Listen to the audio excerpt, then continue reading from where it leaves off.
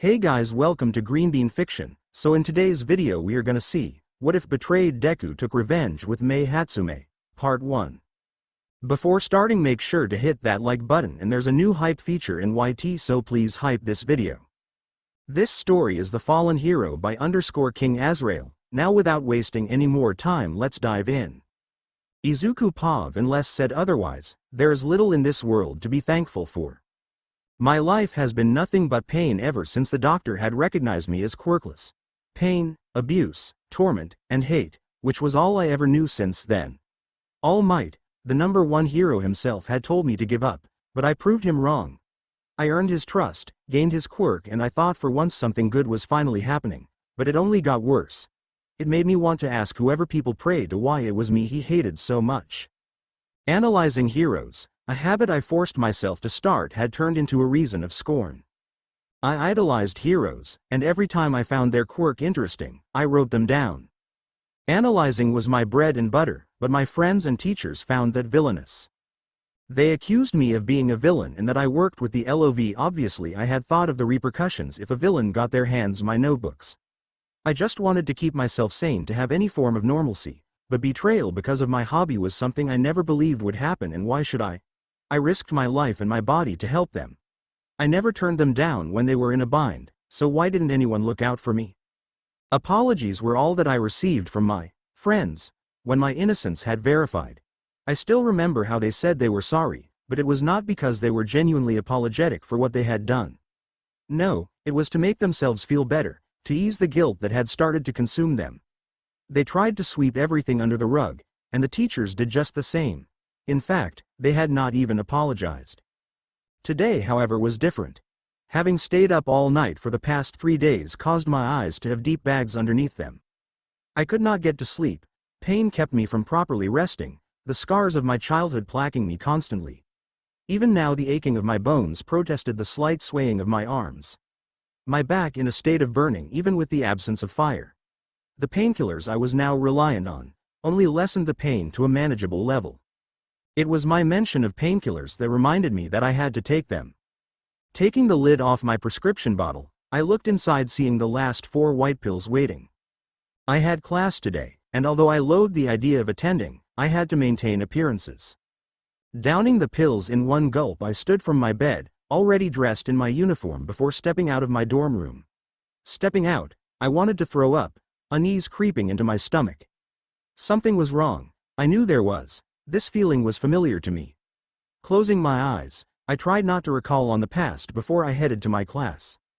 The dorm was already empty, something I was glad to see. That feeling did not last when I reached my desk within Class 1A. The feeling in my stomach worsened as I sat in my desk, placing my head down. I had attempted to soothe my pain when a fellow classmate interrupted me.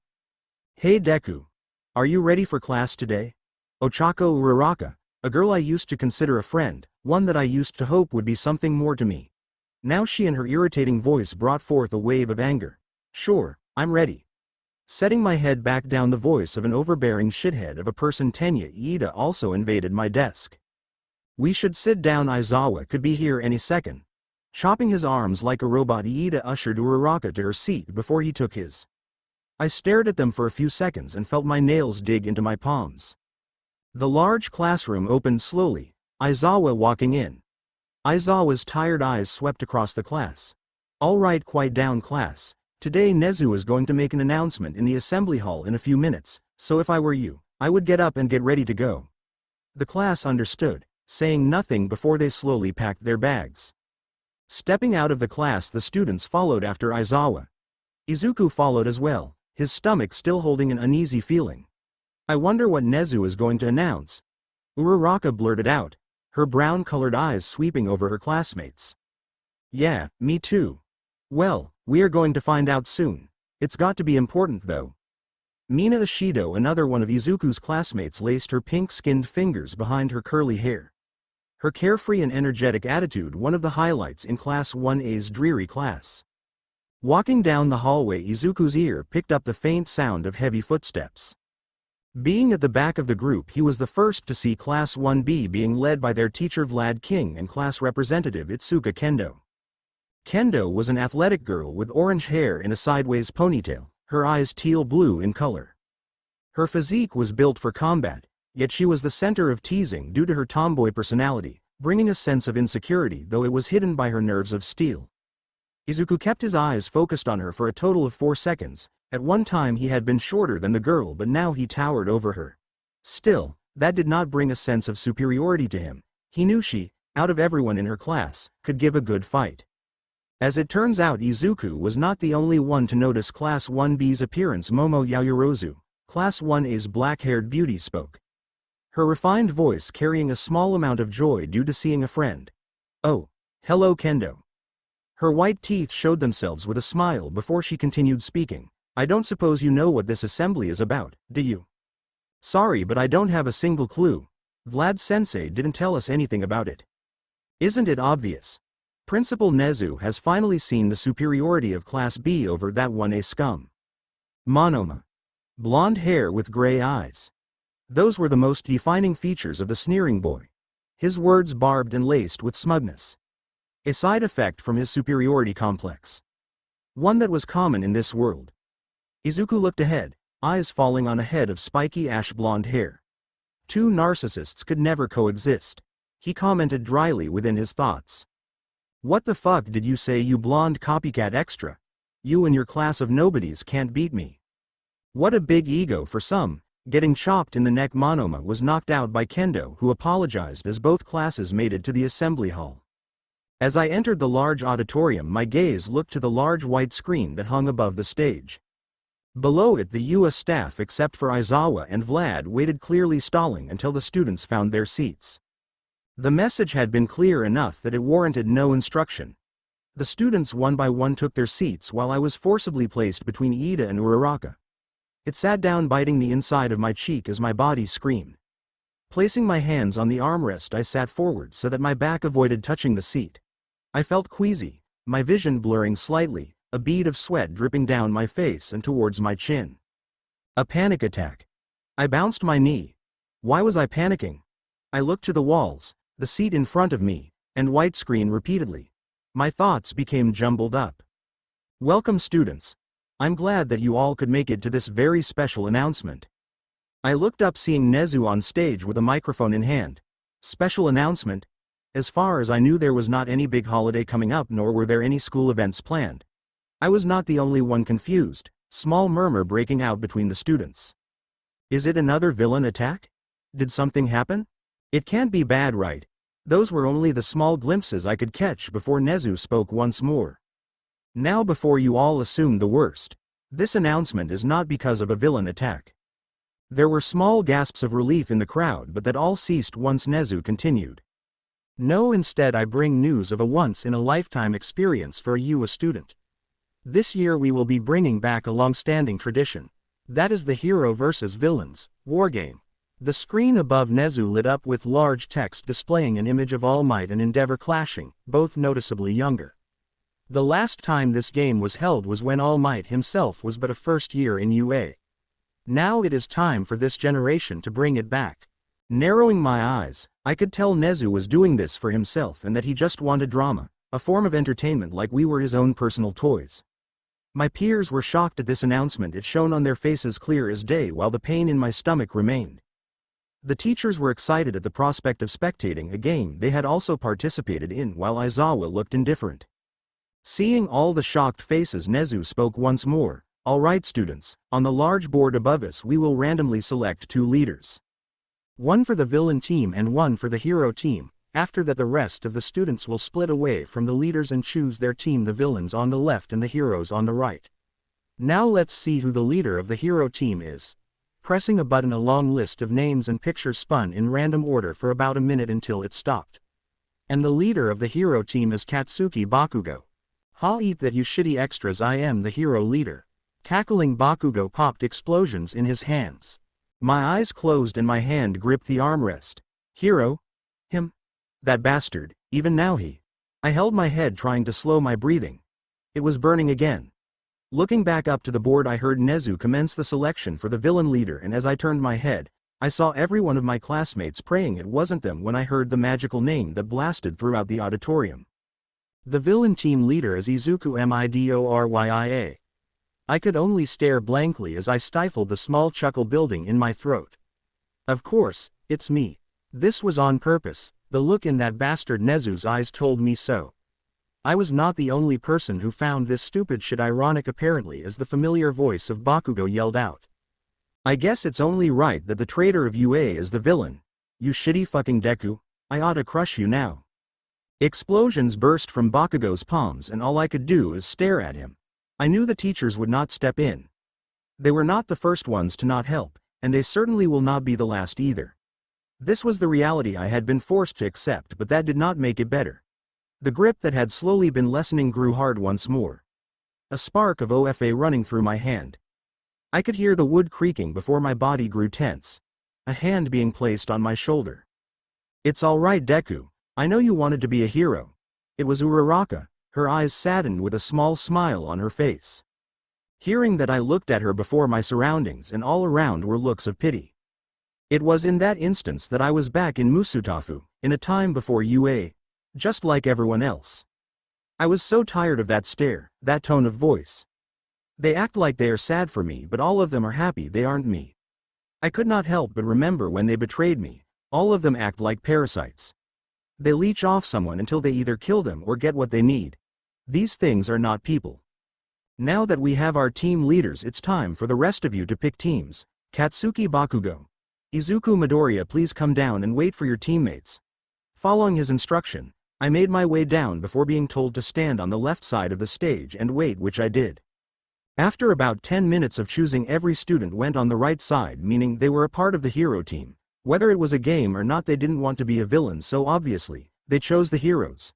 Which meant I was left alone staring at all my friends, even Shinso, who I got into the class. This was a familiar sight. Everyone I knew was against me, even the ones I helped. Wait, Deku is all alone. This can't be fair, Principal Nezu. What can Deku do to all of us by himself? Yelling out in protest about the teams, Uraraka turned to Principal Nezu. Alone. You say you hate seeing me like this, but I don't see your feet moving. I shook my head, teeth clenching with only slight pressure. Those doubtful eyes, I will tear them from your skulls. No more will you look down on me. I'll show you just how far I can bring you down. Third person Pav, oh my, it seems some rearrangements in the teams are in order. Saying that, almost all of the hero team complained. Before Nezu could explain to them that it would only make things fair, Izuku spoke up. Principal Nezu, leave the teams as they are. Are you sure, Midoriya? With concern, every teacher looked at Izuku, wondering if he was all right with going against everyone. I'm sure. This will be a fantastic opportunity to see how I do when I work alone. Not every situation in hero work will the hero outnumber the villains. Like the USJ, it can be a whole army where the odds aren't in the hero's favor. Izuku brought his stare to the floor. Opening his left hand, he activated OFA, the lightning bouncing on his arm before it cut off. That was not before a stray bolt crawled up his arm, hitting his left eye. The teachers could not argue with Izuku's statement. Aizawa, more than anyone else in the room, knew that what he was saying was the truth. Nezu put a paw to his cheek, a contemplating look on his fur-covered face. Well, it seems as if Midoriya has made his choice. What, you can't be serious? Increased protests were thrown around by a select few, mainly the people who once claimed to be his friends. I'm very serious. Midoriya wanted this, and I respect his decision to do this alone.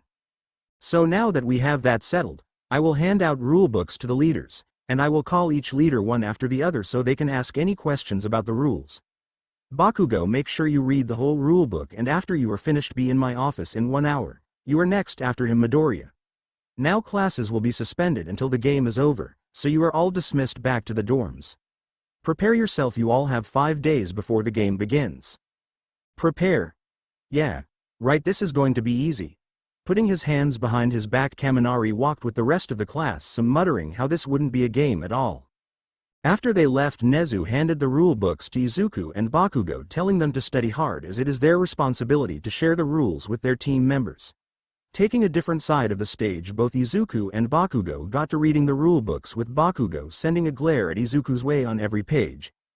Izuku took more time, and by the time Bakugo had been called up to Nezu's office, Izuku had already started his 7th reading of the rulebook. The words engraved into his eyes. Izuku Pav. I closed the rulebook. There was nothing more it could offer me, and as such I had no intention of starting another read. The rules were simple: no maiming, no killing, and no permanent injury to participants. Yet the word permanently was loose. In fact, most rules here had a lot of wiggle room. The other rules were worded by Nezu in ways that could be interpreted in many tones. All that mattered was in what way. This was deliberately done. I rubbed my forehead. Nezu was a cruel and sadistic bastard. Though that was just an overstatement, by far he was less cruel than. No, he was far better than them all. I sighed, my left hand sliding down my forehead into my left eye. I had mostly ignored it until now, but my iris burned. Digging into my pocket, I pulled out my phone, or what looked like one. It was not as advanced as the ones everyone else had, rather it was 3 generations behind, but this was all I had. Staring at the cracked screen, I forced my eyelids apart. My iris had gone slit in the emerald green. It seemed to glow whenever the light struck it. I wanted to look more into it, but before I could, the loudspeaker in the room went off. Izuku Midoriya, please come to my office. Sighing, I got up, taking my rule book with me. After a short walk, I finally got to his office, and after knocking on the door, I was allowed in. Ah, Midoriya, I hope you have more questions. Unlike Bakugo did, it only took around a third of the time to answer his questions. Folding his paws over the desk, Nezu looked me straight in the eyes. Bakugo was in the top 5 in Class 1A in academics, but he probably figured I wasn't worth the brainpower. Underestimating me again. Good. I looked back at Nezu taking a seat placed before his desk. Yes, I'm confident that I do. Assuming we can get straight to it, am I allowed help from other classes? Why, yes, you can. I was sure someone would find that loophole. I am glad to see it was you. As long as that help does not involve the hero team in any way, then it is permissible. My lips formed a smile hearing that answer. There were plenty of more loopholes I could ask about, but unpredictability is anyone's strongest weapon. Nezu was brilliant, so revealing anything to him was not in my best interest. Still, I had to make him think I was competent. As such, I asked 3 important questions. All right, continuing. Nezu, to what extent can I hurt the members of the other team, and if I'm allowed, may I use guns and explosives? Not to kill, of course. Finally, what if a hero kills another hero? Nezu looked to me as if he were sizing me up before nodding.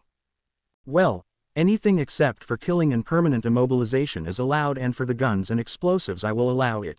However, during the 5 days of planning, you are going to be training in how to use them properly with Snipe, at which, if he deems it, you will be certified. As for the hero killing another hero, the one who had done the killing would be disqualified from the game. Thank you for your time, Principal Nezu. Although this conversation was short, I so enjoyed it. If I have any more concerns, I will return here regularly. Well, I look forward to that time. Now, before you go, I must ask.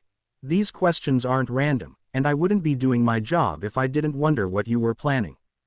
Nezu, if you knew how everything in the world was going to play out, would it be interesting? No, I can't say that it would. Then why should I tell you what my plans are? This is a game after all. I got up from my chair. There was no reason to stay. I had already gotten what I wanted. A word of advice, Nezu. I would avoid asking the questions that turn this fun little wargame into an actual war. Actually, maybe you should. This is just for your entertainment. Walking out, I felt Nezu's questioning glare in my back, but all could do was grin as I closed the door. I already knew what my next stop was, and it so happened to be the support studio. I made my way down the empty halls. The students not involved in this wargame were still in class. I was okay with this. It was during rare times like these that I did not have to deal with another person. I walked for what I estimated to be 5 minutes until the metallic clangs of metal pierced my ears, through the wall next to me. Good, she's here. I could not fight the smile that tugged at my lips. Mei Hatsume, an eccentric, blunt girl. Her salmon-pink shoulder-length hair fashioned in thick dreadlocks. Her golden cross-pupiled eyes and beautiful face. Shit, what am I thinking? I shook my head, clearing my thoughts. Now was not the time for this. Maybe there never would be. I grabbed the handle of the support studio door before throwing it open. Mei, I need your help making a baby. Closing the door, I looked. Mei snapped her head towards me before coming close to my face but had trouble due to our height difference. Still, she did try a heroic effort in doing so, eventually just grabbing my collar before pulling my face down closer. Muscles. What type of babies do you have in mind? Clutching at my shirt, I could see her eyes filled with excitement. She did look a bit happy to see me, but I chalked it up due to my sudden request for her to build something.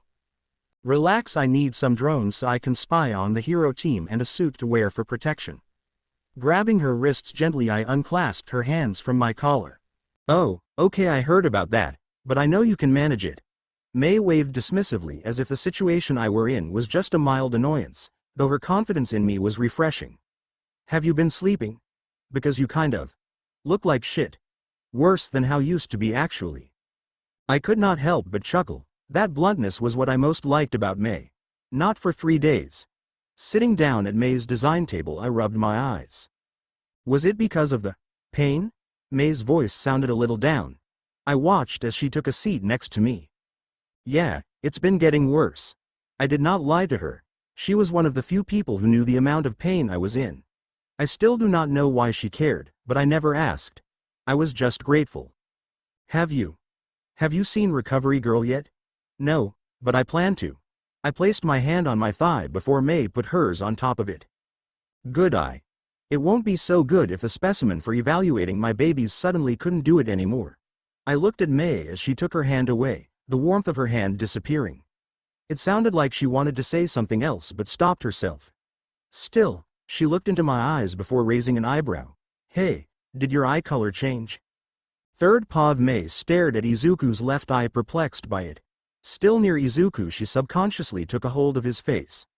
Her palm on his cheek, she leaned forward, her mouth nearing Izuku's, the boy feeling her shallow breath tickle his skin. She stared at the eye with intensity. Why is it? The way it glowed dimly, the dangerous look it held deep within, it drew her in. Mei blinked, eyes searching the area before she realized how close she was to Izuku. She could almost feel his lips on hers. Her cheeks heated up rapidly, a growing blush spreading across her face. Her heartbeat went erratic before she jumped back and off her chair. She spun on her heel so that her back faced Izuku. So yeah. Your eye changed. Looks cool. Better make sure you are not dying or anything. A suit, drones, and new gear. I will get right on it. Izuku looked at Mei with a questioning gaze. Yeah, I'll do that. He could see her blush even though she was not facing him. Scratching his cheek, he knew that this was not the time to mention it. By the way, the drones need to be small enough to where they cannot be detected, and the gear needs to be intimidating, something that will help me strike fear. So whatever idea you produce will be appreciated. Mei shot her arm out to the side with a thumbs up. Alright muscles, I can get the drones done by tomorrow, but the gear is going to take a lot longer. Izuku smiled before he turned to face the door. Thanks, Mei, you're the only person I can ask for help. It's no big deal. Thanks for letting me work on these babies. Before you go, make sure you get some sleep. Sure, I'll try. I will be here tomorrow when I can. See you then. As soon as Izuku left the room, he heard a metallic crash before the sounds of Mei frantically working reached his ears. Izuku's paw left the area after hearing Mei working. There was a quarter left in the day, but my body was exhausted. That itself came with its own set of problems. The painkillers I had taken earlier were already losing its effect on me. I built up too much of a resistance. This happened every so often, so I knew that I had to go to Recovery Girl. The one other person in this school that I can trust. It didn't take long to reach her office, and once I did, I entered, seeing the elderly woman dressed in a nurse outfit typing on the computer. My entrance caught her attention almost immediately, her head turning to my direction. What is it, Sunny? Hey, Recovery Girl, I need some stronger painkillers and some sleep medication. Leaning against the wall, I watched Recovery hop out of her chair, using her cane, walking over to the large medicine cabinet, grabbing 2 sets of pills. While Mei knew of my pain, Recovery Girl understood it. As such, she did her best to provide me with the medication I needed to function. Now, Sunny, I recommend you only take 2 of these painkillers. These are almost double the strength of your current prescription, and for the sleeping pills, only 1. Now, is anything else wrong with you? Yeah, my eye seems to have been affected by OFA. Sitting down on the medical bed in the room, I opened my eyes as Recovery Girl shined a light in them. Yes, Your left eye seems the most affected. Is there any loss of vision, focus, hurting, anything of the sort? No, there hasn't been any change other than the eye color and shape. Taking the pills off of the table, recovery girl set them on. I took out 2 painkillers, taking them, waiting for them to take effect. Well, if there isn't anything wrong, then it seems to be fine. Now if at any point you need more pills, come see me right away. Yes, ma'am, thank you. Standing up, I made my way to the exit, hearing Archie's voice. No problem, Sonny, anytime. Smiling, I left, finally heading to the dorms, and after a short walk I made it. Opening the door, I saw all my classmates laughing and hanging out. Going to the stairs, I was stopped by Uraraka. What do you want? Deku, I want you to reconsider going alone. There is no way you can take us all on. I did not bother turning my head. Maybe not. Still, I won't know if I don't try in the first place. Not even looking at her, I turned my attention back on getting to my dorm room when I heard the last voice I wanted to hear tonight. You should listen to round-face Deku, because this is going to be the easiest fight. You might as well give up like you should have done in the first place. You're nothing and the hero team will kick your sorry ass. Just by his voice, I could hear the grin he had on his face. We'll see, Bakugo. After I'm done, you and your hero team will be nothing. Clenching my fists, I didn't say anything more as I continued to my dorm, while more and more insults were thrown at me from Bakugo. Finally, I arrived at more dorm. Setting the pills from recovery girl on my nightstand, my chest grew hot, my body tensing slightly. Soon, they will all know how wrong they are. I will break their confidence, I will break their bodies, I will reduce them to nothing. Gritting my teeth, I looked at the All Might posters decorating my room. The urge to tear the posters down was nigh unbearable. I did not do anything about this feeling. Instead, I sat back down on my bed and stared at my collection of All Might paraphernalia. My head thumped in pain, grabbing it OFA activated, but it was not of my own volition. Lying back on my bed, the pain got worse. It did not match the intensity of the pain I felt every day. However, this did not make it hurt any less. It was not only in my head, as I felt burning on the left side of my chest, abdomen, ribs, back, and arm. I blinked, I could feel myself slipping away before my vision went black. Opening my eyes, I woke up in the familiar void of One for All, with all the users looking straight at me, and unlike before, I could see most of them. Nana Shimura was the first to speak up. Izuku Midoriya, we have seen your trials and tribulations as of late, and in regard to Toshinori, I apologize. The users before you have decided that although you're working on your control, we will permit you to use 30% with no repercussion, and along with that we will grant you one of our quirks, which you would have been able to inherit later. Looking at the users in front of me, I saw the 5th user stand up before walking towards me. Kid, my quirk Black Whip is dangerous, but since it's fully augmented with OFA, it's going to be harder to control. Now this wasn't how you were supposed to unlock it, and when you wake up there will be some changes. Your left eye was the first, so prepare yourself. Looking down at the 5th's hand, I saw him holding a colored star that was black with a colorful outline.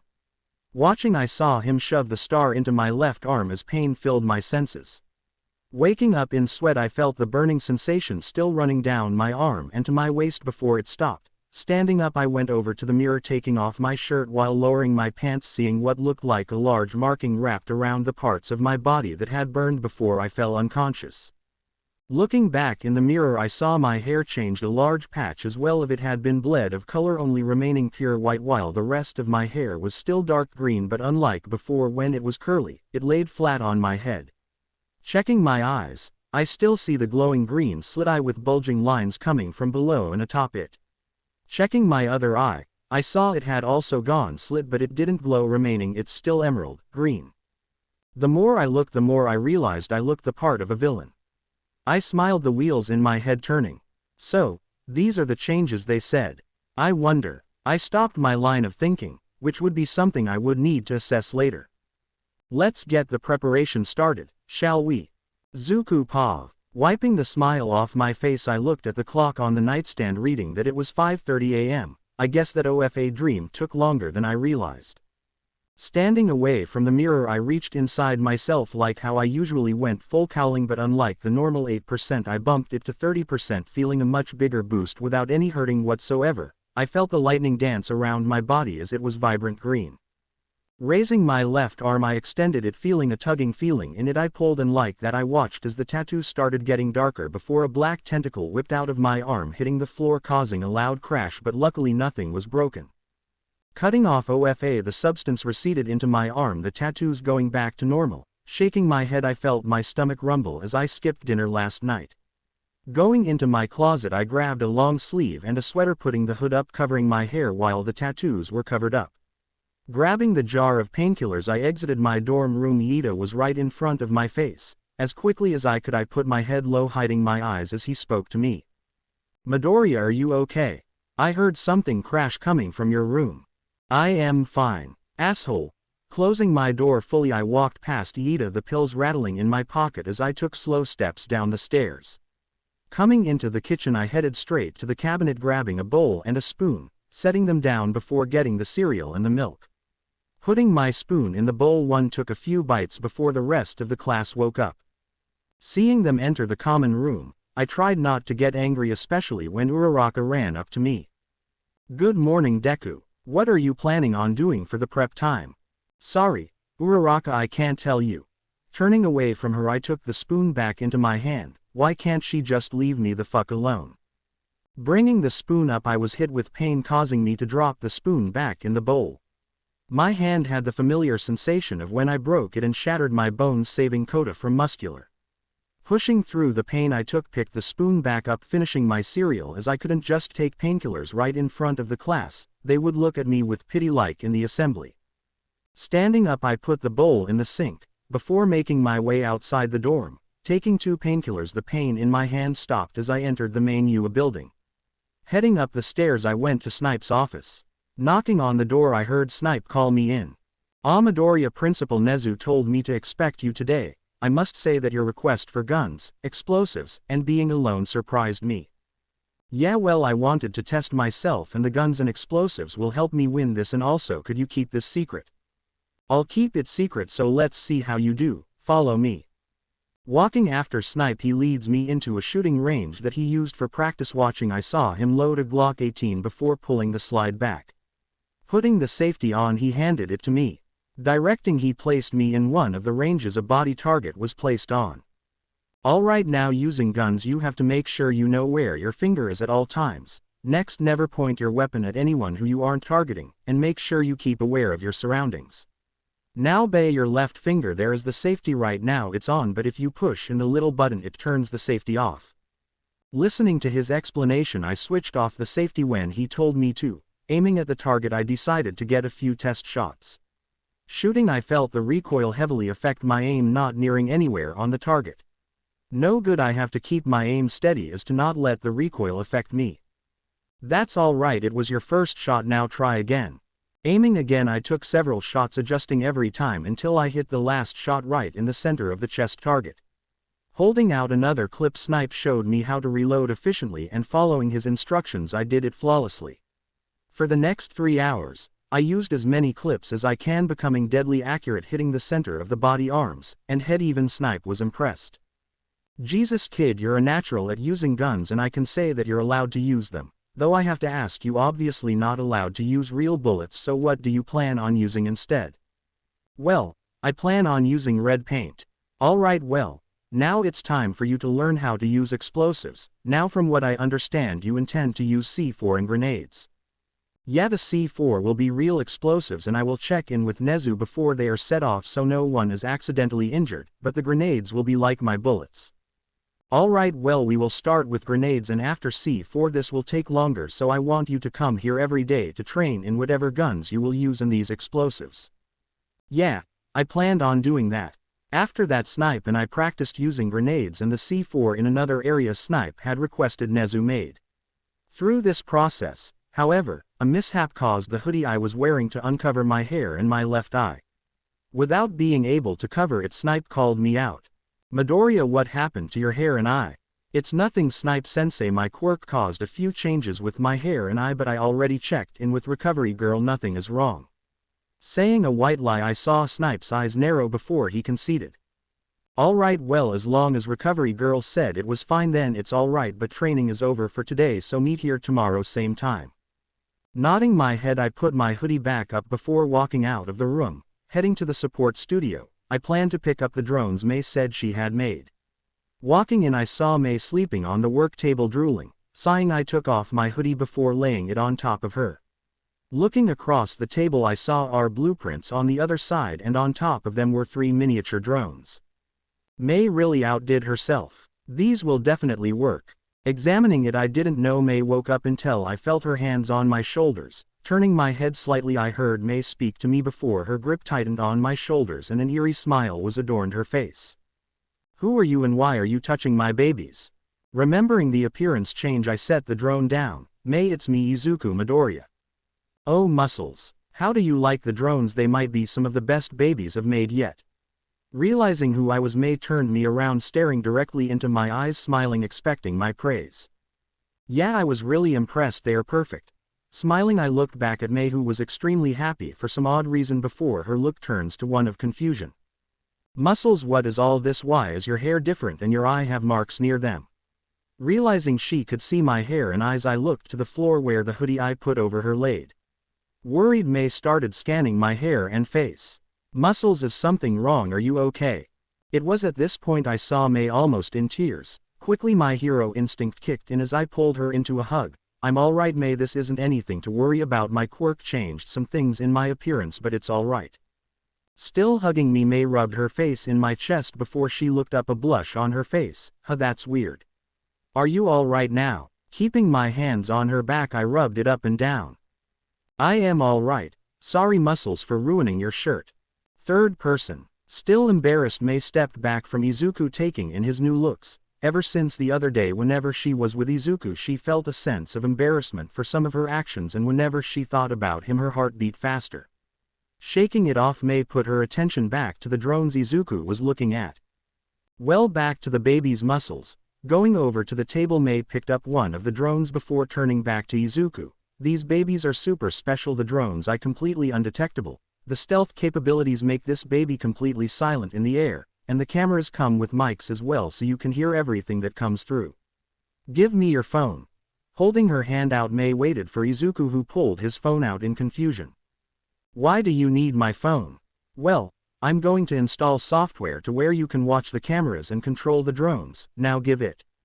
Looking, she saw Izuku hand the phone to her with his left hand, which she noticed some markings on. Grabbing the phone, Mei figured she would ask later, as she tinkered with Izuku's phone. After a few minutes, Mei handed the phone back to Izuku, going over to his side as she explained how to control the drones. "Okay, it's done. So to turn on the drones, you press this button, and these buttons are used to control the drone's flight. The camera footage will be uploaded directly to your camera roll, so all you need to do is scroll through it." Wow, Mei, I was impressed with the design itself, but this is amazing. With a small smile, Izuku looked at Mei, who shared his smile with him. Mei was excited. Izuku actually thought her baby was amazing, her blush returning full blast. After speaking about the progress of his new villain suit and the gadgets, discussing a little further, Mei and Izuku decided that he would come back after tomorrow, as he had to focus on training his quirk. Izuku's paw. After saying grabbing my hoodie and the drones, I said bye to Mei before leaving to train Black Whip. From this morning I could tell it was a dangerous quirk, if my desk being split in half with no effort was any indication. Sighing, I walked down the halls until I heard my name. "Young Midoriya." Breathing out, I made sure my hood was up before turning to All Might, my supposed mentor. "Yes, All Might." Looking at AM, I really wanted the conversation to end. "My boy, I was concerned when you want to do this alone, so I came to ask, do you need help with anything at all?" "So now you want to help. What about when I was accused of being a traitor? You didn't help me then, so why are you offering it now?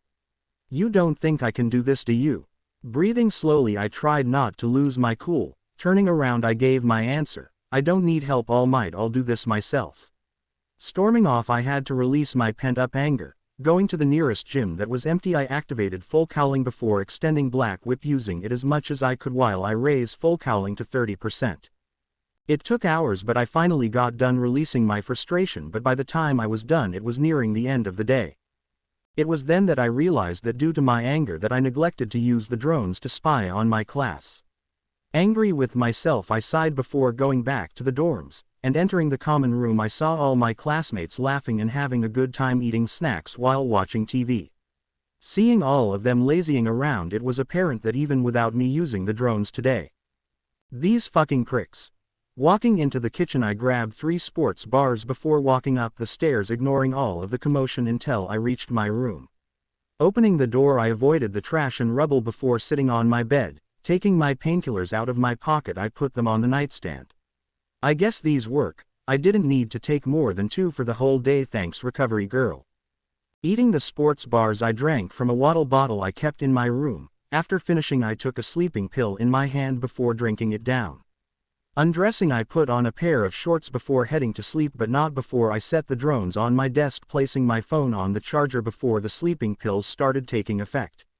Laying on my bed, I closed my eyes as sleep overtook my senses and I faded into unconsciousness. Izuku Pav. Waking up, I wiped the drowsiness off my face. Despite going to sleep, I might as well not have. Sitting up, I looked over to see it was 4 a.m. and so I grabbed a towel, planning on showering before anyone can see my tattoos or hair. Getting out of my dorm room, I arrived at the showers and seeing no one there, I took my time washing off my body as the hot water woke me up. Making a mental list, I thought of what I needed to do today. First, training lessons with Snipe. I would visit Mei, but I should use the time to spy on the heroes. And finally, train Black Whip. I still don't have any control, and if I'm going to win, I need everything within my disposal. After finishing my shower, I cracked my neck. Before using the towel I brought to dry myself, wiping one of the mirrors in the bathroom, I stared at my reflection. Breathing, I shook my head before exiting and going back to my dorm. Getting dressed in some sweatpants and a long-sleeve shirt, grabbing the drones Mei made and the painkillers, I left, making a stop at the kitchen, grabbing a water bottle and protein bar, heading out before anyone woke up. Going to Gym Gamma, I had about an hour or 2 before training with Snipe, so I turning on the drones, I tested them, recording footage, audio, and everything, especially making sure they wouldn't just explode on me. After a thorough test, I was more than satisfied with the results. Just like Mei said, any recording was set directly to my phone. Flying each drone one at a time, I set them up in specific locations, not being able to control them while I was training. I set the first drone in the common room of the Class 1A dorm, as it seems that's where everyone meets up. The second drone was placed on the balcony of my room. All of the open space that I would assume the heroes would use for training was under surveillance.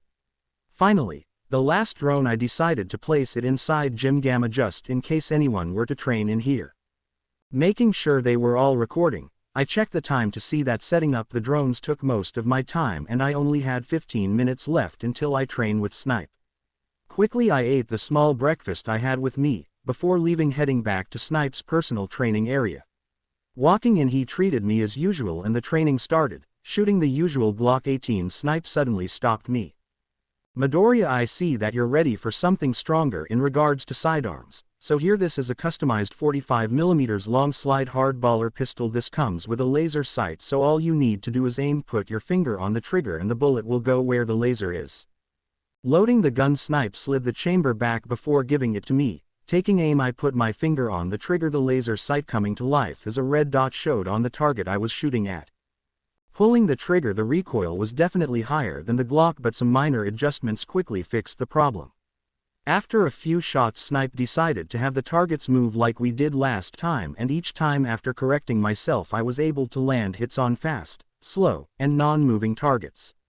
Running out of bullets, I placed the pistol down, and although I had taken a liking to the Glock, this was definitely better. This would be my primary sidearm while I'll keep a Glock in reserve.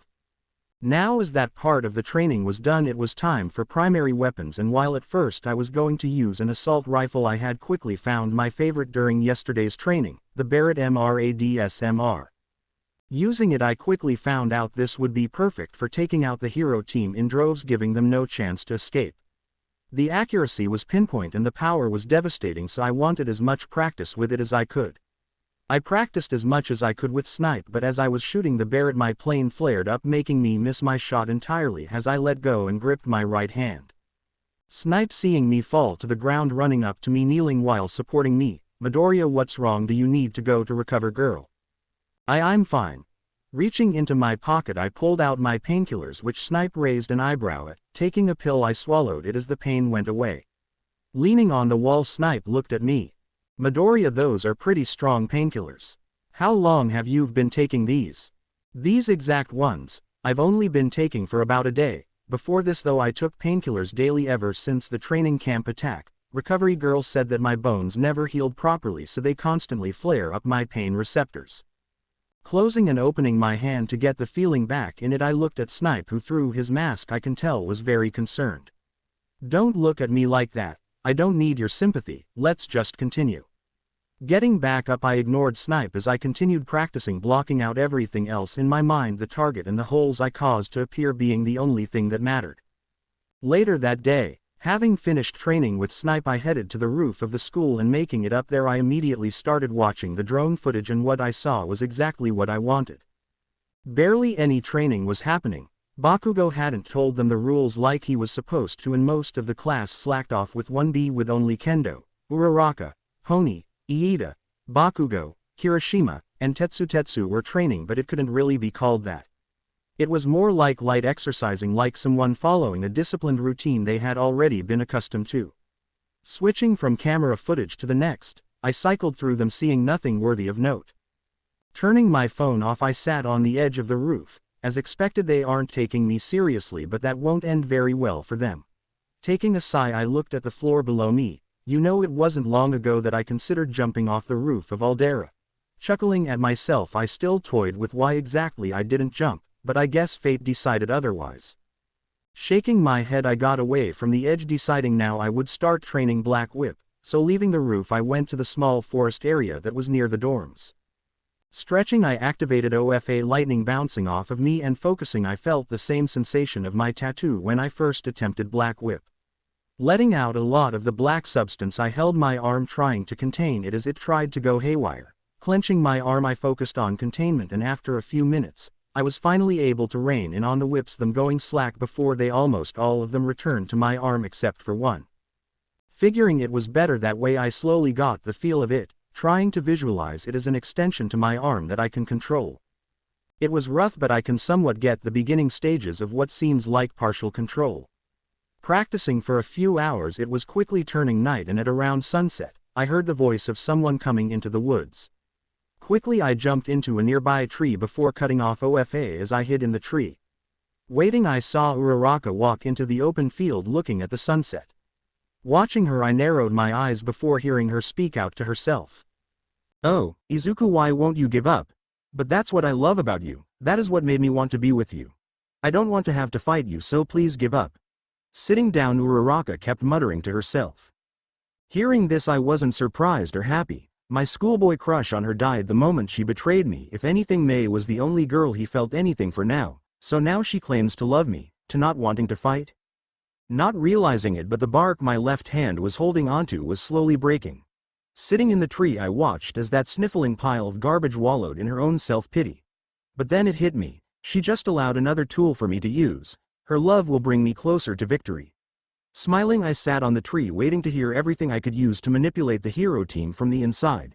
Thank you, Uraraka, your idiocracy will lead my victory.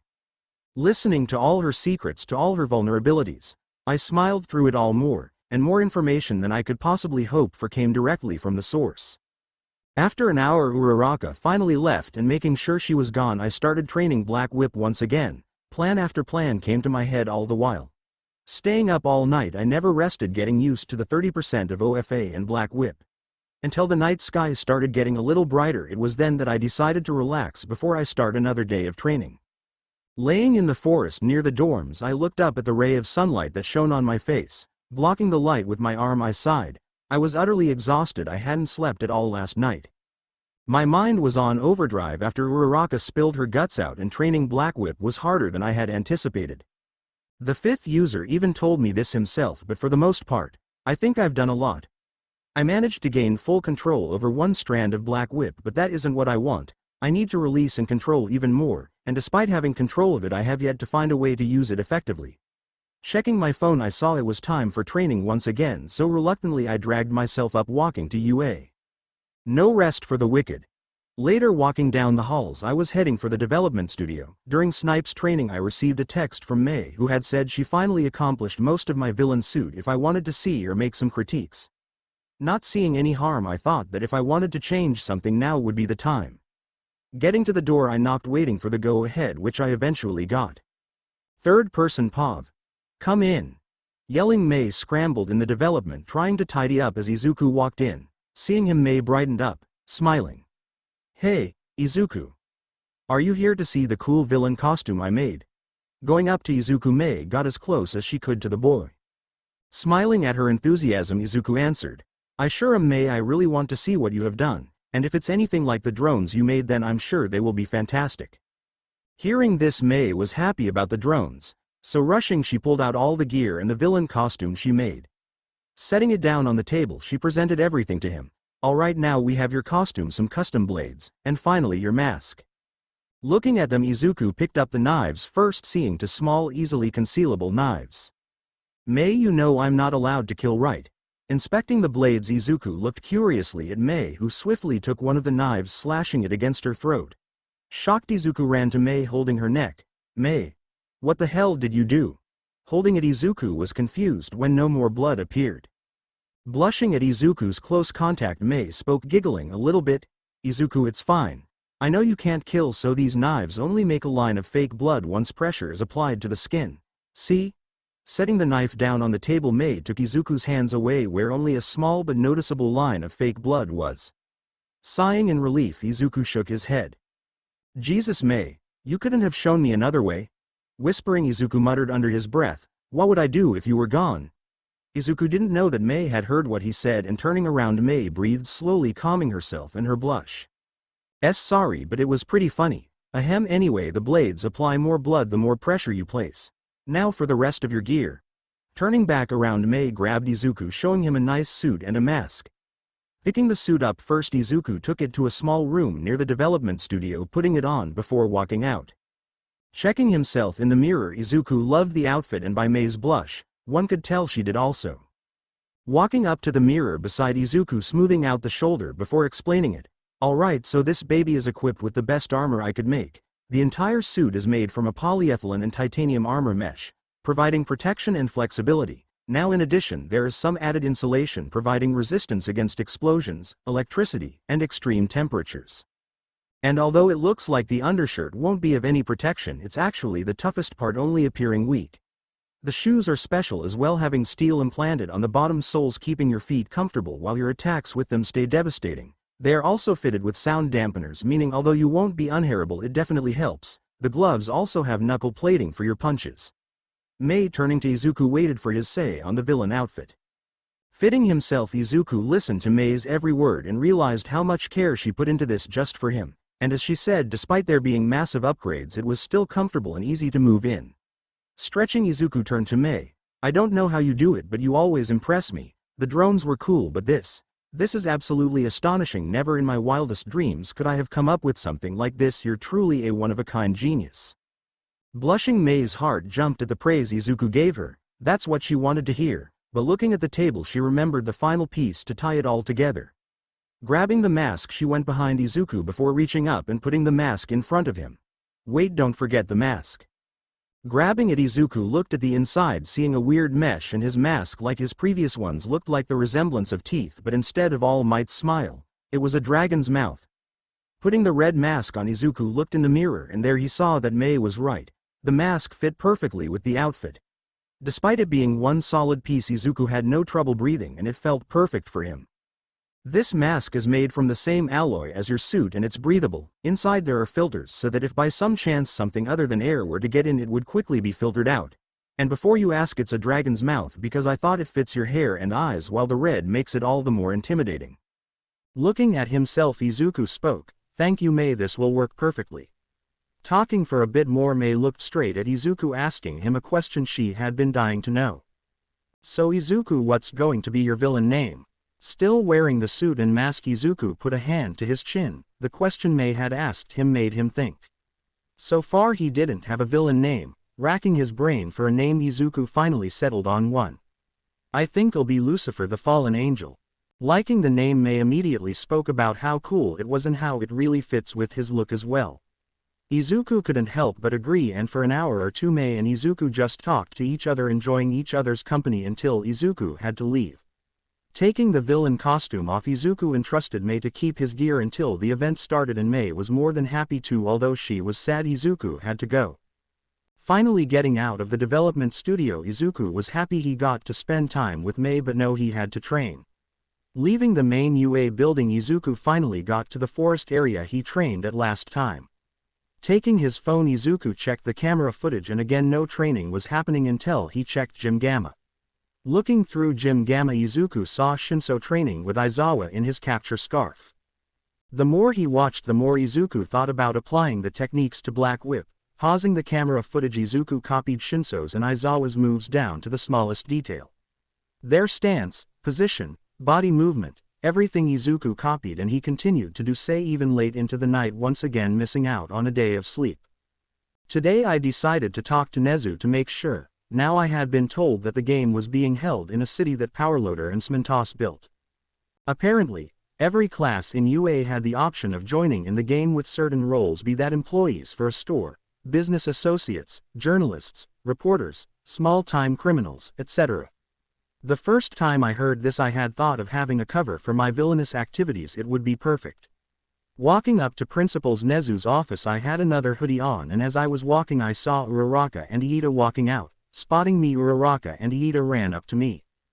"Hey Deku." "Hello Midoriya." Smiling, both of them looked at me, apparently happy to see me. Hiding my malice and disgust, I put a smile on my face. "Hey guys, how is everything going?" "It's going, I guess." Bakugo hasn't Before Uraraka could give me any information, Iida cut her off. "Uraraka, we can't give any information on our team away. That would be extremely unheroic if we revealed anything." Scolding Uraraka, Iida made the girl deflate, scratching her head. "Oh yeah, well, it's not like it would really help him, Iida, but anyways, where are you heading, Deku?" Turning back to me, Uraraka put the sweetest smile on her face. "Fucking prick. I'm heading to Principal Nezu's office. I have something to speak to him about." Still smiling, I was glad for what Uraraka said next, because my plans had just gotten a head start. "Oh okay, but hey Deku, I know with the whole game going on it's better if we stay clear of each other, but I was wondering if maybe you would like to hang out." I saw the light blush tinting her cheeks when she said that. Looking Uraraka straight in the eyes, I moved closer to her before grabbing her chin, making her look up to me, her blush growing larger. "Sorry Uraraka, I would love to, but…" Pulling back, I started walking forward, gently gliding my thumb on her chin before it left. "Maybe next time." Leaving the pair alone, I slightly turned my head to see Iida fanning Uraraka, who had steam coming off her head. Grinning, I thought about the other classmates' weaknesses: Uraraka's one-sided love, Todoroki's abuse, Shinso's past, Iida's brother. All of them could be manipulated and broken, and I was going to be the catalyst for it. Wiping the grin off my face, I finally came to the door of Nezu's office. Knocking, I waited for Nezu to call me, in which he did. "Ah Midoriya, I wasn't expecting to see you. I just had a chat with Uraraka and Iida. I assume you have some things you would like to talk about. Please sit." Sitting down on the couch in the room, I saw Nezu's eyes scan over to my left eye. Figuring I should get it over with, I took off my hood, revealing my hair and eyes fully. The look of surprise crossed Nezu's face, but before he could ask, I interrupted him. "Before you ask, this is due to my quirk. I already checked with Recovery Girl and there hasn't been any problems." "Well, if there isn't anything wrong, then you may ask what you came for." "Care for some tea?" "No, I'm all right. I don't really drink tea." Knowing Nezu, I knew there had to be something more to the tea. It's not unlikely that he is suspicious of me, especially with our first Q&A. "A shame. So what brings you in here today? I'm sure you have more things to do for your preparation." Taking a sip, Nezu looked at me with his paws folded. "Yes, that's true, but these are a priority. There is gear that I will use that are not the weapons we have previously discussed." A glint passed Nezu's eyes as I told him that. "Now I have been made gadgets from Mei per your allowance, but there is something else I need." "Oh, and what would that be?" "Now we discussed using red paint for ammunition in the guns and some of the explosives I will use during the game. However, there is something I want to change. Instead of red paint, I request to use fake blood." Sitting down on the couch, I put my fist to my cheek, leaning on it. "Why fake blood, may I ask?" Narrowing his eyes, Nezu looked straight into mine. "Principal Nezu, this school was built to teach the foundation of being a hero: battles, training, rescue, villain attacks, and the list goes on. This war game is a part of that. It is to teach us how to adapt to a real situation. The fake blood will provide a sense of realism and urgency. In real life no one bleeds red paint. The new upcoming heroes need to be better prepared than the last if we are to do our jobs. Still leaning on my hand, I saw Nezu deep in thought. What Midoriya said makes absolute sense. Fake blood will give the students the shock they need to realize the danger of potential villains. If they aren't prepared for this before they become pros, they aren't going to make it. Midoriya, you're smarter than you really show, aren't you? Nezu thought this repeatedly, debating internally of Izuku's request before he finally nodded his head. Very well, Midoriya. Fake blood will be provided for the ammunition and explosives. You made very valid points and I see no reason to decline. Is there anything else? Yes, if I could a civilian cover whenever I need. I would like to have at least several pairs of civilian clothes and colored contacts, as such I could converse with other students, people, and if need be shop for any supplies. It would be a useful tool for an alibi. Nezu was nodding his head, so I assume he was thinking about how far I had thought this through, but really this was more of an on-a-whim situation. That will be provided with your weapons and explosives. There is something I need to discuss with you. You asked to use C4 and different explosive devices, and as you know those can be quite destructive, so before you blow anything up you must contact me so that we may evacuate any student out of the area. Robots are exempt. Now, as much as I would like to know more of what you plan, I feel as if this is the extent of the information you will tell. They don't call you the smartest for no reason, and thank you for listening to my requests and accepting them. Bowing to Nezu, I finally left the office, making sure to pull my hood up again.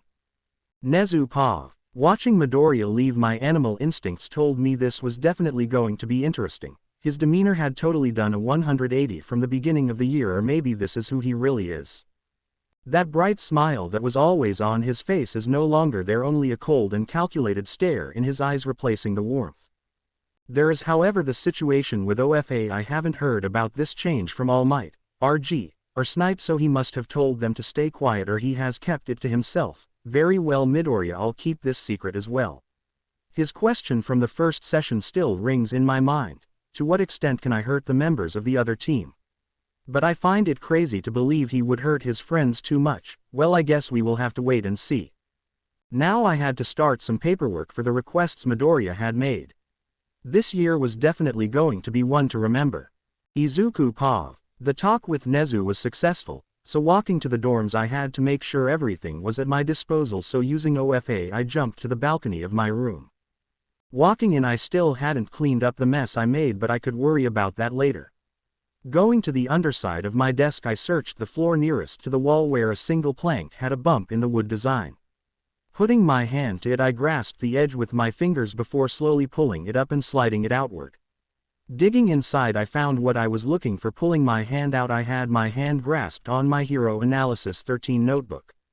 Making sure to put the piece of the floor back, I sat on my bed, reading through all the notes. I made sure to memorize each and every page. I wouldn't be able to have these readily available, so making sure I had the right weaknesses and their strengths noted down. I studied late into the night before looking at the time. Seeing as it was around 1:30 in the morning, I wanted to take a shower now that everyone is asleep.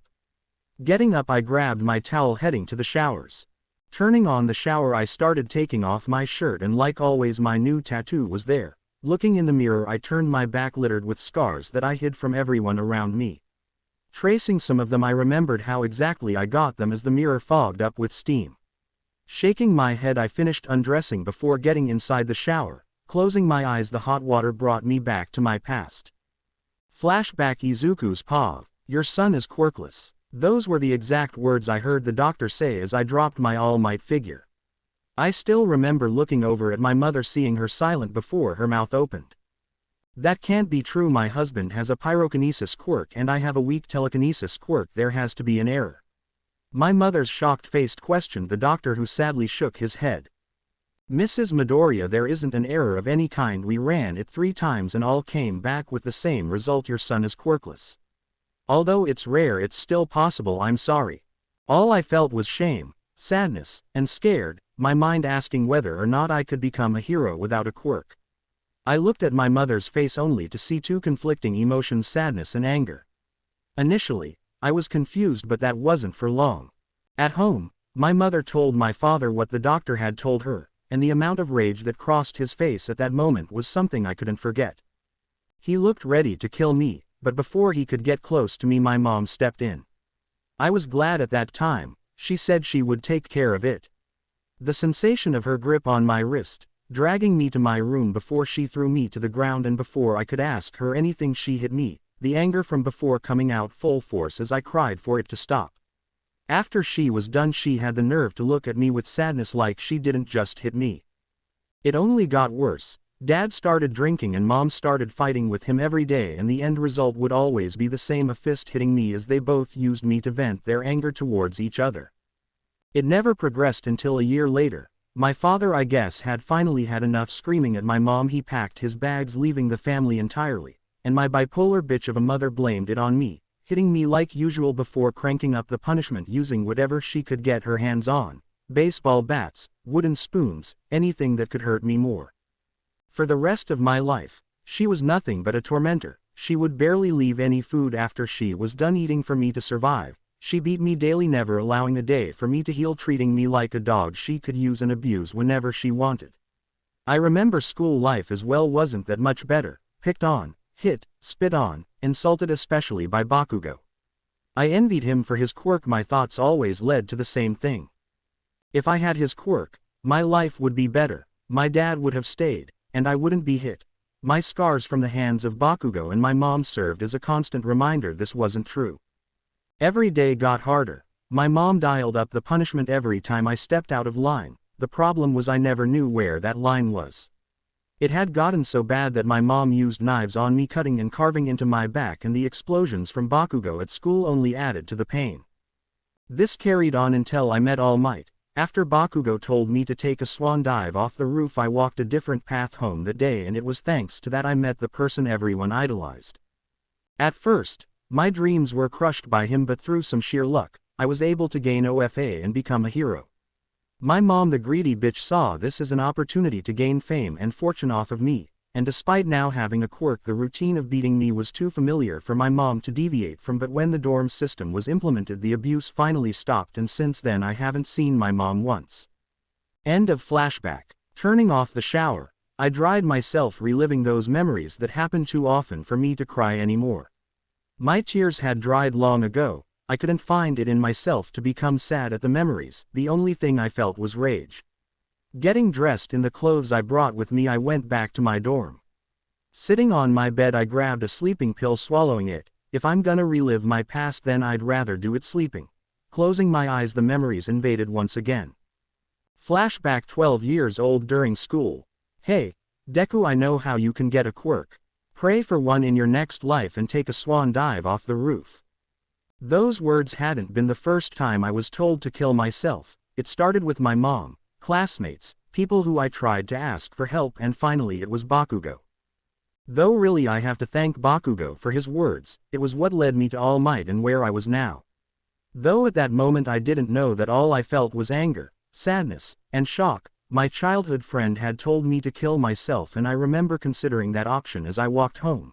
There wasn't anything else I could do. No one would hire a quirkless person for any job. No one even wanted to deal with me. So when All Might at first denied my dream and crushed it, I found myself staring at the street below me on the edge of the building he left me on. What exactly stopped me from stepping off that day? What was I afraid of? Why couldn't I just move my feet forward and let every problem end? Instead, fate had other plans. I prolonged my pain, my torture, by stepping away from the ledge and going to a villain attack a few blocks away, saving one of my tormentors before being offered a quirk, and again the choice to end my pain came. Like before, I extended my suffering, taking the quirk and becoming the successor to the #1 hero. This memory started fading as another played in my mind, one that happened recently. It was like any other day in UA. I woke up in my dorm room, got ready for class, and put the smile I had practiced for years on my face. I didn't see any of my classmates this morning, but this had been happening for around 2 weeks and I never understood why they were avoiding me. Reaching class 1 opened the door to glares coming from every single one of my classmates. Even my friends gave me dirty looks. Confused, I was about to speak, but before I could, Aizawa-sensei wrapped me in his capture gear before a purple gas covered me and I fell unconscious. Waking up I had quirk suppressing handcuffs on my wrists and I was sitting in what looked like an interrogation room. Confused I looked around. What happened? I remember Aizawa-sensei capturing me and then smelling purple gas and passing out. Was that Midnight-sensei? Struggling I pulled at my handcuffs when the door opened. Seeing Aizawa, Midnight, and Nezu I immediately asked them the question on my mind. Senseis. Principal, what am I doing here? I got no response, only the cold and hate-filled eyes of the principal and my teachers. I instantly hated those eyes. They looked exactly like my mom's when she took a knife to my skin. Walking forward, Aizawa sat down across from me, glaring straight into my soul. I have some questions for you, Midoriya, and you are going to answer them. D. Did I do something W wrong? A-, am I in some sort of trouble? Flinching from Aizawa's glare I sat back nervously. Aizawa had nothing but disappointment and anger as he answered, that all depends on your answers, Midoriya. My answers. Reaching down, Aizawa pulled up a small bag before he dug inside of it, throwing down all of my hero analysis notebooks that I lost a few weeks ago. Midoriya, are these your notebooks? Looking at them I already could tell what this was about. My extensive writing of quirks were gonna be my downfall. Yes. Did you sell any of the information in these books? No, I didn't sell anything. I guess my answer pissed Aizawa off because he stood up and slammed his hand on the desk. Don't lie to me, Midoriya. You sold information about your classmates and the teachers to the LO.V. Getting up in my face, Aizawa activated his quirk, glaring at me. I didn't sell anything to the LO.V. Yelling back, Aizawa got even angrier, grabbing me by my collar. You're a traitor to UA. Why? Did you want money? Did they promise you power? Answer. Tossing me back into my chair, Aizawa slammed the table again. Looking at this I just couldn't believe it. My own teacher didn't believe my innocence and is actively thinking of me being guilty. Gritting my teeth, I couldn't believe I allowed myself to become weak like this. I had already been betrayed before, but I still didn't see this coming. I didn't betray UA and I never even came into contact with the LO.V. Going back and forth, me and Aizawa glared at each other as he accused me of crimes I didn't commit. Eventually Midnight stopped Aizawa while Nezu took his turn to question me. Midoriya, why did you betray us? Your friends. Again, I didn't betray anyone. Mentioning my friends, them avoiding me came to my mind along with their glares. Those fucking bastards. I tried to save everyone at the USJ and several other times and they turned their backs on me. Midoriya, if you don't start telling the truth we are going to have to take extreme measures. Trying to threaten me, Nezu mentioned the possibility of something worse. Having nothing to say, I stayed silent as Nezu sighed, leaving the room with Midnight and Aizawa.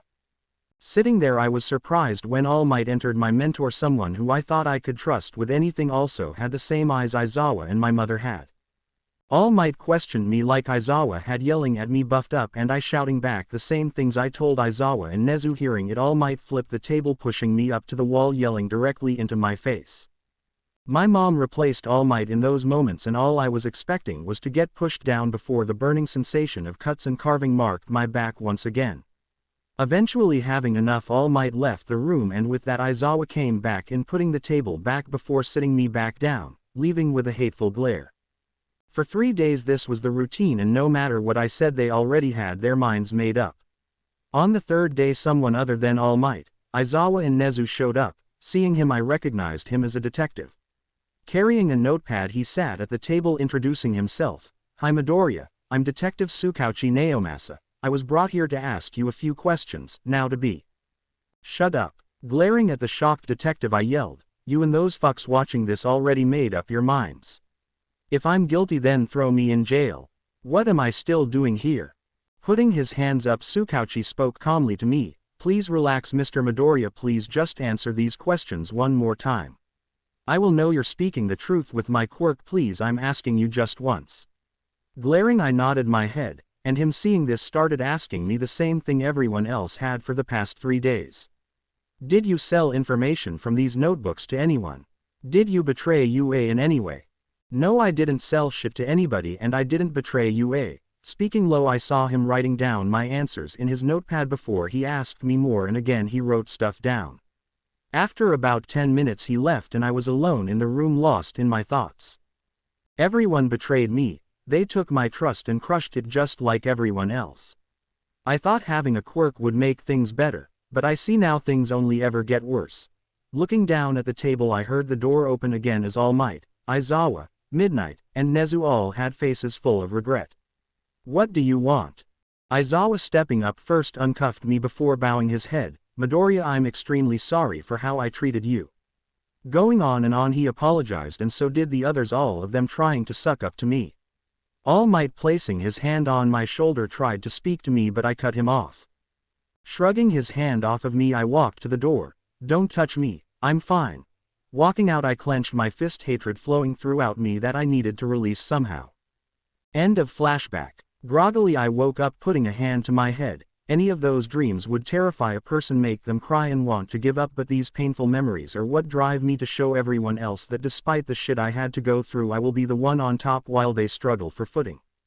There was something I did like about reliving these memories, and it was that without these experiences I wouldn't have found the one person who truly cared, Mei Hatsume. Seeing the sunlight through my window I realized the last preparation day was upon me until I was allowed into the city at 8 p.m. where the heroes would be arriving in the morning. Yawning I got up from my bed. The nightmares didn't affect me like they used to, so I had no issues. Grabbing a painkiller I swallowed it, taking a drink of a water bottle, taking it before I would need to later in the day. Getting up I got dressed, looking at the time seeing that it was 7 a.m.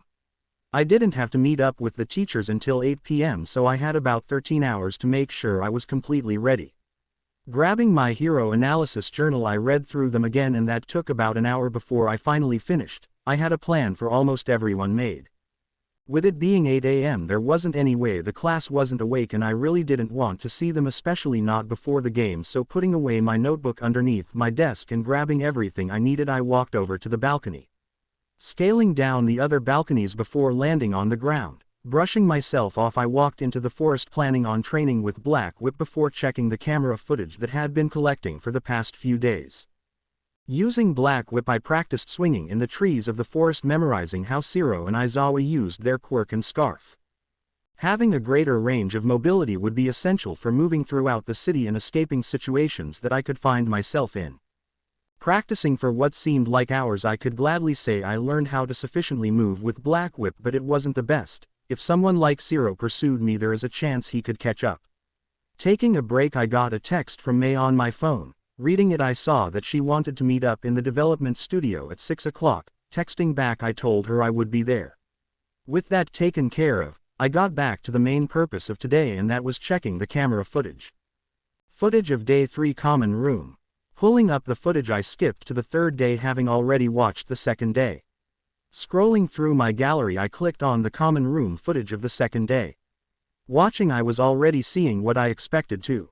Many of the students were lounging around in the common room, but a few of the 1B students and my classmates walked up to Bakugo. A silver-haired spiky-teeth guy who I remembered as Tetsu spoke to Bakugo. Hey Bakugo, do you have a plan to capture Midoriya? Bakugo hearing this got red with angry, glaring straight at the boy while everyone in the common room heard him yelling, "What the fuck do you take me for, you extra? I don't need a plan for that fucking Deku, so get the fuck out of my face." Pushing past Tetsu, Bakugo walked up the stairs, presumably to his dorm room. The students he yelled at simply scowled at their leader's attitude before they left, doing their own things. No plan, no collaborating, and he didn't tell them the rules. This is perfect. Gym Gamma footage. Watching the gym footage I saw Aizawa and Shinso practicing their hero gear, with Aizawa making sure Shinso's moves were solid and movable. Seeing this I was frustrated that Shinso was the only one doing any type of training. No one other than him was training in the gym. Outside dorm footage. Absolutely desolate, no one was training, there weren't even any marks that would signify light training. They must think I'm a fucking joke. This is the third day and there wasn't any training happening, and Bakugo didn't even order light training just to stay loose. Sighing I shook my head before switching to the next day. Day 4 Common Room footage. Bakugo was nowhere to be found, and unlike the previous day, fewer students were in the common room. There was however still a few that refused to move, watching TV or making conversation. No strategy meeting, nothing about the game, just casual conversation. Gym Gamma. Like Day 3, Shinso was once again practicing in the gym with Aizawa. Along with him a few students were doing light gym training in groups, presumably making their own plans to catch me. and from what I saw it wasn't bad. There were always at least one capture or speed hero on the team, but without real training, they wouldn't even touch me. Outside dorm. On the outside, Bakugo was training alone, and unlike the students in Gym Gamma, Bakugo was doing heavier training but nothing strategic or planning. He was only doing pure strength training. It seems that he was trying to live up to the promise of hurting me. But his strength training will only get him so far. If he doesn't have a plan, then he'll be the winner of every scenario. Day 5 Common Room. Checking the time, it was barely 4 p.m. so I still had time to watch the last footage of today's training before meeting with Mei. So switching to the live feed of the common room, I heard a conversation between almost the whole class of both 1A and 1B, with Bakugo, Shinso, and Todoroki seemingly having come back from training, which from what I saw were individual and grouped. The first voice I heard was Yoayarozu. "Alright everyone, this was our last day to train. Now I know Bakugo said we didn't need to discuss a plan, but I still think it would be beneficial for us to at least speak about if we have any idea of what Midoriya intends to do. Uraraka, do you know anything?" Being put on the spot, Uraraka quickly thought if she knew anything, but she only shook her head. "Sorry Yoamomo, but I don't know anything. I haven't seen his Deku since yesterday, and I was distracted when I saw him." Teasing Uraraka, Ashido jumped in. "Was it because he grabbed you by your chin romantically?" What? You know about that?" Blushing heavily, Uraraka folded in on herself as Mina started poking her. Realizing the conversation was off topic, Zero cut in. "Well, despite the love debate stuff, I honestly think that Midoriya can't do anything. I mean, he is not only facing us, his classmates, but also all of 1B by himself." Nodding their heads in agreement, many of the students thought it was too much of a stretch. Iida stepping in gave his account of the situation. "Now hold, Midoriya is a very smart student. He certainly has a plan for the game." Kirishima also joined in. "Yeah, Midoribro definitely has a plan. We should be at least a little careful." Monoma, however, just put his feet on the coffee table of the common room. "Oh come on, do you really think that he would have a plan for everyone in every class? Not only has he not been here, if he was spying on us we would have noticed by now. He can't do anything, he's useless." Relaxing, Monoma grinned as he put in his opinion, and everyone who had agreed with Zero also agreed with him. "Well, I think Monoma might be right, so how about this, we go easy on Deku and capture him without too much of a fight?" Looking around, Uraraka got many nods from the class. "Sorry, Uraraka, but I disagree. Midoriya had asked for a proper challenge and it wouldn't be very heroic to not give him our best." "I agree with Iida Ribbit. Midoriya can surprise us like he has before, so it's better if we give 100% because we all know what Midoriya can do, Ribbit." Reluctantly, the classes all agreed. Sue and Iida did make some good points, so why not? Maybe they will end the game early. After watching, exiting the camera footage, I was grinning. I easily have the advantage in my palms. They have no idea what's coming to they. Getting off the ground, I saw that the time was nearing 6 p.m. so hurrying, I still had to meet up with Mei before I left with the teachers. Running to the development studio, I made it right on the designated time. Opening the door, I saw Mei working on something, looking extremely nervous, which was odd for her. "Hey, Mei, I'm here, what's up? I have to go pretty soon." I guess seeing me surprised her because her head snapped up as a blush covered her face. Fixing herself quickly, she ran up to me. "Izuku. You're here." Smiling, Mei grabbed my hand, pulling me to the work table. Yeah, you asked to come."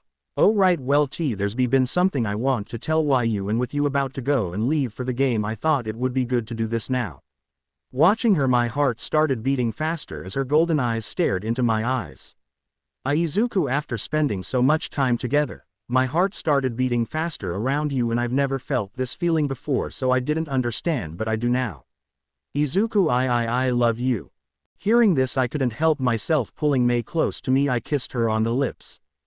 Third pav. Mei, feeling Izuku's lips on her own, went wide-eyed as she slowly returned the kiss, her heart and mind racing in happiness as her feeling were accepted.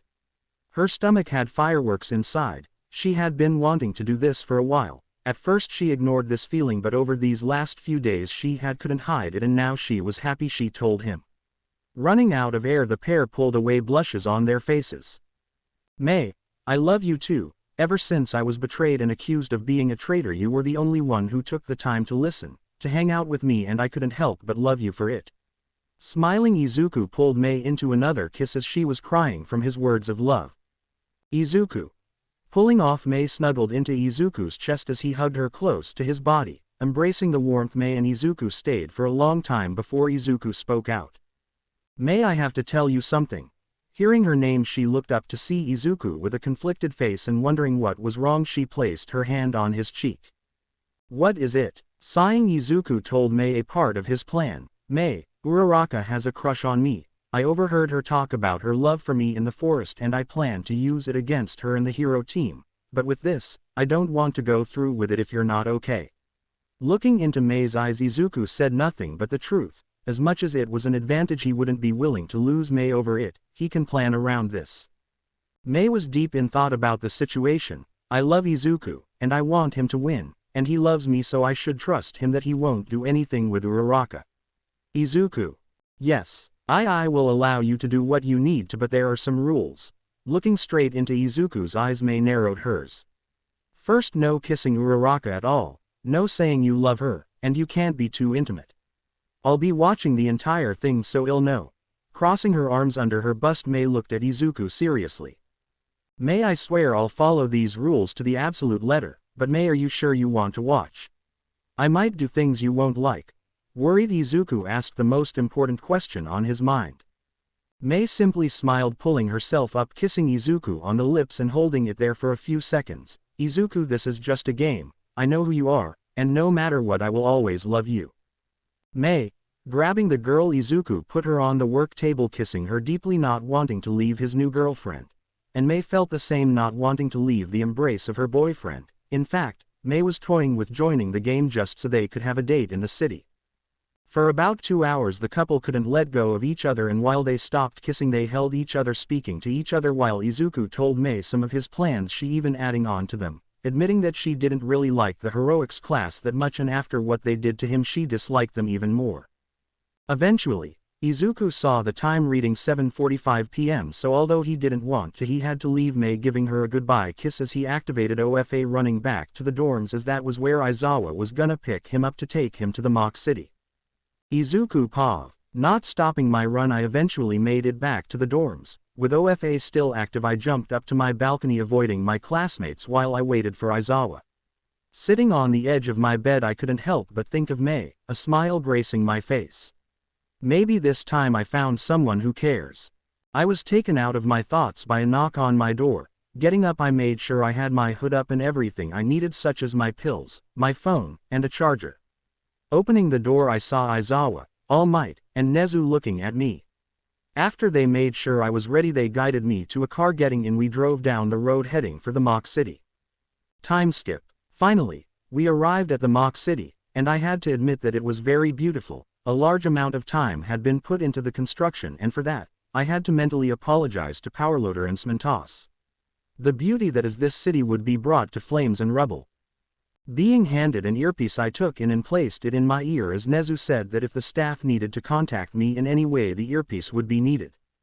He then handed me a map to where my villain lair would be, along with everything I had requested as well.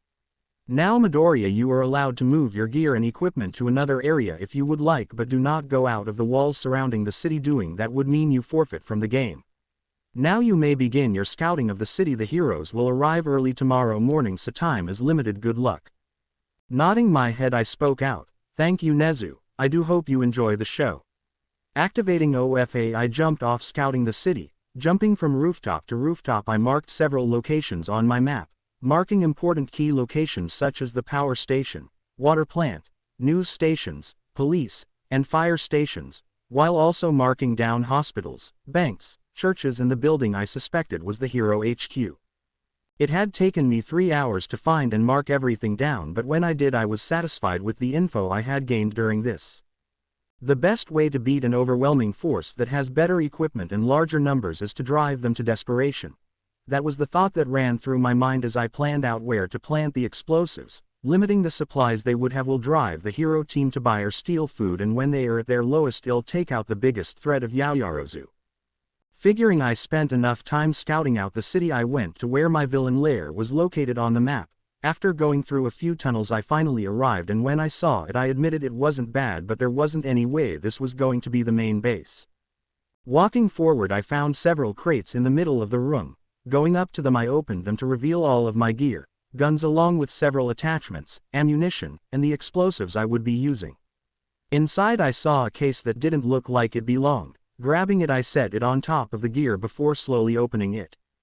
The lair. The suit and mask Mei made were snuggled deeply inside of the case along with the knives placed carefully inside. Grinning I closed the case. Now that I had everything I just had to move it to another location. Checking my map I found several apartment complexes closer to the locations where I would plant the bombs. Making my choice I started moving the crates to an apartment complex that was far enough away from where the HQ building would be.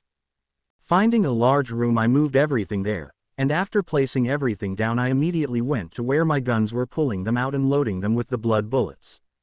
Placing my Glock and hardballer on a table I took my sniper out, attaching a suppressor I placed it on the table.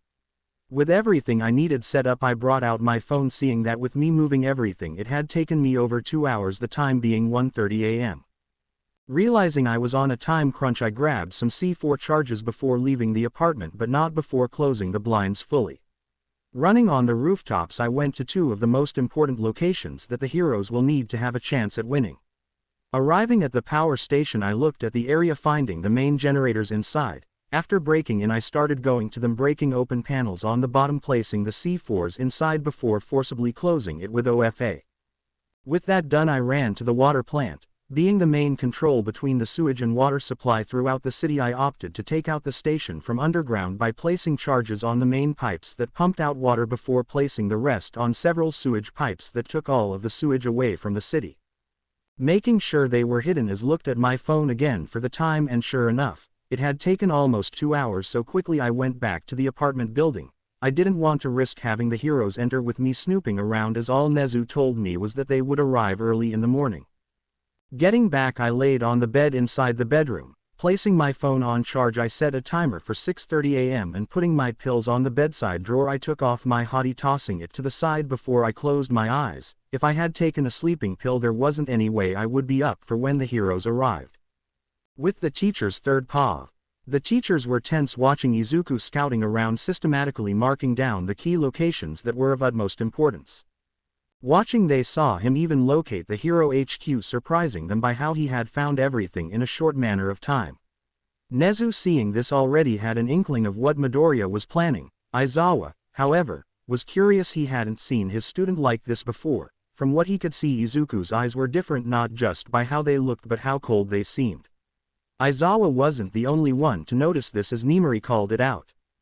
"Hey, has Midoriya's eyes always been like that?" Drawing everybody's attention, they all looked at Izuku's eyes, seeing exactly what Aizawa had, and although they were all surprised, Recovery Girl, Nezu, and Snipe didn't seem to be affected. Suspicious, Aizawa turned to Nezu, raising an eyebrow. "Nezu, you don't seem all that surprised by his eyes, care to explain?"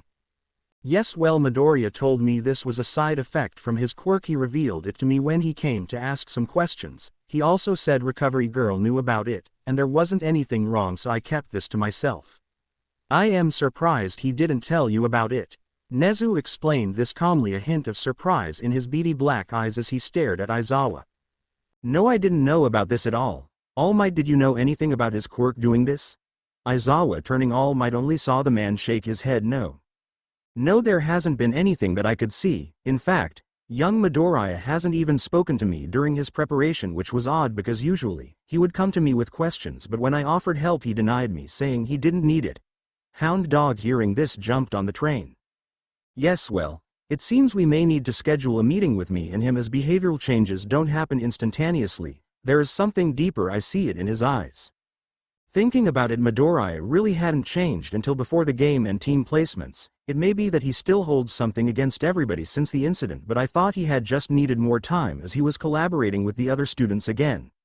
Turning back to Nezu, Aizawa saw him thinking. "Yes, well, we may all be wrong. Throughout the first Q&A he revealed himself somewhat to me. He found every loophole and asked complex and simple questions, satisfying his own goals while keeping me in the dark about his plans. Now, although I have some clues, there isn't anything more." Looking back at the monitors, the staff kept what Nezu had in mind as we saw Midoriya enter the lair that was made for him. Watching, we all saw him look around the lair before shaking his head. Midoriya grabbed his boxes, opening them where once again a heavy atmosphere settled in the room. We saw he had guns, ammunition, civilian clothes, and a large amount of C4.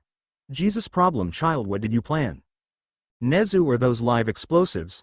The staff went crazy looking at Nezu, who nodded his head explaining. Yes, those are indeed real explosives. Midoriya had asked to use several explosives during the game, and I agreed. He along with Snipe not only trained with the bombs but the guns as well. Although they didn't like it if Midoriya was trained and Nezu approved it, then there shouldn't be any problems. Turning back, they saw Izuku moving all of his supplies to an apartment building, effectively abandoning the villain lair. Wait, why is he moving all of his supplies to an apartment building? The lair would have done just fine.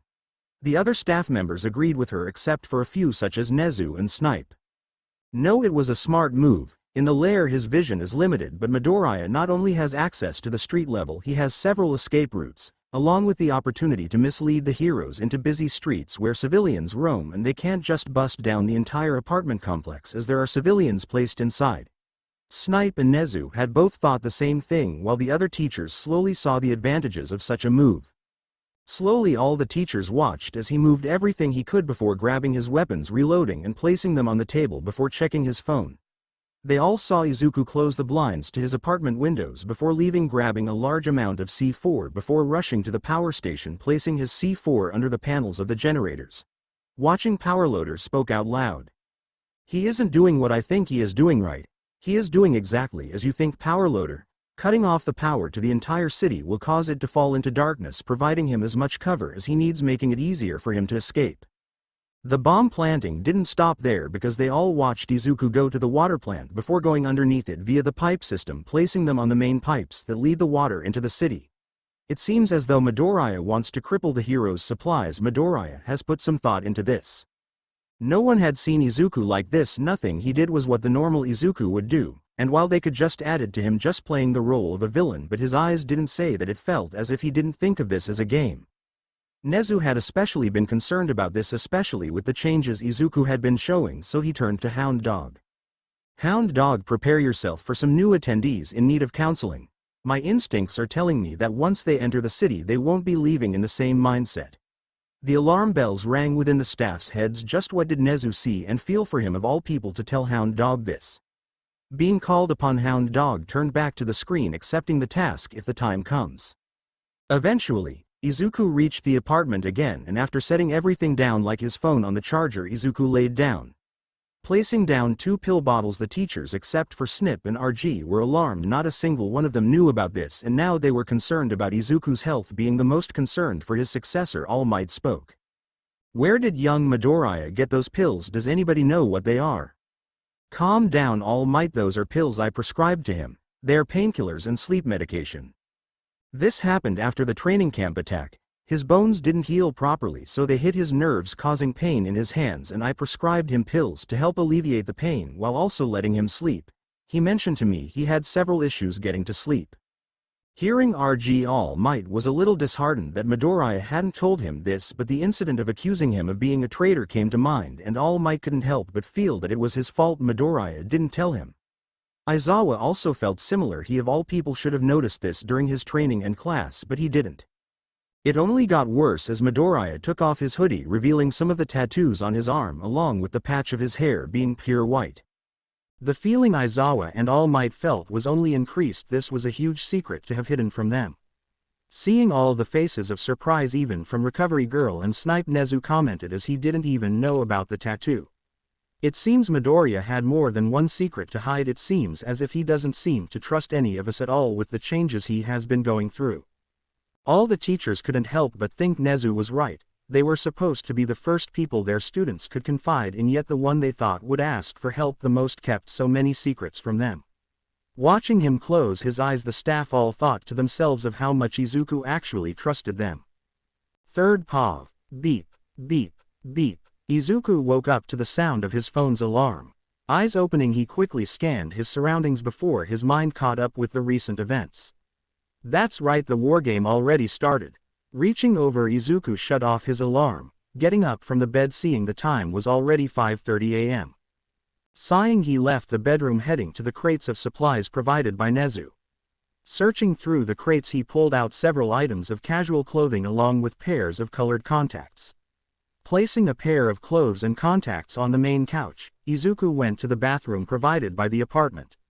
Turning the shower on, Izuku stripped bare before stepping inside, washing his body with the hot water. After a quick wash, he got out, drying himself with a towel that was hung up nearby. Exiting the bathroom, Izuku got dressed in the clothes he laid out before putting the contacts in, his one glowing emerald eyes replaced with blood red. Checking the time once again, he figured now would be the best time for some reconnaissance of the streets below. Going to the dining room, Izuku grabbed the pistols off the table, placing them on a counter before grabbing the edge of the table, making sure not to tip over the sniper still atop it. Moving the table to the edge of where the main windows and wall connects, Izuku opened the blinds slightly as he climbed onto the table, laying down across it lengthwise, taking hold of the sniper. Putting his eye to the scope, he looked at the street, seeing the early business commuters, both robot and students alike. Ignoring them, he focused the scope and sniper in the direction of the hero HQ. Slowly adjusting the lens of the scope, he couldn't see the absolute details, but he could still spot the majority, including the heroes having already arrived, setting up their rooms, while a few sat in the common room of the building as he could see through the main large windows. Thinking to himself, Izuku focused on those resting in the common room. They think they will be able to start slow, that this will be easy, but I won't allow that. I'm gonna make them see that I didn't come here to play, I came here to break them. Scoping out the HQ for about half an hour, Izuku finally saw the entire hero team came together into a separate room, and after about 15 minutes they finally left the HQ, all forming different groups amongst each other before moving on what seemed like patrol routes. Taking this opportunity, Izuku grabbed his hardballer pistol, hiding it in his waistband while also grabbing a thin durable capture wire. Closing the blinds to the window, Izuku prepared to leave, putting on some sneakers before grabbing a baseball cap, hiding his hair when he put it on. Exiting the apartment, Izuku arrived at street level, basking in the early sunrise before walking down the sidewalk, the plan he thought of when he saw the patrol groups replaying in his head. Matching in with the civilians already on the sidewalk, Izuku kept a careful eye on his surroundings. Going towards the hero HQ, he saw some of his classmates on their patrol route, Izuku's watchful eyes laying on to one of the students, specifically Rikido Sato. A former friend who was one of the first to distance himself from Izuku, one of the first to betray him. Following the group that consisted of Sato, Jiro, Kaminari, and Shiro, Izuku was able to see that just like in real life, fans consisting of robots and other students stopped the heroes asking for autographs and pictures. With the crowds forming, Sato was particularly held back, furthering himself away from his group by a large margin. Taking advantage of the growing distance between the heroes, Izuku quickly adopted a face of panic as he ran to Sato, pushing past the crowds before gripping on the hero's costume. In Sato's eyes, a random citizen had suddenly grabbed onto him, and while he initially thought it was Izuku attacking, the red eyes and the small patch of white hair that poked out of the hat quickly quelled that notion. The man who was gripping onto him suddenly yelled out above the crowd, "Sugarman, please come quick!" I heard a scream coming from an alley. Hearing the man's plea, Sato was quick to reply, "All right, show me where." Running with the man, Sato put a finger to his ear, pressing on an earpiece, speaking into it. "This is Sugarman. I'm investigating a report of screaming coming from an alley. It might be Midoriya. I'll update you as soon as I investigate." Many answers we heard from the other side of the comms, with the loudest being the leader of the heroes himself. "If it's that fucking Deku, you better tell me straight away so I can kick his ass, you hear me?"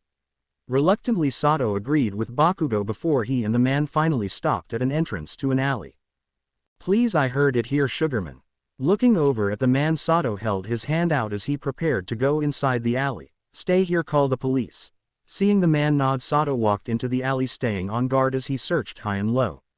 Walking slowly, Sato didn't hear the second pair of footsteps following him. Searching everywhere, Sato was confused when he couldn't find anything. He kept looking until he heard the man's voice behind him. "Sugarman." Turning his head, Sato opened his mouth. "I thought I'd a crunch." Before Sato could finish what he was saying, a forehead collided with his nose, the sounds of bones breaking accompanying it. Holding his nose, Sato couldn't defend himself from a foot hitting the side of his head, sending the hero into the brick exterior of the building that made part of the alley. Without his quirk active, the boost from sugar didn't help alleviate the pressure and strength of the kick to his head, leaving him not only dazed but feeling as if his head had been split open. Falling to the ground, Sato leaned on the wall as he tried to grab some sugar he always kept on his hero costume when his hand was stepped on, the fingers creaking in pain. Without access to his sugar and his broken nose, Sato sat there as his vision cleared, coming face to face with a barrel of a seemingly real gun, a laser pointed to his forehead. Plowing, Sato didn't know if this was part of the game or not as the man from before spoke out in a condescending voice. Shaking his head, Izuku tapped the gun to Sato's head. "You're strong but definitely not the smartest. You should have tried to escape after the first hit, or at least call for some backup, letting the other heroes know of your location, yet you neglected that." Tisk, tisk, tisk. In a mocking, disappointed face, Izuku sighed before a grin took over on his face, one that sent a chill down Sato's spine. "Well, now that you're like this, you can't be of help to anyone in the hero team. Don't worry, I have the perfect way you could help me, however."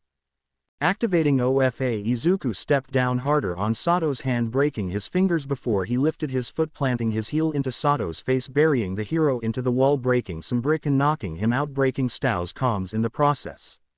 Putting a finger to the earpiece he was given, Izuku spoke clearly as he grabbed Sato, lifting the heavy man before jumping off with OFA activated. "Nezu, don't take Sato out yet, you're not gonna wanna miss the show." "Very well. Sato is still in the game." Tapping the earpiece, Izuku formulated the next steps of his plan as he jumped from rooftop to rooftop, ignoring the screams of confusion from civilians who had arrived at the broken brick wall. Avoiding all of the patrolling routes on the ground, Izuku made sure Sato was secure before he jumped to the entrance of the original villain base he was given. If he wasn't gonna live in it, why not give it another purpose as the place to hold Sato captive? Arriving at the original villain base, Izuku placed Sato on the ground, taking the capture wire had before tying the hero up, but not before stripping Sato of every piece of hero gear, leaving only the suit and his mask. Sighing, Izuku began phase 2 of his plan. Heading back to the apartment, Izuku made it without incident, even being able to see a few of the squads that the hero teams had set up, with a few noticeably worried since Sato hadn't checked in. Ignoring them for now, Izuku got back into his apartment, grabbing a few C4s before walking back out. His next stop was the hospital filled with civilians and the central system of healthcare within the mock city. Walking to the hospital, Izuku went through the front doors, spotting a few of the other classes in roles of doctors and nurses. Looking around the waiting room and the main area, Izuku tried to map out where the bombs would need to be planted in order to make this entire building a pile of rubble. Walking past the receptionist, Izuku ignored the girl as she called out to him, while scoping out a few of the areas in the hospital that would be the best place to set the bombs. Eventually, after exploring around the hospital, Izuku found plenty of rooms that would suit his needs. Quickly, Izuku went into the rooms containing oxygen tanks, chemicals, cleaning supplies, anywhere that held anything that could explode. Izuku planted a C4. Avoiding getting caught by the hospital staff, Izuku walked out, his plan almost ready. All he needed now, a place to broadcast his message, and the news station would provide just that. "Bakugo, Sato hasn't reported in hours. Should we go looking for him?" "Shut the fuck up, dunce face, we don't need to look for that extra." Yelling at Kaminari, Bakugo glared at the hero team who had gathered in the hero building, having completed their patrol routes and were waiting for orders from their leader. Turning away from the group, Bakugo was left in his own thoughts. That shitty Deku got big lips already. That shitty extra couldn't even do his job right. The classes watching this could only look at their leader with apprehension. They all wanted to say they were going to look for Sato, as he had been missing for hours and it was already 6:30 p.m., but the face Bakugo was making sent them all silent. Eventually, a few stumbled away from the group and into the common room, turning on the TV, trying to find the nerve to talk to Bakugo in his current state. Watching the TV, they were all confused when the station switched to pure darkness before a small countdown in red numbers was displayed in the background as it said live on the top right. Setsuna and a few of the students were obviously confused as to when they switched channels, the same thing was seen on Everything channel. "Guys, get down here!" Yelling, Setsuna and the other students watched the countdown as the steps of the entire hero team got louder. "What is it, lizard bitch?" Stomping in, Bakugo stopped when he saw the screen, the countdown already down to 4 seconds. Finally, the countdown was brought to 0 and a single light flashed on, allowing everyone to see a robot head while the rest of the body was still shrouded in darkness. Initially, the heroes had thought this was a body when the head moved, not making any noise while it moved erratically. Staring at the screen, they heard muffles of several people before they were drowned out by a voice. Shish, the show hasn't even started yet. Revealing himself in the light that was on, Izuku stepped into view just above the robot head, showing off his hair, eyes, and mask, stunning everyone watching at his looks. Looking at the camera focused on him, the heroes saw nothing but coldness and hatred within Izuku's eyes as he spoke out. Hello viewers and heroes that are watching this live. I am the villain Lucifer, and I welcome you to a sight to behold. Spreading his arms out, every light came to life, revealing several tied-up students and robots, all with tape covering their mouths. The students and robots hostage visibly panicked. Gasping out loud, everyone turned to Abara, who had her hands in prayer as she heard Izuku's villain name, as he had taken the name of the devil Lucifer. The rest of the class also gasped, but it wasn't because of the name, it was because of the many hostages that Izuku had with him. They however were confused. The middle robot was tied to a chair with a black cover across the body. They couldn't think more about it as Izuku spoke again. Now before you all start panicking, I'll tell you I am currently residing in the local news station, taking control of the airwaves, and before you start racing to come after, I want you to see what happens when someone tries to be a hero. Watching, the heroes and civilians everywhere saw Lucifer grab the black sheet on the middle robot before ripping it off, showing a blood-soaked hero suit and a body that definitely didn't belong to a robot. The heroes were all tense as they recognized the costume that belonged to Sato. Now earlier today, a hero by the name Sugarman stopped to help a citizen in need. Now being the best hero he could, he diligently followed the citizen, ignoring all signs of potential danger, not even letting his fellow heroes know about his location. Putting both his hands onto the moving robot's head, green lightning sparked around Lucifer as the heroes saw his gloved fingers dig into the head before he ripped it in half, showing a severely beaten Sato with his nose purple and broken along with blood around his face. The classes stared at the screen in horror, especially Class 1A and more specifically Uraraka, who covered her mouth with tears in her eyes. They couldn't believe the condition Sato was in, and with Lucifer having the entire building hostage, they couldn't even save him. They were stuck watching this horror, and it was enhanced by the thought that Lucifer had essentially stuffed a dead civilian's head on Sato's head before ripping it in half. Ah, poor Sugarman. Grabbing Sato by the chin, Lucifer shook the hero's head before harshly pushing it away. Looking at the camera, Lucifer walked in front of the camera. Heroes, I have but a single question. How are villains made? Walking behind a robot hostage, Lucifer's quirk was still going strong, except it was in his leg.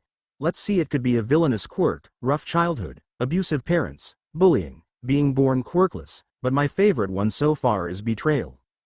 Enunciating his point, Lucifer lifted his leg before stepping on the robot hostage's head, crushing it as the voice box let out a loud and hurt-filled scream through the tape. The other hostages seeing this got scared as Lucifer walked over to a student hostage, ignoring Sato trying to struggle in his chair. Putting his foot on the student's head, Izuku started digging his heel into the poor female's head, her whimpering in real pain. The heroes couldn't take their eyes off the screen as Class 1A was struck right in the heart with his comment of betrayal, all of them remembering how they turned their backs on him when he was accused of being a villain. Uraraka, Iida, Todoroki, and Shinso all feeling the worst of it. Yes, betrayal is my favorite reason. Now you may wonder why. It's simple. All my life I was betrayed by those I let close to me, over the fact I was quirkless. My childhood friend turned into my worst bully, beating me every day for 12 years. My father left me a year after I was labeled quirkless. My mother turned on me, becoming an alcoholic drunk, abusing me non-stop every day and night. A hint of absolute rage clouded Izuku's eyes as he stepped off the girl, moving to the next hostage. After years of this treatment, I was at a breaking point, but I refused to give up until the last day of middle school. After the usual treatment, I was told by my bully to kill myself. He wasn't the first to do it, but he was the last, and after that school had ended, so walking a different route home when I met my idol All Might. Being the hopeful boy I was, I asked if I could be a hero while I was quirkless, and instead of living up to his words of everyone can be a hero, he simply told me no, throwing my dreams and hopes into the trash as it lit on fire. Bending down, Izuku grabbed the head of the next hostage, which happened to be another robot, before he, using his pure raw strength, punched his fist through the chest piece. The pure malice Izuku did in his every movement sent chills down the heroes' spines, while many became teary-eyed hearing Izuku's backstory, while some of the more sensitive sobbed. Bakugo, on the other hand, was pissed. How fucking dare that nerd tell his shitty little sob story? He deserved everything I did. I'm glad Auntie Inko also thought the same thing. Smirking, Bakugo didn't see the angry eyes Uraraka had sent his way. Why is he smirking? Izuku is hurt and we didn't help him. We betrayed him. Turning away, she looked back at the screen. Crushing another robot hostage, Izuku moved over to behind Sato, putting his hands on the frightened hero who jumped at his contact. When I awakened my quirk after All Might told me no, I thought everything would be better. I could be a hero, so of course, I enrolled into you. A high school bright-eyed for the first time in a while as I stared at my dream school. I didn't have the experience as the other kids had, but I tried my best to get into class 1A. In fact, Sato here along with all of you heroes were my classmates. I thought I could be friends with you all, but once again I was betrayed. So I thank you, heroes, you were the ones to finally open my eyes. Although I hold hate for all of you, there is one I can't for the life of me think of negatively. Going in front of the camera, Izuku held his hand out, hiding the disgust in his voice as he said his next line. Mei, I'm sorry, but please believe me when I say I wish I could throw up. Uravity, you are someone I hold very dear to me, and it pains me to be fighting against you. So, please join me, together we can reach heights no one else could reach. I will give you a day to decide. We can be together, so please, I'm doing this all for you, so I ask you to ignore what I do next. Reaching into his coat pocket, Izuku pulled out a small cylinder that had a red button on top. I thank you all for witnessing what the heroes had created. Oh, one last thing. Bakugo, do me a favor and take a swan dive off a roof. Going back to Sato, Izuku pushed the button before pulling out his butterfly knife, slashing Sato's neck, officially taking him out of the game.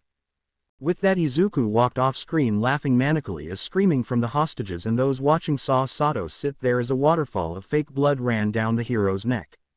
The hero team watching was in a state of shock, believing that Sato's neck was actually cut open, but they were all snapped out of it when Bakugo started yelling. What the fuck are you extras doing? That Deku blew up a fucking hospital, move your asses. Running out of the building, the hero team followed as Bakugo was noticeably angrier than usual. That fucking nerd. His useless ass tells me to commit suicide. No one can tell me that.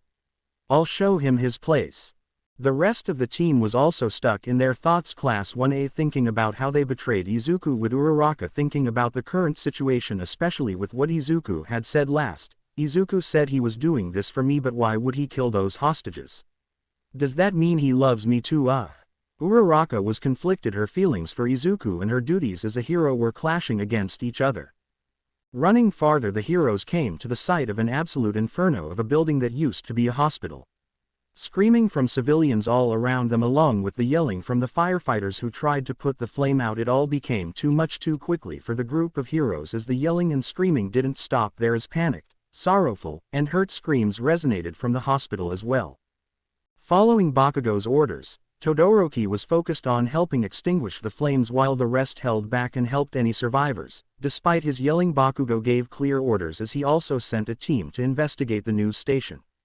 All the heroes knew at that point that the chaos had only begun, and Izuku or Lucifer wasn't someone that they should take lightly. Setsuna, Kirishima, Sue, and Ojiro were worried. Not only did Izuku have real explosives, but Sato's throat was cut right in front of them, and the thought of it being real made the group nauseous. Currently, they were heading to the news station per Bakugo's orders, and that was another reason they were worried. They were heading straight to Izuku's last location, and he already took Sato out of the game like nothing. Relaxing their nerves, the group of heroes prepared themselves, but were confused when civilians were pounding on the entrance of the building, yelling for them to help, although it was muffled by the glass. Help, please. The heroes saw them hanging their fists on the doors in a panic, so investigating they found the entrance locked by a padlock, trapping everybody inside, robots and students alike. Ojiro, taking initiative, broke open the padlock and the floodgates were open upon the heroes, civilians screaming as they ran out of the building, knocking themselves into the heroes in the process. Trying to calm the civilians, Suyu and Setsuna told Ojiro and Kirishima to check on Sato and the other hostages. Red Riot, Tailman, check on the hostages inside and keep a lookout for Lucifer. He couldn't have gotten far. Setsuna yelled out the order as she held a crying man, his coat and hat covering his face, as he held onto the hero with one hand and the other on his heart. Setsuna, realizing this man may be having a panic attack, deviated some of her duties to Sue before she looked down at the man. Sir, are you okay? My heart. The man clutched his heart under his coat harder. This was a difficult situation. The hospital was already destroyed, and if this was a real emergency, then the man's condition could worsen. Holding onto the man, Setsuna turned her head to Sue, about to speak, but was stopped when something poked her in the gut. Looking, a long silver barrel was planted firmly where her liver was. Stunned, Setsuna felt multiple small impacts against her stomach, hurting extremely bad before red fluid dripped down her hero costume and onto the floor with what looked like casings as well. In her ear, Setsuna heard the voice of Vlad King, sad and regretful. "Setsuna, you are out. You can't move or speak. Ectoplasm's clone will come and pick you up, just sit tight." Setsuna was out. Looking at the man she was holding in pain and shock, she saw a single slit green eye staring at her before she hit the floor abruptly, as gravity was taken away from her feet and an impact hit the side of her head. Her vision fading, she saw the man disappear into a nearby crowd before she fell unconscious. The civilians nearby, who had calmed down somewhat, only screamed more as one of the heroes that had saved them was dropped to the ground, red liquid flowing on her hero costume. Sue, hearing the screams, turned to see Setsuna on the ground bleeding. Running up to the girl, Sue placed her hand on the red liquid, examining it as she panicked, the fluid looking like real blood. "L lizardy, ribbit." Trying to move the girl and speak to her, Aizawa's voice came through her ear. "Suyu, Setsuna has been eliminated from the game. She can't speak or move. She is considered dead." Sue, hearing this, only looked at the body, stunned and racked with conflicting feelings, as her fellow hero essentially died right next to her and she could have just as easily been killed. That realization plagued Sue's mind as she imagined herself covered in blood, dying on the side of the street, unable to cry for help. Sue couldn't move. She was too scared to do anything, but the troubles didn't end there. Inside the news station, Kirishima and Ojiro walked through the corridors of the building, trying to find where their friend and classmate Sato was. Along the way, they stopped several times, seeing absolute carnage as the halls were filled with ripped apart and caved-in robots. No hope for survival if this was real. "I can't believe Midoriya would do this." Ojiro's eyes went to a single robot, an arm replacing where the head would be, while said missing appendage was halfway through a wall, crushed like a soda can. "Did you hear his laugh too? What about Sato? He looked pretty beat up." Kirishima, walking forward, checked his surroundings as they got closer to the recording area that the news broadcasted. Reaching the double doors, Kirishima looked to Ojiro, nodding his head, in which he got one back. Breathing out slowly, Kirishima hardened his body as he went through the doors, searching for anybody in the room when Sato came into his line of sight. Rushing closer, the two heroes saw students tied together in a half circle, their hands all together on the back of the chair Sato was sitting on. "Sato!" Running, Ojiro went up to his classmate, seeing the red liquid now partly dried covering his neck. A look of fear in Sato's eyes as he looked at Ojiro. "Sato, are you okay? Speak to me." "Ojiro, Kirishima, Sato is eliminated from the game. He can't speak or move. He is dead. Make sure to share this info with your teammates." Aizawa's voice gave clear instructions to the two heroes, who both looked at their dead friend in sadness. They were too late, but hearing muffled screams, their attention was drawn back to the other hostages in the room. Duct tape covering their mouths, berating themselves internally to lose focus on the other hostages, Kirishima took hold of one hostage's shoulders. "Don't worry, you're safe now. We're here to save you." Pulling the tape covering the male student's face, Kirishima was yelled at. "Don't. You'll kill us all." The male student yelling this stayed as still as possible, as the other students did as well. Curious about their behavior, Kirishima chalked it up to the fear of Lucifer still being in the building. "It's all right, we'll get you out of here. We already checked the building, it's fine. The villain isn't here." Grabbing the man, Kirishima started trying to free the civilian. No. The student's warnings came too late as Kirishima pulled the civilian forward, moving him when the sound of a pin dropping to the floor was heard in the room. "Why you killed us?" Wide-eyed, the man looked at Kirishima's confused face for a few seconds before an explosion of blood erupted, painting every civilian's back as they froze in horror. Pulling back, Kirishima felt drops of the blood coat his face and arms. All he felt was guilt, regret, and panic. The people he was trying to help were killed in front of his face. Lucifer had to have done this on purpose. It wasn't my fault. Shaking, he felt the hand of Ojiro on his shoulder. "Kirishima, are you all right?" Looking at his friend, Kirishima slowly nodded before looking back at the frozen students, who were all slumped forward, their eyes closed, playing the part of a causality. Knowing that they were essentially dead, Kirishima went forward, trying to look for the cause as guilt ate away at his mind. Looking past the bodies, Kirishima looked at their tied hands, seeing that all of them had a finger loose, with blood seemingly flowing down an invisible line. Curious Kirishima looked closer before grabbing what the blood was sliding on.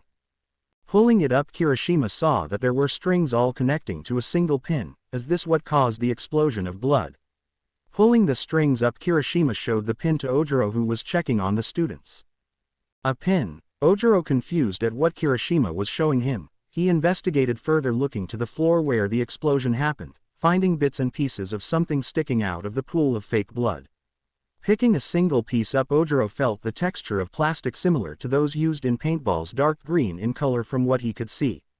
Connecting the dots of the explosion, the plastic, the strings, and the pin they were tied to, Ojiro realized that this was all an elaborate trap. Speaking out loud without realizing it, Ojiro only made Kirishima's mental barrier from his guilt weaker. This was a trap. Lucifer has grenades and he tied the hostages to the pin of the grenade. If we moved them it would be set off, and we did just that. Guilt and sadness were in Ojiro's eyes, but unlike Kirishima, Ojiro wasn't the one who physically caused the civilians to die. That responsibility fell to the hardening quirk user, who stood still at Ojiro's words. It's all my fault. I caused their deaths. If I had just listened, this wouldn't have happened. Shaking his head, Kirishima tried to get the thoughts out of his head. He was supposed to be the cool and manly hero that Crimson Riot was. But no matter how much he silenced the thought, it returned. Just as the two heroes were going to contact Sue and Setsuna about the situation inside the building, they both heard screams erupt louder than before from outside. Acting on instinct, the two boys ran out of the room they were in, leaving the dead hero and civilians trying to rush to their fellow heroes. Getting outside, they saw sobbing civilians, panicking robots, and students, while some stared at the ground. Looking in the direction they were, they saw a small puddle of red liquid with Sue sitting on the ground looking down. Assuming the worst, the duo ran to the frog girl, but were surprised to see said girl shaking and crying with fear etched on her face as Setsuna laid unconscious, blood pooling on her stomach. Oh my god, what happened? Sue. Ojiro, taking control, shook Sue by her shoulders as Kirishima checked on Setsuna, seeing a large bruise mark on the side of her head. She is already dead. I could have been the one dead on the ground, ribbit. Sue, looking at Kirishima, told him the news, making the heroes realize why she was crying, while they were saddened to hear another one of their teammates was already out. Sighing, Ojiro pressed his earpiece, speaking into it. Everyone, Lucifer isn't here, but there are multiple casualties including Lizardy. Waiting, Ojiro heard the voice of Bakugo yell into his ear. That shitty lizard bitch. Would ever get your asses back here and help with this fire. Hearing this, Ojiro took the earpiece out, not wanting to go deaf, as police cruisers showed up at the news station taking control of the situation. After explaining the entire situation, the students saw two ectoplasm clones enter, one grabbing Sato and the other Setsuna. Before leaving, a group of dead students walking after them, all shaken up. Listening to the order given to him, Ojiro told both Sue and Kirishima the situation, and although they both hesitated for a second, they both got up before going back to the area of the hospital, the sun already falling as the night sky bled into the area, the fire becoming more vibrant than ever. Reaching the site of the fire, the heroes saw multiple buildings near the hospital also on fire, and while Todoroki and Minayoma, who copied his quirk, were doing their best to put out the flames, the chemicals they combusted with the bombs not only spread the fire but also harder to contain. The heroes were doing all they could be at rescuing civilians from the apartment buildings, crowd control, or working on quenching the fire. It was obvious that it would take more effort. Jumping into the fray, Ojiro, Kirishima, and Sue tried to help in any way they could.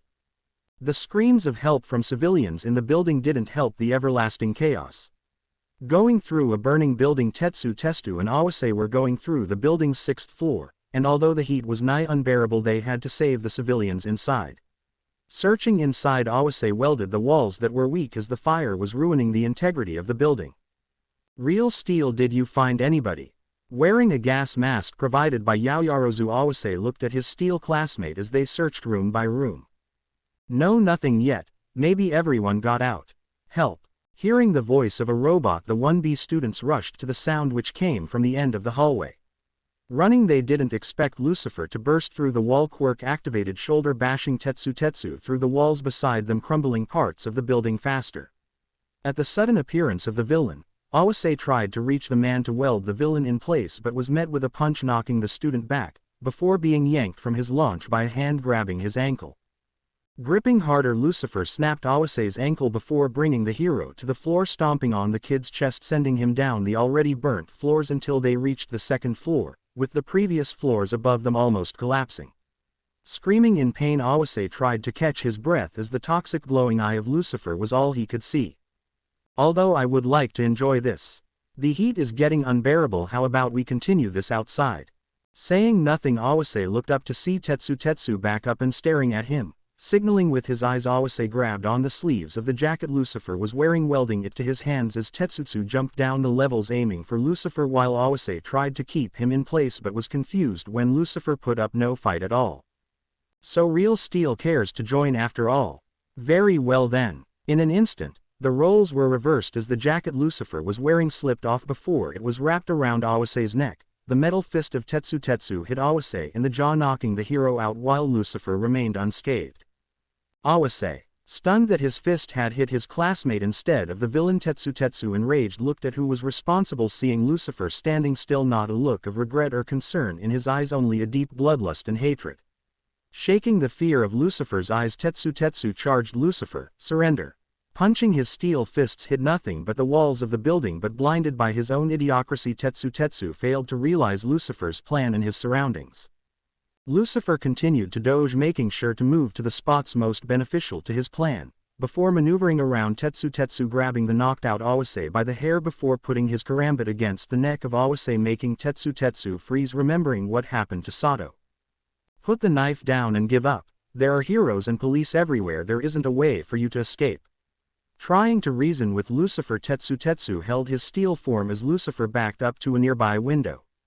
Real Steel, you and I both know that you can't stop me. In fact, you heroes play into my hand. You're blind to the fact that you can't save everyone. Helping anybody other than yourself is idiotic. That's why Lizardy and Sugarman were both sent to an early grave.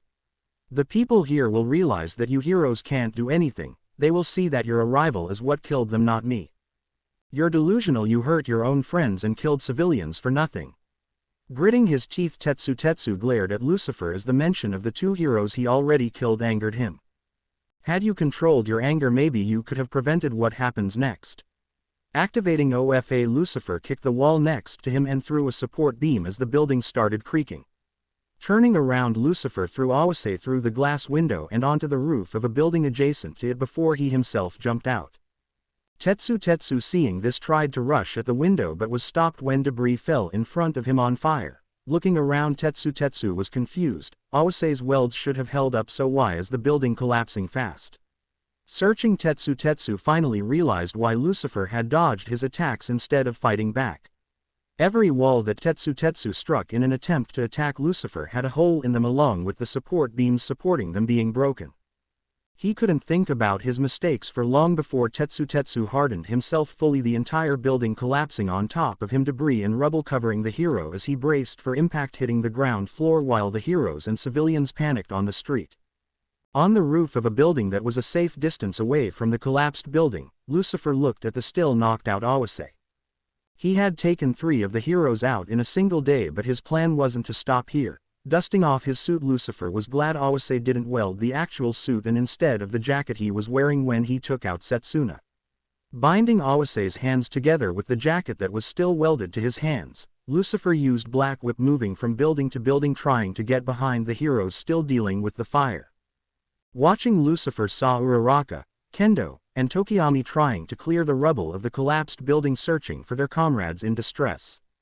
Ignoring them, he surveyed the rest of the group, seeing Bakugo looking in the hospital fire with anger while the rest continued to try and put out the multiple fires. Comicman shouting out water noises, Mudman sinking whatever fires he could at the base, Mina using her acid to snuff the flames, Jiro listening for the potential of any survivors in the fire's effect, and finally Yaoyarozu creating fire extinguishers for the rest. Marking down his next targets, Lucifer scanned the groups before coming to a decision. Fukudashi's quirk will be annoying to deal with later in the game, and Jiro's hearing is busy, so I'll take him out from afar. Pulling his hardballer pistol out, Lucifer used Black Whip to get closer as he didn't have his sniper on hand. Maintaining a relatively safe distance from Jiro's hearing. Taking aim, a red laser came to life as he went to the spine of Fukudashi, aiming for a kill shot as he came to the base of Comicman's neck. Breathing out, Lucifer ignored the mind-numbing pain that was invading his hand as he pulled the trigger, and without warning, a large red spot covered the back of Comicman's neck while a bang resonated through the area. The screaming of civilians was all Lucifer needed to know he should escape while he could. Putting his gun away, Lucifer activated his quirk, running off as the heroes searched for him, and the voice of Vlad King sounded out in his ear. Comicman out. Not paying any mind to the announcement, Lucifer got as far as he could from the fire before jumping down in an alley, deactivating his quirk as he secluded himself in the darkness of the night. Clutching his right hand, Lucifer gritted his teeth behind his mask. Sitting, he waited to see if anyone had followed him before he took his mask off, tucking it into his suit as he went towards the apartment he left Awase on, not wanting the boy to wake up before he got there. Avoiding the rooftops, Izuku stuck to the alleyways, avoiding the entire area before coming back to the apartment he left Awase on. Picking the hero up by his hero costume, Izuku had a plan in mind for the 1B kid, but first, he needed to move his plan regarding Uraraka into effect, and that started with easing the pain in his arms as his targets to cripple the heroes came into his mind. Time skip.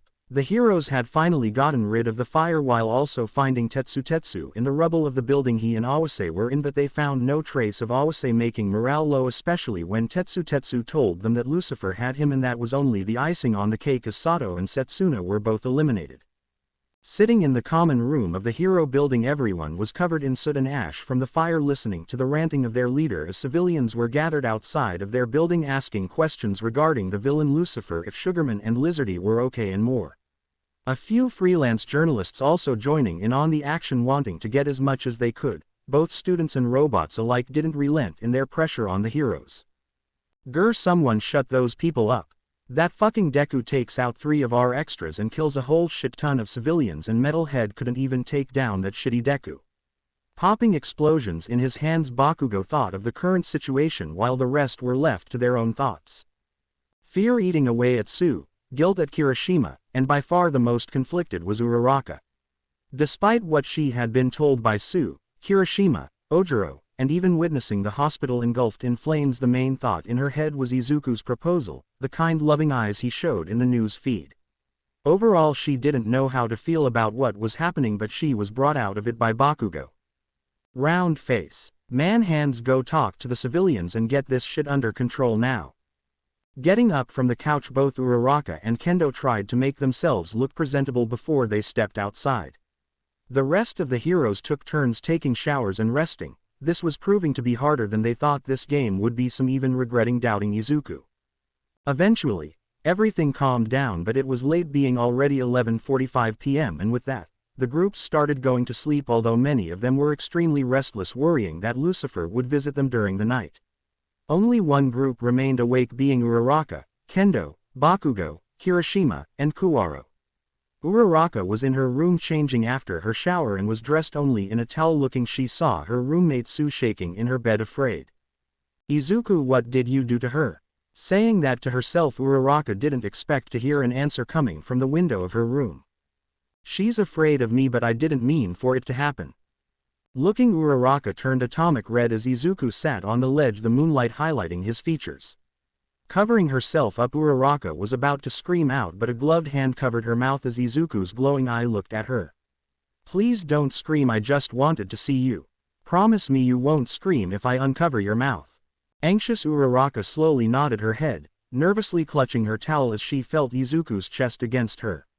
Blushing, she felt Izuku's hand leave her mouth before she looked over at Sue, who was still asleep.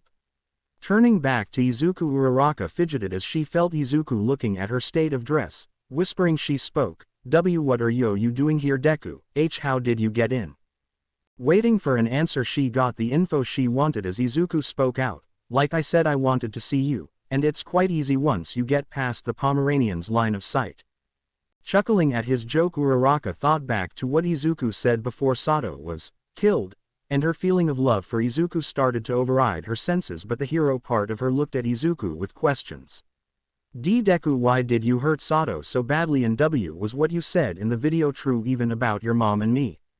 Sighing, Izuku took Uraraka's hand into his. Yes, it was all true, and I'm truly sorry for how I hurt Sato and anything else I did. it was only for the game, but I think somewhere deep inside I hate our classmates, but you're different. I can't find any semblance of hatred for you, and what I said in the news regarding you was true, every last word. Although I might do some bad things during this game, just know that it's true."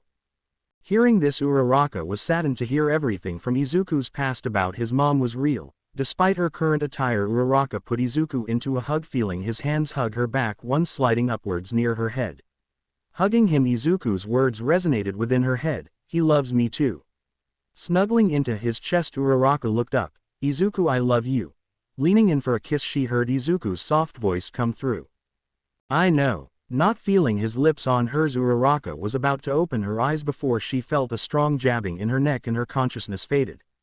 Holding the limp girl, Izuku put his thumb off a pressure point on Uraraka's neck. Placing the girl on the floor, Izuku stepped past her, shaking off his disgust as he dug into his suit, pulling out his mask. His feelings for Mei had boiled over and he couldn't keep up the act, especially with Uraraka wanting to kiss him. Disgusting. Now what's next? Walking through the halls of the hero building, Izuku made sure his steps were quiet. He had to plant the bombs carefully and without notice of the heroes. Going down the levels, Izuku checked every room, making mental notes of where everybody was sleeping before stopping at one room. In particular, creeping in, he saw Kanoko and Abara sleeping soundly. Walking up, Izuku stood over Kanoko before he put his hand over her mouth, startling the mushroom girl as he pulled his butterfly knife, holding it against Kanoko's throat. Shish! Swiping the knife, he eliminated the mushroom girl before looking at his next target, Abara, still not woken up. Looking back into the eyes of Kanoko, Izuku felt her shaking as tears escaped the mushroom girl's eyes, with absolute horror invading. Kanoko is out. Hearing the confirmation of Kanoko's death, Izuku put a finger to his mask in a shush motion as he took his hand off the girl's mouth. Getting up, Izuku wanted to instill fear within the heroes even more, starting with the most faithful being Abara. Going up to the angelic girl, Izuku woke the girl up with a hand covering her mouth, and out of reflex, Abara used her quirk to manipulate her vines, trying to stop whoever woke her up, but before she could even touch the person, she saw the green-slitted eyes of Lucifer along with the mask paralyzing the girl as her vines went slack. Slowly, Izuku turned Abara's head to look at Kanoko, who was looking back, throat slit and covered in fake blood, along with the look of horror on her face. Staring in shock, Abara closed her eyes, trying to muffle out a prayer when Izuku leaned down, whispering in her ear, "Don't pray to your god now. Kanoko is already dead." Grinning under his mask, he saw tears escape Abara's closed eyes as he put his knife to the girl's jugular vein. Crying harder, the muffled prayer became more and more continuous as she could only think of Izuku's current state, and in her mind, Izuku was the real incarnation of the demon Lucifer sent to kill her. Abara continued saying a prayer through Izuku's hand before she felt the knife pull away from her throat. Initially, she thought her prayers were answered before her head was roughly brought back. Staring back into the slitted green eyes of the devil, she heard him speak once again. "I won't kill you yet, but let's see if God will answer your prayer next time." Taking the hilt of his butterfly knife, Izuku hit Abara in the forehead with considerable force, knocking the vine girl out. Getting off, Izuku walked back to the door of the room, looking at Kanoko, who was looking at him. Stepping back into the hallway, Izuku grabbed the doorknob, pulling the door closed. "Be afraid of the boogeyman." Smiling under his mask to Kanoko, Izuku's left eye grew brighter as the door fully closed, and he continued his plan, bombs at the ready, with the other heroes not realizing he was there. What just happened? Aizawa's tired but shocked tone rang through the monitor room as the entire UA staff looked at the screen, watching as no Lucifer planted several bombs in the hero building after slitting the throat of a sleeping Kanoko and putting the fear of the devil in Abara. So much happened in one day, so fast that they could barely process it, and it all started with this morning. Teacher's POV War Day 1 morning. When did Problem Child change so much? What's going on? Confusion ran through Aizawa's psyche and emotions as one of his students was so much different from what they had previously thought. Thinking back on what Nezu had said earlier about Izuku not trusting them, Aizawa could only think Nezu was right. "I am his homeroom teacher, yet he doesn't trust me. Goddammit, I shouldn't have accused him without giving him so much as a chance to explain himself. All I did was yell and lash out at him like an amateur." Aizawa felt guilt and remorse as he remembered when Izuku was accused, and how he, of all people who acknowledge all possibilities using logic and understanding, threw everything he could at an innocent kid just because he felt it was needed. Shaking his head, Aizawa banished these thoughts. After all, he still had to get the hero team in the game area, and with Izuku asleep this was a perfect time. Arriving at the dorms it was barely reaching 4:30 a.m. Walking in he saw a few of the early risers up and already ready, some having bags of clothes and other necessities like they were going on vacation. Iida being one of the few up spotted Aizawa. Aizawa-sensei, good morning. A few members of the class are still gathering their things. Where is Class B? We'll get them after everybody here is ready, so tell everyone they have 10 minutes or they're disqualified from the game. Watching, Aizawa saw Iida run up the stairs alerting his classmates when hearing yelled confirmations including the hero leader himself. I got it, Sonic the Hedgehog, now fuck off. Language. Ignoring that entire conversation, Aizawa turned to the rest of the class that was up. Jiro, Yoayarozu, Ashido, Shoji, Koda, and Tokiyami all eating a light breakfast chatting with each other. They are certainly different. Aizawa could see clear as day that his students weren't all that serious about the game, which was a stark contrast from the cold and calculated look Izuku had shown and given both when they were picking him up and when he was let loose. Aizawa had seen the disconnect ever since the betrayal incident, but he didn't realize till now how separated Izuku was from his class, and not to mention the appearance changes as well. It had taken roughly 8 minutes when everyone had finally come to the common room. Seeing the class all there, Aizawa spoke loudly, catching everyone's attention. Alright, now that you're all here, we are going to pick up Class 1B and go to the game area.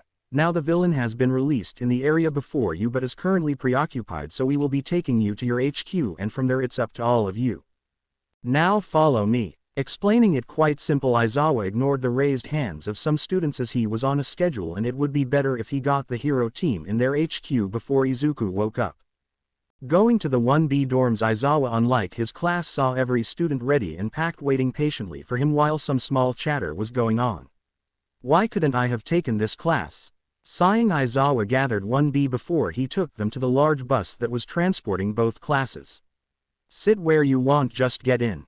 With that, both classes got inside the bus, separating into their own little groups, some obvious like Uraraka sitting with Iida and Sue, and Bakugo by himself saying he didn't need some shitty extra sitting by him. Done with that, the bus started moving, heading to the desired destination with some idle chatter going on. Uraraka, sitting next to some of her best friends, fidgeted in her seat, nervous, which both friends took account of. Sue, being the blunt one, spoke up. Ochako, what's wrong, Ribbit? Yes, if there's anything please let us know.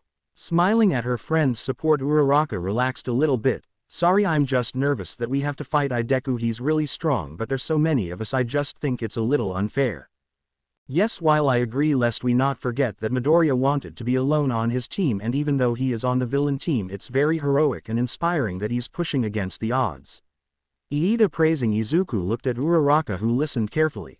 Iida's right, Ribbit. Midoriya is very smart, so I don't think this will be a bad game, though it is unfair, Ribbit. I know, but I'm just worried. He looked sad that he was alone and I kinda feel guilty. With her selective memory, Uraraka remembered how Izuku had his head down once he saw the teams. Well, we sadly made our choice, but we will just have to support Midoriya by giving it our all.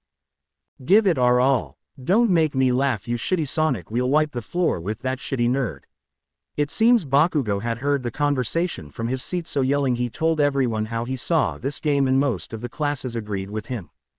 Hey, Bakugo. Dek, be quiet.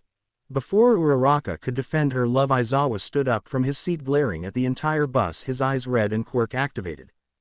This isn't time to underestimate your opponent. That's what most rookie heroes do before they die, remember that.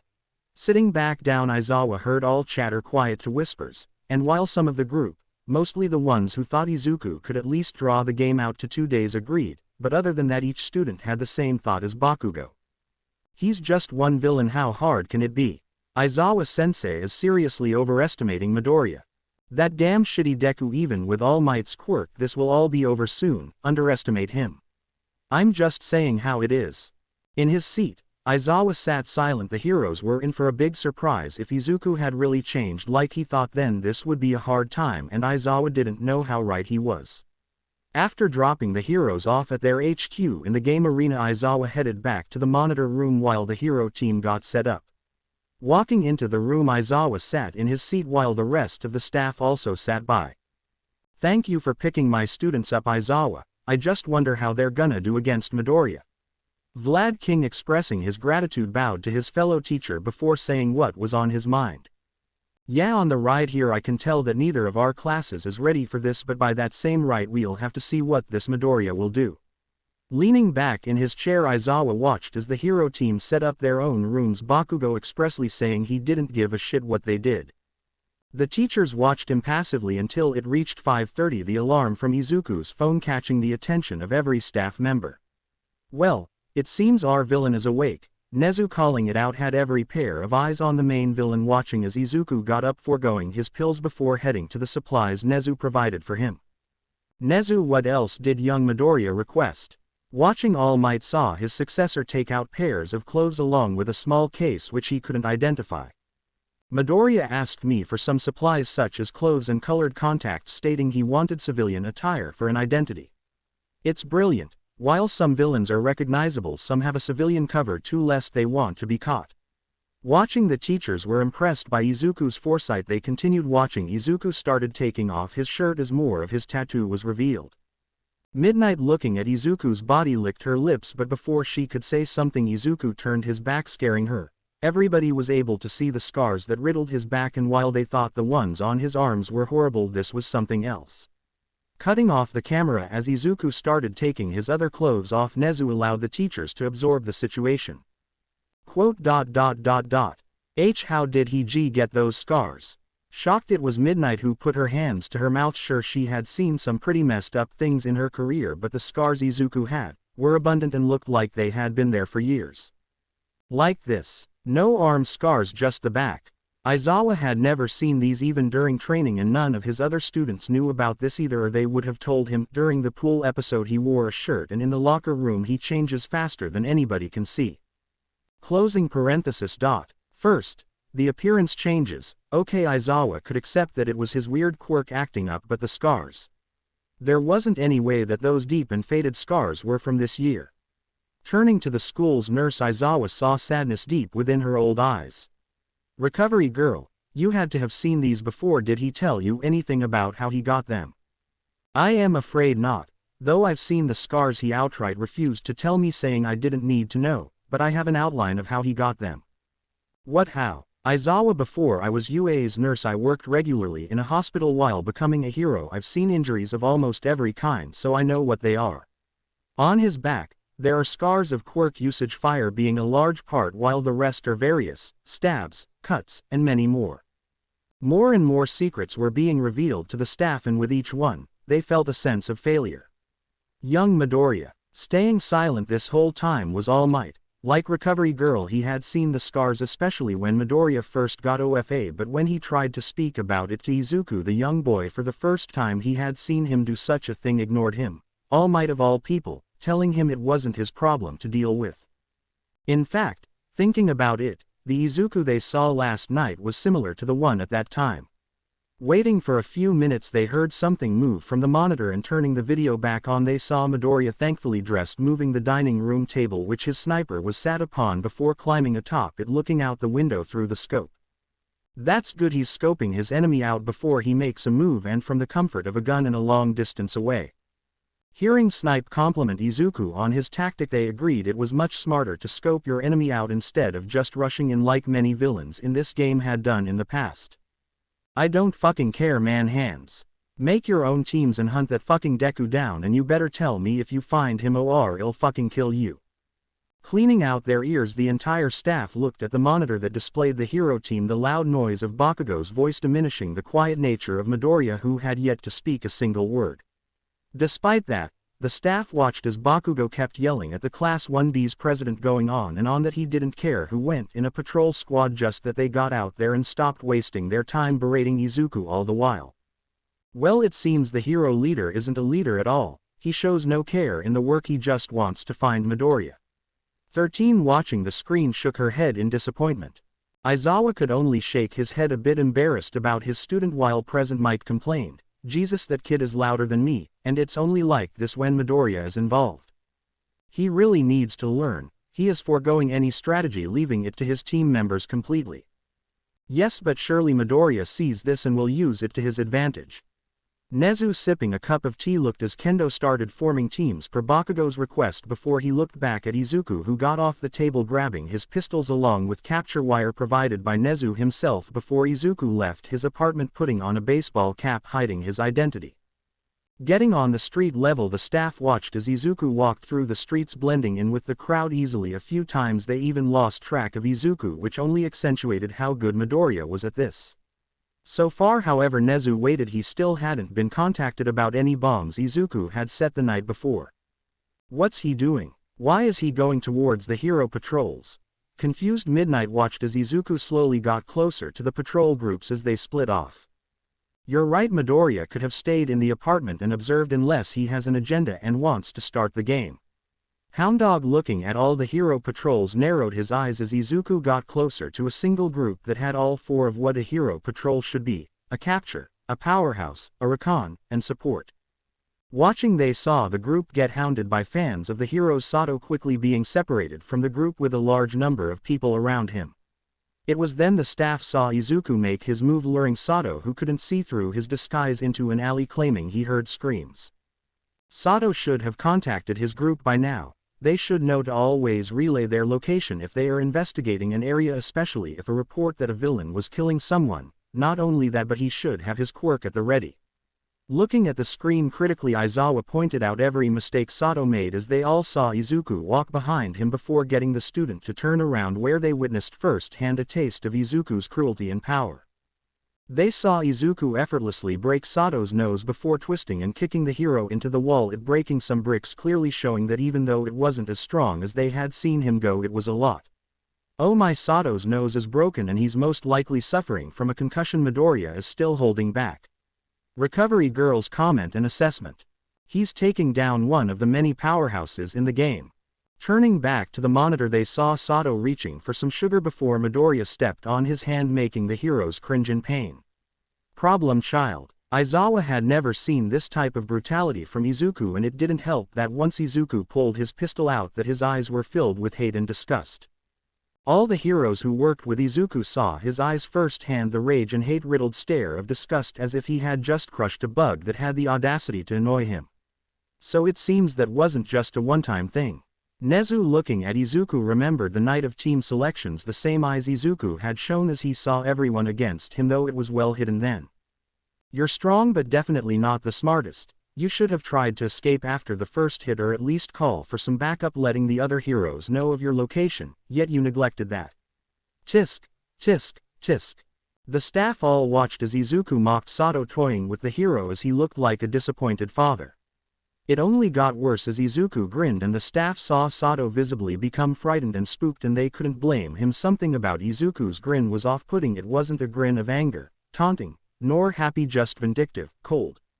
Well, now that you're like this, you can't be of help to anyone in the hero team. Don't worry, I have the perfect way you could help me, however. The mocking tone of Izuku came back full force, before everyone in the monitor room was surprised if they thought the earlier confrontation with Sato was brutal. It was nothing once Izuku stepped down harder, a loud snapping that came from Sato's fingers before he was kicked into the wall headfirst. They all could only stare wide-eyed. It was clear Izuku already had Sato beat. He could have just pulled the trigger of his pistol and Sato would have been called out. It wasn't necessary for Izuku to break Sato's hand before kicking him into a brick wall. They were all confused and scared. The ball of sunshine that was Izuku Midoriya was seemingly replaced with his polar opposite, a brutal and unforgiving kid. In fact, there wasn't a hint of remorse in Izuku's eyes as he did his actions. Aizawa, putting a hand to his comm, was about to call out Sato's elimination when Izuku spoke up on his comms. Nezu, don't take Sato out yet, you're not gonna wanna miss the show. Looking back at Nezu, the entire staff silently pleaded for him to just call Sato out, but after a moment he answered, very well, Sato is still in the game.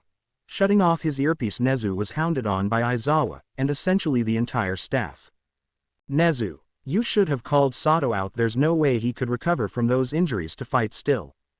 Sato was knocked out. Just because Midoriya made a promise of a show doesn't mean you should have let it happen. Silence. Yelling out Nezu effectively silenced the staff. They had never seen Nezu react that way. Calming down, Nezu looked to his staff. Do you not all see what has happened?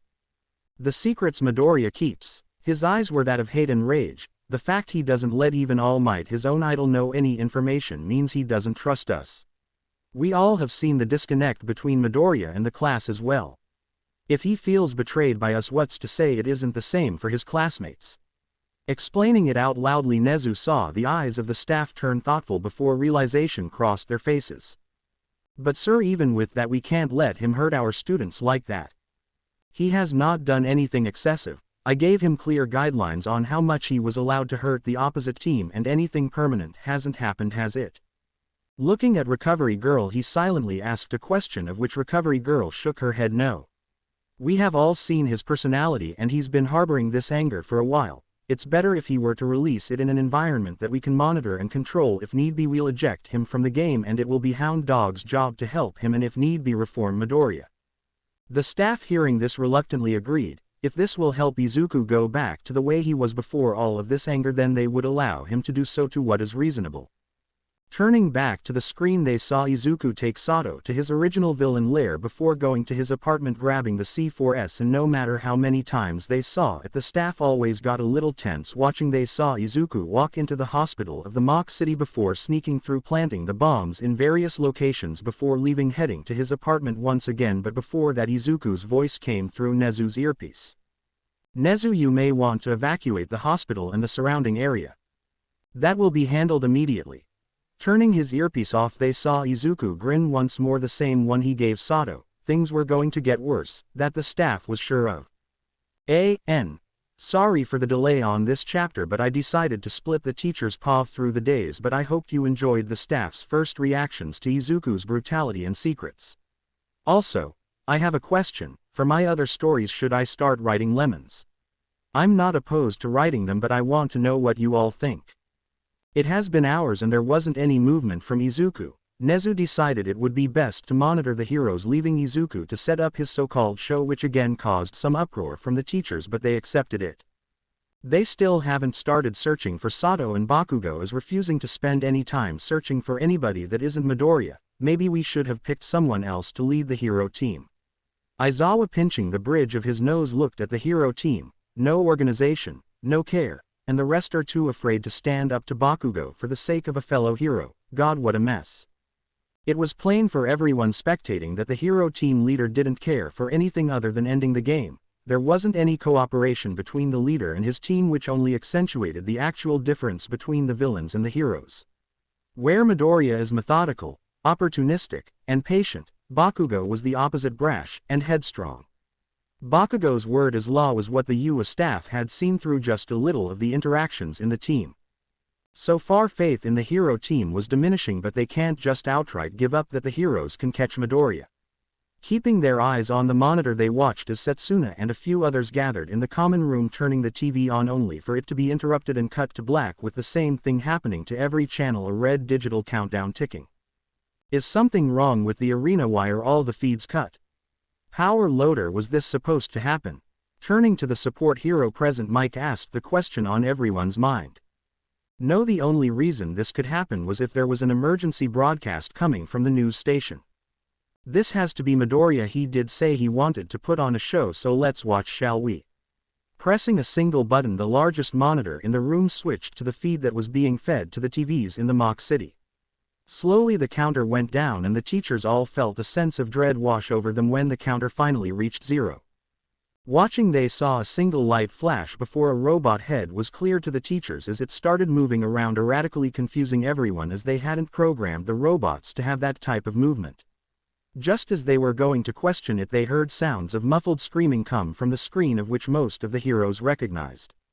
No, don't tell me he has real hostages, was the main thought within everyone's heads. Those muffled screams sounded too real. They didn't have the metallic and robotic tone that usually accompanied the robots. Shish, the show hasn't even started yet. Chills ran down the teachers' backs as Izuku stepped into view, his features and mask giving an almost paranormal and demonic appearance to their student. His tone of voice cold, his presence on the TV had them all wanting to freeze. All Might, on the other hand, was reminded of one person as he bit his lip. All for one, Izuku had the same feeling, as if he was staring into the personification of evil. Nezu had the same feeling as All Might. His instinct to defend himself as if he were facing a predator in the wild came full force. Reining in their emotions, they waited as Izuku spoke once more. "Hello viewers and heroes that are watching this live, I am the villain Lucifer and I welcome you to a sight to behold." As if Izuku were a showman, he opened his arms, the rest of the lights coming to life as the teacher's fears were confirmed. There were mixes of real and robot hostages while the robot man was tied to a chair, a cloth covering their body. Seeing the real hostages, the teachers got anxious, though they highly doubted Izuku would hurt them. Anything could happen. There was one however that looked at Izuku in curiosity. The choice of name was odd of course, but there was something connected with Izuku and the name. Lucifer, one of God's angels cast away from heaven and into the depths of hell for his pride, wanting to be in a position that was exclusive to God. But why that name? Now before you all start panicking, I'll tell you I am currently residing in the local news station taking control of the airwaves, and before you start racing to come after, I want you to see what happens when someone tries to be a hero. Snapping back to attention, the staff were confused on why he gave the hero team his location, but before they could express this concern out loud, Izuku threw the black cover off of the middle robot, revealing a sight familiar to every person of the staff. "That's Sato's costume." Midnight Pointing pronounced what they all recognized, but what didn't make sense was the robot head until they thought further on it and the realization scared them. They had stated the robots were supposed to represent real-life people and civilians, so the robot head on a body that belonged to Sato could only mean one thing. Izuku covered Sato's head with the face of a civilian, basically making Sato wear a mask made from the people he was supposed to protect. Nezu was brought back to his first Q&A with Izuku remembering one question. "To what extent can I hurt the members of the other team?" "I see. Well, anything except for killing and permanent immobilization is allowed." Remembering that question and his answer, Nezu realized something. He never mentioned psychological attacks or trauma. Turning to Hound Dog, he got the counselor's attention. "Hound Dog, I must ask you to clear your schedule after this game is over. If I'm right, Midoriya may not be your only patient." Hearing Nezu say this, Hound Dog was alarmed before turning back to Sato. What Nezu said was true. If this was real and Sato was forced to wear the skin of a person's face on his own, therapy would be needed. Of course. Now, earlier today, a hero by the name Sugarman stopped to help a citizen in need. Now, being the best hero he could, he diligently followed the citizen, ignoring all signs of potential danger, not even letting his fellow heroes know about his location. Looking back at the screen, they saw Izuku activate his quirk before digging his fingertips into the robot's head before tearing it in half, and the beaten and bloody form of Sato was revealed. God problem child. Why? Aizawa didn't recognize Izuku anymore, his cold eyes staring directly at him as his other student was beaten and bloody. This is bad. The heroes can't save Sato, not with him in the building as Midoriya's hostages. All they can do is watch. Vlad King was very worried about his class and Aizawa's. They had no way to win this hostage situation. Ah, poor Sugarman. Heroes, I have but a single question. How are villains made? The teachers watched as Izuku taunted Sugarman and the hero team as he walked over to one of the many hostages he had in the room. Let's see, it could be a villainous quirk. Rough childhood, abusive parents, bullying, being born quirkless, but my favorite one so far is betrayal. Hearing this, the teachers were silent, no thoughts in their head, only the crushing guilt clouding their minds as he stated betrayal. Sitting silently, they thought of the other reasons he also stated, and to them, it made perfect sense, but there was one who knew more than they let on. Quirkless. Young Midoriya was quirkless. Does that mean? Looking at his mentor, All Might felt nervous he could let go of what Izuku was doing, but it reached a point when Izuku crushed one of his hostages' heads before digging his heel into another student. The teachers tensed, gripping whatever they had their hands on before Izuku spoke once more. Yes, betrayal is my favorite reason. Now you may wonder why. It's simple. All my life I was betrayed by those I let close to me, over the fact I was quirkless. My childhood friend turned into my worst bully, beating me every day for 12 years. My father left me a year after I was labeled quirkless. My mother turned on me, becoming an alcoholic drunk, abusing me non-stop every day and night. After years of this treatment, I was at a breaking point, but I refused to give up until the last day of middle school. After the usual treatment, I was told by my bully to kill myself. He wasn't the first to do it, but he was the last, and after that school had ended, so walking a different route home when I met my idol All Might. Being the hopeful boy I was, I asked if I could be a hero while I was quirkless, and instead of living up to his words of everyone can be a hero, he simply told me no, throwing my dreams and hopes into the trash as it lit on fire. Anger was all the teachers could see as Izuku tore through a few of the robot hostages, but they didn't focus on that. The story Midoriya had told caused them to go catatonic. They couldn't discern whether or not this was real, but turning to All Might they, unfortunately, got their answer, causing Aizawa to speak out. Dear God, Midoriya was being abused, beaten down. We didn't do anything to stop it. I should have noticed the signs. Aizawa could only berate himself. He had seen Izuku's interaction with Bakugo, how he flinched at the slightest contact, expecting to be hit with something or by someone, but he thought it was the boy's shy nature. Aizawa wasn't the only one, however. The staff also felt like this was their fault. Midoriya was acting out now. They heard what he said about being quirkless, but they didn't think much of it as there weren't very many reports of the quirkless being abused, that they just skimmed over the possibility, but this caused them to open their eyes as Izuku's scars came back to their mind. All Might could only attempt to wipe the tears in his eyes. How did I not notice? So much time. I could have helped him. All Might covered his face. He had interacted with Inko face to face. The way she seemed so sweet and loving to Izuku should have been a clear signal that things weren't what they seemed. Izuku's body when he was first training, the way he was so skinny and malnourished looking, and All Might just ignored it. The poor boy, the knife marks, the cuts, stabs, they must have come from home and we failed to see it. I failed. Recovery Girl valued her patience above all else, but she couldn't help Izuku the way she wanted to. All Might, was it true about what he said about you crushing his dreams? All Might, Aizawa, glaring at the symbol of peace, got his answer. Why yes, what young Midoriya had said was true. I thought it was best to tell him that he couldn't be a hero if he was quirkless, yet I saw how wrong I was after he tried to save Bakugo. I regret everything I said. I changed my mind, and after giving him OFA I did all I could to make it up to the boy, but I threw that away. All Might couldn't blame Izuku for revealing his story. With All Might rejecting his dream, he deserved everything Izuku said against him. Before the rest of the teachers could cut in, Nezu spoke. It's true, we failed Midoriya in more ways than one, destroying his trust within you. Ignoring his pain and suffering, his ability to function. We are all guilty. We can, however, start making it up to him. I want a full police force ready to arrest Inko Midoriya and place Midoriya into a custody until he decides on what's next. I also want to investigate Midoriya's previous schools, as they allowed these bullies to roam free. And finally, I ask that we all view what Midoriya does in this game as his therapy. It's clear his unresolved issues will cause more harm if we stop this. Of course, if he goes too far, then it's another problem entirely. And All Might, you aren't off the hook. We are going to have a talk later on. Nodding their heads, the teachers all agreed with Nezu, their guilt taking over as they turned back to the screen, All Might apologizing constantly in his head.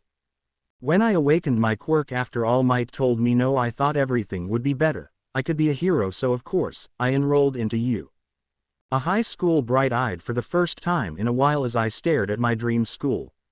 I didn't have the experience as the other kids had, but I tried my best to get into class 1A. In fact, Sato here along with all of you heroes were my classmates. I thought I could be friends with you all, but once again I was betrayed. So I thank you, heroes. You were the ones to finally open my eyes. Although I hold hate for all of you, there is one I can't for the life of me think of negatively. Confused, the teachers all waited for the reveal as seeing Izuku's eyes switched from hate-filled to love and regret, stunning them on how he flipped seemingly like a light switch.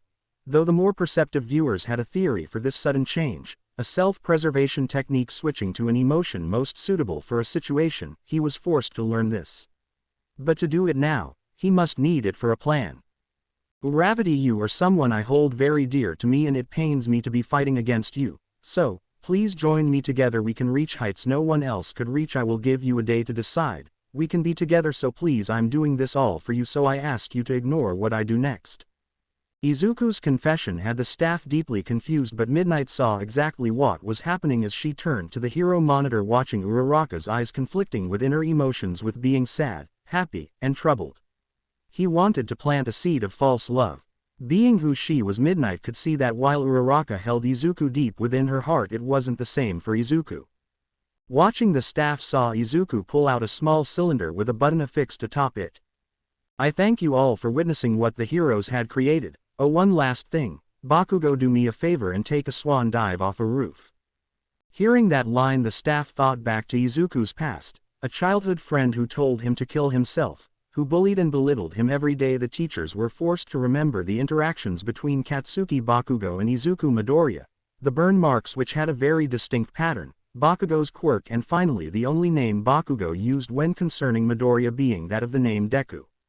Nezu, we need to speak with Bakugo. If what Midoriya said was true, then it was Bakugo who had been abusing and beating him as a child. We've all seen how Bakugo reacts to him. We need to do something. Standing up from her seat, Midnight went to Nezu, stating what the entire staff now knew. We will handle Bakugo after the game. For now we will have to keep an eye out on him. Nezu giving his verdict had everybody turn to the screen as Izuku took out his butterfly knife, slashing Sato's throat, causing the staff to see a large flow of fake blood pour from the knife's point of contact as Izuku pressed a button. An alarm going off on one of the screens as the hospital Izuku contacted Nezu about finally exploded into a ball of fire. With that, Izuku laughed as he walked off screen and the video feed cut off. Seeing this, Aizawa put a hand to his ear. Sato, you're eliminated. Please wait, an ectoplasm clone will come and collect you soon. Well, now let's see how the heroes react. Turning to the screen featuring the heroes, the teachers were quickly disappointed at the state the heroes were in. Almost all of them were frozen, and while they will admit that Izuku's story would cause this, their duty as a hero came first, and it wasn't until Bakugo heard that they all scrambled into action. Seems like we need to focus on more rescue work. 13. WHO yes, that seems to be the case. Their response time needs improvement. If it weren't for Bakugo, it would have taken them longer. A little distracted at first, 13 responded with her criticism of the hero's actions before watching the entire group rush towards the hospital, Bakugo actually taking control and ordering everyone in specific spots, giving the teachers some hope that Bakugo can actually lead this team. Switching over a monitor, they saw Izuku putting on a large coat over his villain suit before hiding in an empty room waiting. Well, let's see how Midoriya will deal with the heroes tonight. Watching, they saw a single hero team going towards the news station while another screen displayed the news broadcast coming back on with Sato and the other hostages tied up together, not knowing the next moves Izuku will play. In a lone department studio, a pink-haired student laid over her desk. The only noises coming from her were sobbing. In front of her was a tablet displaying footage of Izuku's broadcast. Izuku. Saying the name of the person she had been watching, the girl lifted her head, revealing a teary-eyed Mei Hatsume, tears streaming down her eyes. Looking at the screen, Mei started crying even more. What she had heard had saddened her to such a devastating degree. She had never felt this type of pain before, but she didn't like it one bit. It wasn't the fact that Izuku had said some meaningless words to a chestnut-haired girl, it was before that. Mei had no idea of the abuse her boyfriend had suffered, the amount of pain and torture he was subjected to. She saw the scars that morning but couldn't believe what she saw, but Izuku's story made it so clear. The reason Izuku was acting so different was because of people all his life betraying him, hurting him. Mei couldn't believe it. She didn't care Izuku was quirkless or what he did to that big-lipped student. All she cared for was him. Looking back at the screen, Mei spoke. Izuku, I'll be there. Vowing to herself, Mei promised she won't be like everybody else. She'll be the rock Izuku could lean on, and tomorrow she was going to show it. There was no intermission as the chaos of the day continued. Izuku had just exploded a hospital before hiding in the news station. He had hostage waiting silently as heroes dealt with the fire, and another separate team was converging on his location. The teachers watched idly as their minds turned on the revelations that were revealed not even an hour before. Everyone was silent, with only one person was speaking, that of Nezu, who while paying attention to the game was having a very unpleasant conversation with a detective. Yes, that's correct. Inko Midoriya. Abuse, neglect, and assault on a minor. No, he has no idea this conversation is happening. Yes, I understand. Hanging up the call, Nezu placed his phone back into his vest, sighing, which the teachers noticed. So what did Naomasa say regarding young Midoriya's mother? Nezu, All Might, turning to his boss, only saw Nezu's eyes focus back on Izuku. Nothing good. While he will investigate with some officers, they can only hold her on account of suspicion to the crimes I have told him. Naomasa said. Without a testimony provided by Izuku and substantial evidence, she can go scot-free, as she may have hidden any evidence regarding Midoriya's abuse and the fact it has taken this long for anyone to have known about it. But we have all the evidence we need. Midoriya himself stated this was true, not to mention the scars and recovery girl's analysis. Aizawa, standing up, was enraged at this news. He failed as a teacher already, he wouldn't fail at being a hero. While that might be the case, you do realize that if we were to use footage of Midoriya's broadcast, that would bring a detriment on the investigation.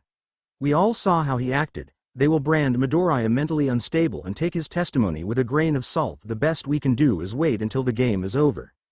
The teachers all had heard this and sadly they had to agree, though looking at Izuku and how he really was they hoped that he would be willing to give the testimony in the first place. The heroes arrived at the news station. Drawing attention, Present Mike pointed at the screen, causing the earlier conversation to end as they watched the heroes look at the main doors of the news station, seeing almost the entire building running with chaos as civilians were screaming and banging on the doors. 13. What do you think they should do? Vlad turning to the rescue hero, waiting for her opinion, as while they had a lot of experience as heroes, she was tailored to this type of situation. Well, if it were me, I would first make sure the area was clear. Tokage could use her quirk to survey the area, making sure the villains are gone before both Kirishima and Ojiro open the doors. After that, the best option is to control the crowd, making sure they were claimed down and sending in a separate team to investigate the news station on the inside. Though with Midoriya as a villain there are too many unknowns of what will happen. With her input, the heroes all looked at the screens, waiting if the students would follow along with the basis of what 13 had said, but looking at Izuku's eyes narrow as the hero team failed to survey the area and open the doors, they knew there was a good chance they will have to call an elimination.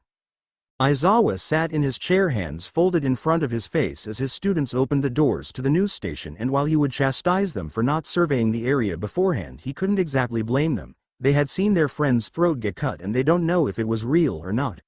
Though this didn't last long as Izuku dashed out of the room he was hiding in before blending into the crowd, the teachers losing track among the screaming students. Looking back at the small group, it was Setsuna who took the lead, giving calm and clear answers while trying to calm the citizens as one clutched onto her, holding his heart. Seeing this, Vlad smiled, proud of his student. I am glad. Tokage grabbed the reins. She may not seem like it, but she is very calm in these situations. That I have to admit, but I'm glad my students are following the orders with focus. It was about time they took this seriously. Waiting, they looked at the multiple screens, witnessing Kirishima's and Ojiro's reactions, which Aizawa could only sigh. Oh my, that student is playing his role quite well. The heart attack definitely looks real, though there are some missing symptoms to suggest cardiac arrest, otherwise it is very well played out. Gesturing with her cane, recovery girl's eyes were focused on the civilian clutching Tokage, but something didn't look right. Wait, wasn't that the same coat Midoriya was wearing? Midnight no longer stated that as a question but rather as a fact. With the camera's focus on the pair, they saw a silver barrel planted in the area Setsuna's liver was before muffled sounds came through. Vlad, please call Tokage out. While she may have survived the first 2 bullets, the ones after that destroyed any hope. If this was real she would have bled out, and with the hospital destroyed there isn't any way for her to remotely have a chance of survival. Recovery girl narrowed her eyes, looking at exactly where the bullets were shot, and after giving her analysis she sat back down. Sigh, very well. Setsuna, you are out. You can't move or speak. Ectoplasm's clone will come and pick you up, just sit tight. Taking the hand off of his earpiece, Vlad watched as realization crossed Setsuna's face before the teachers witnessed Izuku's toxic green eyes staring straight at Setsuna before he took the gun he was holding, leg sweeping Setsuna before hitting her in the side of the head. No matter how much Vlad wanted to protest this action, he held his tongue. Compared to what happened to Sato, Setsuna would recover from a concussion. It was sudden, but Izuku was already gone, and Sue, having heard the louder screams, ran to the downed lizard hero, clutching her while yelling out her name. Aizawa for the first time saw one of the calmest and blunt students he ever taught break down. Midnight, while surprised about Sue's reaction, still couldn't make heads or tails about Izuku's strategy of just taking out Setsuna when he could have easily taken out Sue as well. Why did Midor? He's planting fear into the heroes. Sue, as most of you know, is one of strong will who barely allows her emotions to slip, but what he just did will shake anyone. Imagine yourself in this scenario. Someone who you were friends with suddenly dropped dead. The only indication of this happening was the screams of civilians as your fellow hero laid on the floor covered in blood. Interrupting Midnight, Nezu looked at the screen. Midoriya was a better villain than he thought. His moves were all calculated, but they still left Nezu in the dark. This was getting frustrating for the smartest mammal. Well, it seems Ojiro and Kirishima also had quite the encounter. Hound Dog's voice brought their eyes to the screen of Kirishima and Ojiro, who not only found Sato but were dealing with another situation as well. A half-ring of hostages all tied to one another, each of them sitting still. They watched as Kirishima, taking the lead, spoke to one of the hostages. Don't worry, you're safe now, we're here to save you. Don't. You'll kill us all. Still, even with the warning, The teachers saw Kirishima disregard this simply as the hostages panicking, but the pros could only think of how idiotic a move such as that one was. He's completely disregarding the hostages. I thought Kirishima would have the sense to listen. Sitting back, Aizawa witnessed Kirishima moving the hostage, another idiotic move, before an explosion of red paint happened, causing the staff to sit up, initially confused by what they were seeing until it was so clear to them. Problem Child planned this from the beginning. When the feed had gone black, we thought it cut, but that was just so he could set a trap. Looking to another screen, he saw the camera that was used for Izuku's broadcast still live, showing Kirishima's failure, allowing the populace to see it. It wasn't just a trap but a setup. He's planning on diminishing faith in the heroes. Not only that, but instill a burning guilt within Kirishima to break his moral. He really did it. He killed the hostages. The staff was looking at the screen as Ojiro comforted Kirishima, but Hound Dog was running his hand through his hair. In just a day he had 4 new patients. He saw both Sue and Kirishima, the fear, the guilt, everything. The pair then headed out of the building, heading towards the rest of their team when the scream from the civilians had sounded. Catching up with events, the teachers saw Ojiro and Kirishima look at the broken down Sue and apparently dead on the floor. After contacting Bakugo, the staff turned every monitor's volume down, having learned from their previous encounter with Bakugo's comm usage. That shitty lizard bitch. Would ever get your asses back here and help with this fire. Hearing this, the staff were yet again disappointed. The hope that Bakugo gave them about leading the team had dimmed with that, and while he did tell them to come help with the fire that was still raging on, he blatantly disregarded the death of a hero as if it were nothing and just a minor setback. Just then Ectoplasm's clone showed up, taking both students to a separate room which, much like the spectator room, were TVs displaying the game to its fullest while there were beds for recuperation. Laying the students down, Ectoplasm's clone disappeared, leaving the students to rest while the original spoke. Both Sato and Tokage are in the student rooms. Well, it's my time to check up on the poor dearies. Walking out, Recovery Girl made her way to the room, her duty as nurse already being put to the test. Recovery Girl, make sure to keep watching and contact us if you notice an elimination that we don't. Nodding her head at Nezu's request, Recovery Girl finally left the room. Turning back to the screen, the staff were glad to see Ojiro give a rundown of the situation to the police before telling Kirishima and Sue their orders before they all left, heading towards the fire. Switching perspectives, the fire of the hospital was still going strong. Even with Manama using Todoroki's quirk, it didn't stop the fire from spreading to nearby buildings. There were heroes rescuing the civilians still trapped and others maintaining crowd control. At least they're following some of the lessons we taught. Both Vlad and Aizawa shared the same thought. Izuku hadn't made a move just yet, so they were glad they had a moment of uninterrupted viewing as their classes worked together. I found our villain. Turning their heads, Izuku was on the screen, his villain costume and mask affixed to his body and face, while the coat he wore at the news station still on. Watching Izuku, he stared at a single apartment building. Waiting, they saw him spark with green lightning before using a large boost of speed before climbing in at one of the top levels of the apartment building. While Tetsu and Awase were a few levels down rescuing civilians. Watching the villain willingly jump into the burning building, the staff switched screens once again as Izuku showed no sign of damage, having cleanly gone through the fire while holding his hand over a robot's mouth, stopping its wails. It didn't take long, but floor after floor, Awase and Tetsu cleared them, saving civilians and sending them down to street level. It was that time that Izuku uncovered the robot's mouth, a large robotic yell escaping. Help! With the heroes, Tetsu and Awase rushed up the burning stairs, running towards the cry for help, when Izuku, having already twisted the head off the robot, sparked with OFA, once again taking a position before charging, hitting Tetsutsu. Luring them in with a cry for help. He did this with Sato, yet in this situation they couldn't think twice about it. Paw on his chin, Nezu and the other teachers watched the ensuing fight as Izuku sent Tetsu through the wall before turning on Awase. The welding hero tried to use his quirk only to be punched back, but instead of letting Awase be launched back like the staff thought would happen, Izuku grabbed Awase's ankle before a loud crunch was heard through the spectator room, causing the staff to cringe. Recovery Girl hadn't said anything, so Awase was still in while Izuku stomped on the boy, sending them down several floors before Izuku spoke to the downed hero, who was brought to the floor. Although I would like to enjoy this. The heat is getting unbearable. How about we continue this outside? Once again the teachers heard Izuku's almost joking tone with what he said, but inside they felt the sharpness of a knife strike them as well. Vlad however felt sorry for his student again. One of his was taken down, but unlike Setsuna where there wasn't a fight, Izuku was still holding back on Awase. "Come on kid, do something." Thinking that to himself, Vlad surveyed the monitors viewing inside the building, seeing Tetsu rise up from the rubble before looking down the hole, signaling Awase. Grinning, Vlad felt pride. Maybe if this worked just right they could bring down Izuku, but like the moment of pride he felt with Setsuna, it was flipped on its head as when Awase welded his hands to Izuku and Tetsu went in for a steel punch. The jacket Awase had welded to was slipped off. Izuku, now coatless, switched positions, forcing Tetsu to hit Awase. Shit. There wasn't any way Awase could be conscious after that, and seeing the rage in Tetsu's eyes, Vlad could only watch as his student made a terrible mistake, swinging blind, hitting the walls of an already compromised building while Izuku dodged. Midoriya's playing Tetsu in the palm of his hand. Looking through his helmet, Powerloader, having helped build the building in the city, recognized what Izuku was doing. And why is that Powerloader? Midoriya couldn't have taken Tetsu on just as he did with Awase, but instead he dodged every attack, making Tetsu strike the support beams, which are already structurally damaged by the fire. With this he could collapse the building before anyone can escape.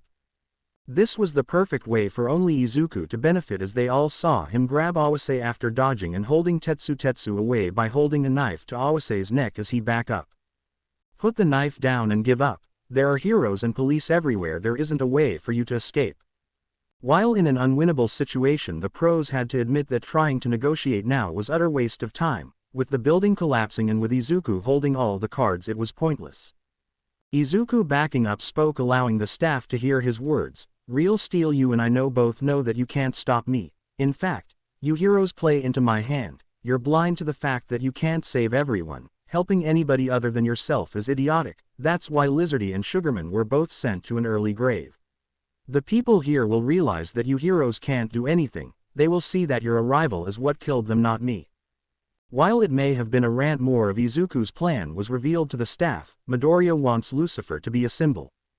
Lucifer, the angel that tried to be God, sent to hell becoming the devil. ... Single quote. Thinking further on it, Nezu's eyes widened, the name Lucifer making sense in his mind. The heroes are a symbol of hope for the civilians, but Lucifer wants them to view heroes as the reason they're in chaos, while he replaces them as the symbol of order. If the heroes didn't show up, everything would be fine. There wouldn't be people dead, there wouldn't be destruction. Witness what the heroes created. Nezu's realization, however, wasn't voiced out as he focused back on the screen, Izuku using his leg before kicking the wall. The building, the villain and heroes were in collapsed, but before the feed in the building cut out, they saw Izuku toss Awase out of the window before jumping out himself, while Tetsu was stuck trying to escape. Switching video feeds, they found Izuku on the opposite building holding Awase before wrapping the boy's handing with the jacket that was still welded to his hands. It was after that, though, the worst came to the mind of one staff member. Focusing on Izuku, they saw him extend his arm before a black substance shot out, wrapping itself around a light pole before Izuku, using a technique very familiar to Aizawa's. All Might, seeing Izuku's second work, hardened his eyes into a glare. All for one. Midoriya has two quirks, it has to be. Getting up from his seat, All Might was about to buff up and leave the room, but Nezu's voice spoke out. "Do not leave this room." Gripping the doorknob, All Might turned his head to the principal. "Nezu, young Midoriya is working with All for One. How else can you explain that? I have to stop him. It's clear that he is now a V." All Might. Yelling once again, Nezu got everyone's attention. Most of the heroes, seeing what Izuku had just done, caused them to grow suspicious as well, but Nezu once again interrupted. "We will not accuse Midoriya of being a traitor once again." "But sir." All Might. Use your brain. OFA is an evolving quirk, is it not? You have told me that users in the past kept their original quirk and their strength grows with each user. Now think, the change Midoriya has gone through with his appearance means his quirk has evolved. Recovery Girl has stated that nothing was wrong when he first checked in, and why would he reveal this when he knows we are watching? Although he doesn't trust us, do you really believe after what we have seen that Midoriya is nothing less than a genius? If he was sent by the LOV, he wouldn't tell us his past. He wouldn't reveal the information he has, and from what we have seen he could easily have killed our students, but he didn't, though he was brutal. Nothing permanent, long-lasting or irreparable has been done, so sit down. All Might couldn't defend his thoughts by what Nezu said. Everything made sense, and if Midoriya really didn't trust them, what reason would he have to tell them about a quirk when he knows that we all be suspicious, especially after the incident? Letting go of doorknob, All Might sat back down. Young Midoriya, you really are worthy of OFA, and I'm sorry for what I was going to do. The other staff were in the same position. They were ready to jump in and stop Izuku as well, and although they were hesitant from what happened last time they accused him, they would do what was necessary, but Nezu stopped them once again from making a huge mistake. Going back to the screens, they saw Izuku maneuvering in a similar way Aizawa does, which had the hobo teacher thinking of how it was possible he could do pretty much the same thing. As Izuku took a position behind the heroes bringing out his gun, the door to the spectator room opened, Recovery Girl stepping in, having done her work on Sato and Setsuna. It was then that Izuku took aim, but before he pulled the trigger, Snipe and Recovery Girl noticed something familiar as Izuku's hand twitched. His hand, it's in pain. Recovery Girl seeing this hopped. The boy took some painkillers soon. She had seen it firsthand when his hand pain became unbearable, and it wasn't good. Though Izuku soldiered on, firing his pistol and hitting Fukudashi on the neck. Vlad called Fukudashi out. Where the bullet landed, in real life it would have destroyed the spine, seizing all brain function and causing him to bleed out in a matter of seconds. Vlad nodded his head, disappointed he had to call yet another one of his students out, Comicman out.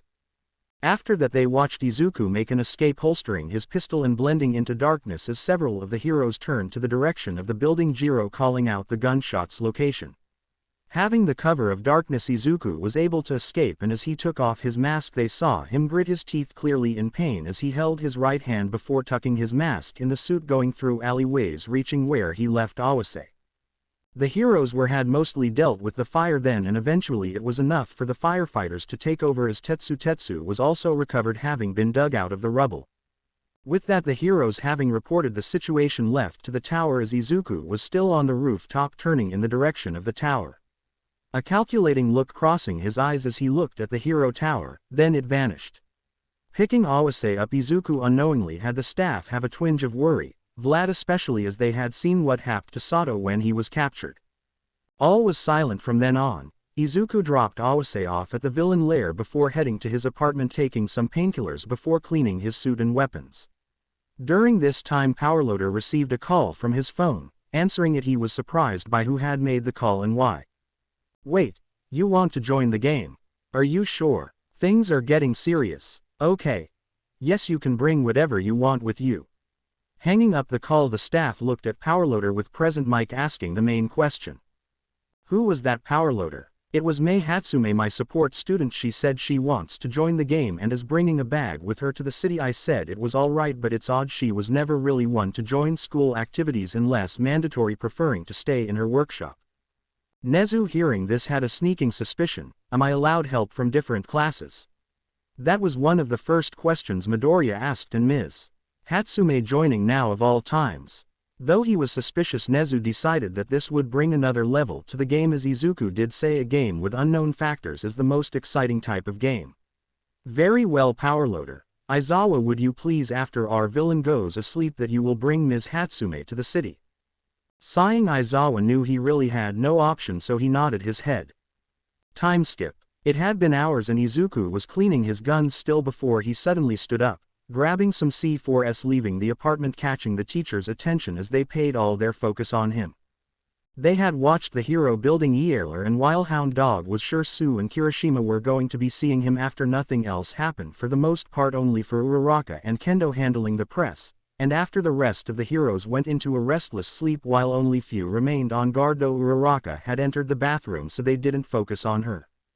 With Izuku, however, they saw him using both of his quirks, transversing the city at an alarming pace and heading towards the hero building. As Izuku arrived, they saw him use Black Whip swing to the ledges of windows before peering inside, checking each of them before he found the one he wanted while avoiding the security cameras outside the building. Hanging off the edge, the staff turned on the monitor of that room, seeing Uraraka in her towel while Sue was shaking in her sleep. Izuku, what did you do to her? Uraraka's voice came through their speaker as the monitor viewing Izuku saw him pull himself up before laying on the window ledge before he spoke. She's afraid of me, but I didn't mean for it to happen. The staff were confused watching this. Why would Midoriya reveal himself? But one hero already saw what was happening. Was this your plan earlier, Midoriya? Midnight couldn't help but think this, and that was Midoriya was manipulating Uraraka's love right to her face. As if this were a drama, the entire staff watched Uraraka and Izuku speak to one another, Izuku manipulating Uraraka's thinking, telling her how he could never hate her, and while it wasn't a confession, it was clear Uraraka had thought it was, so she too confessed, and just as they were going to kiss, Izuku jammed his thumb into Uraraka's neck, knocking her out. After that, Izuku stepped over Uraraka before leaving the room, shaking himself as he put on his mask, the demonic appearance continuing as the dark hallways of the hero building accentuated his glowing left eye as he stalked through the halls. Going down, they watched as he entered a single room where Kanoko and Abara were sleeping soundly.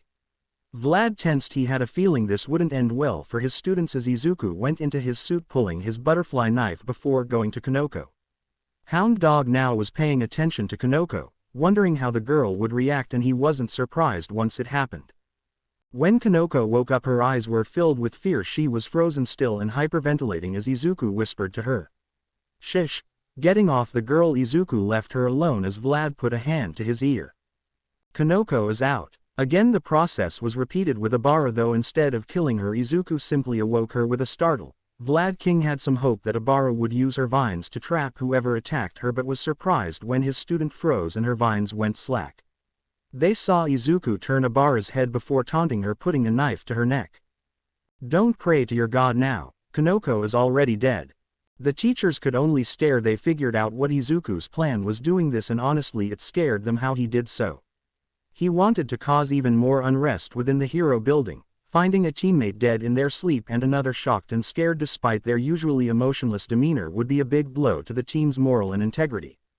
After some more taunting, Izuku knocked Abara out before looking at Kanoko. "Be afraid of the boogeyman."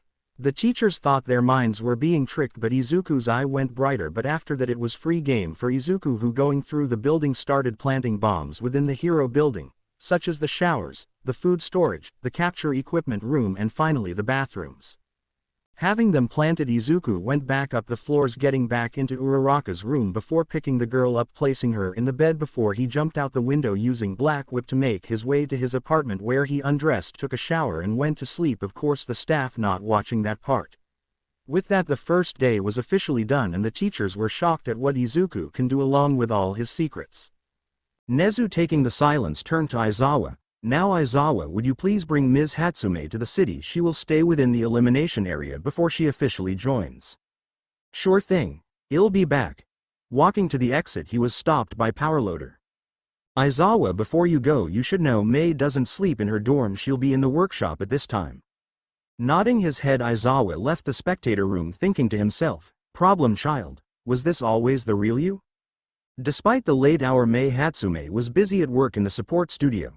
She had seen the footage of that night, and to say she was pissed was an understatement. She saw how Uraraka had interacted with Izuku, even trying to kiss him, so she went to work trying to get her mind off of it, but to also create something that would be a big help in the days to come. Mei already had a bag of tools and small gadgets ready, but the thing that got her most curious was Izuku's new quirk. She wanted to create something for it, but without seeing it firsthand she wouldn't know where to start, so now all she had to do was wait for the opportunity to help Izuku mentally and in the game. With Aizawa in the hallways of UA, Aizawa was looking at the doors to the support studio. On the other side of the door he could hear the student he came here to pick up ranting to herself as sounds of machinery sounded off. "Would Izuku like this? Oh, I have to fix this, can't have it exploding." More and more strings of non-connecting sentences were pieced together until Aizawa knocked on the door and the sounds stopped. "Come in. With permission." Aizawa walked inside, seeing the pink-haired student Resume working while a large duffel bag was placed on the work table. Looking at the duffel bag, Aizawa spoke. "You're Mei Hatsume, correct?" Walking forward, his eyes turned to the gadgets that laid around the shop. "Yep." Smiling, Mei finished up what she was working on before stuffing it quickly into the duffel bag while Aizawa was looking around. Burying it underneath a few other gadgets and clothes, Mei zipped the bag up. "You're that hobo teacher, right? Are you the one taking me to the game?" Irked at what Mei called him, Aizawa sighed. "Yes, I'm the hobo teacher who came to take you to the game." Watching, he saw Mei pick up her duffel bag as Aizawa turned, walking out of the room. Escorting Mei to a car, Aizawa made sure she had everything she needed for the rest of the 6 days of the game before taking off. Despite not being in the workshop, Mei in the back of Aizawa's car opened the duffel bag once again, taking out a screwdriver, working on a small device that Aizawa, watching from the rearview mirror, couldn't identify, though the process of how Mei tweaked it was very calculated, meaning it must have been important. Ignoring the girl, Aizawa turned his eyes back to the road, his mind still thinking about Izuku, his mother, the bullying. He was a horrible teacher and he knew that now, but Aizawa swore he would make it up to his student. Time skip. Walking back into the spectator room, Aizawa looked around, seeing the teachers napping with the exception of Nezu, Vlad, and Ectoplasm. Seeing Aizawa's arrival, Nezu turned to the teacher, who was getting a mug of coffee from the concessions they had nearby. "So Aizawa, has Mei Hatsume been picked up for the game?" "Yeah, she's currently waiting in the student spectator room." "Good, we'll have Ectoplasm take her down when he picks up the casualty from tonight. For now, get some rest. In a few hours our villain will rise once more and I'm quite excited to see what he does." Sitting back, Nezu closed his eyes, silently resting, while Aizawa stayed up looking at the screens. "It's gonna be another long day, isn't it?" The bright rays of sunlight filtered through the windows of a room in the Hero building. The rays hit one person in particular, and that was a brown-haired girl whose attire only consisted of a white towel draped around her body as she laid in bed. Stirring at the brightness invading her vision, she raised her hand, covering her eyes before sitting up. Rubbing her eyes, she looked around, confused. What? Why am I dressed in a towel? Did I fall asleep after my shower?" Rubbing her head, Uraraka's memories slowly came back to her, and with it, a large overflowing blush on her face as her head steamed.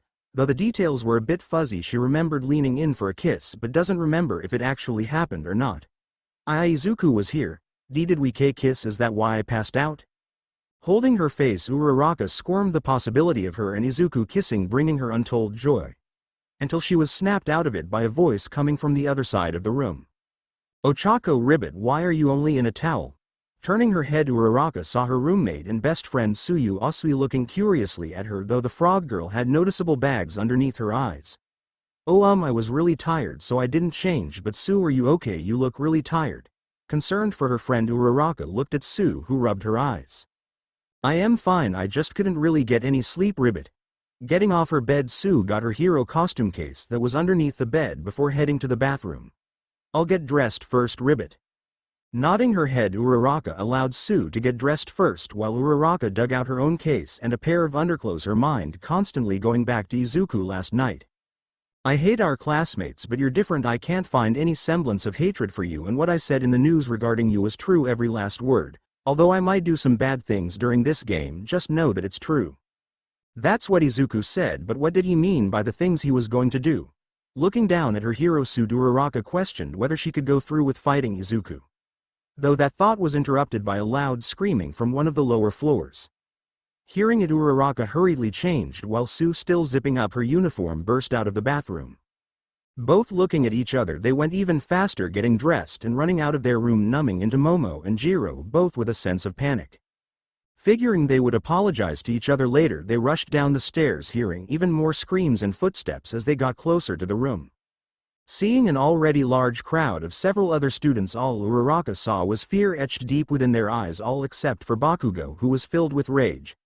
Pushing past them, Uraraka saw Kendo and a few of the other 1B class surrounding a cocoon of vines, while Kanoko was sitting silently on the bed, dried remnants of the fake blood Izuku used still on her neck, while her eyes drooped tiredly. Running up to Kanoko, Uraraka looked the girl in the eyes. The other night Ojiro explained the rules for dead heroes, so all she could do was look at the mushroom girl with sadness and guilt. "I could have stopped this from happening, I could have kept Izuku with me, but it was too late." Looking at the vine cocoon, Uraraka realized what bad things Izuku was talking about. Going to the vine, Uraraki heard Kendo speaking softly to a small gap in the vine walls. "Abara, it's okay, we're all here, Lucifer isn't here."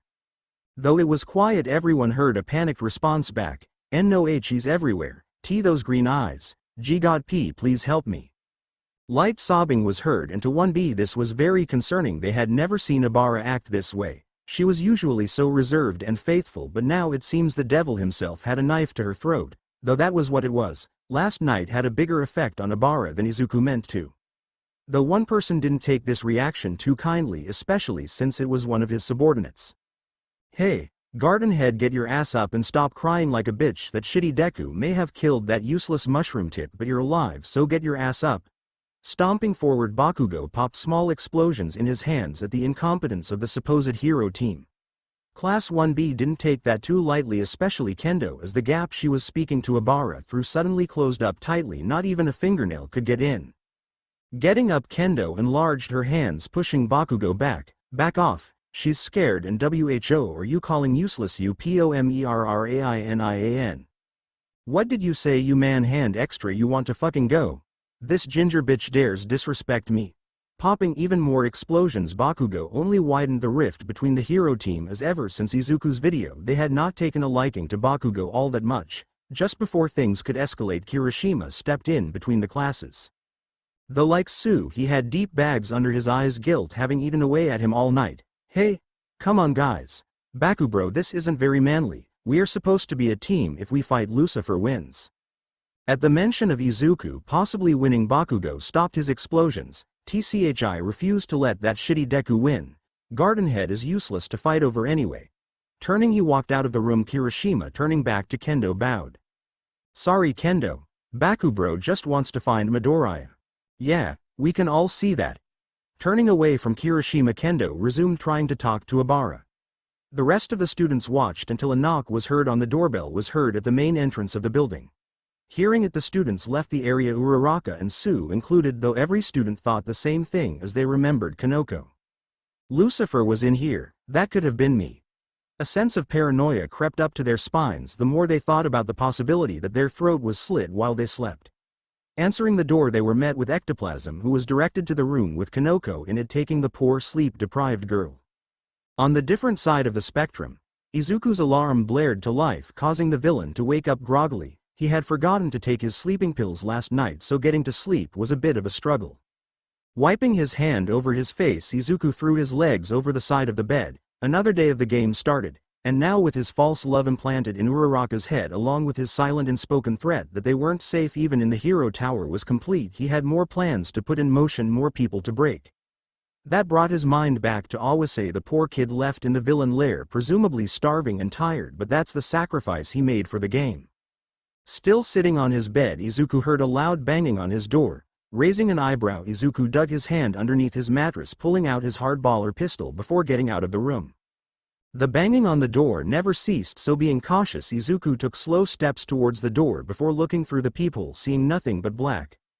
Breathing slowly, Izuku hid the pistol behind his back while his left hand opened the door. The door slightly creaking open, he was ambushed as a very fast figure dove straight into him, taking him down to the floor and his gun sliding out of his hand.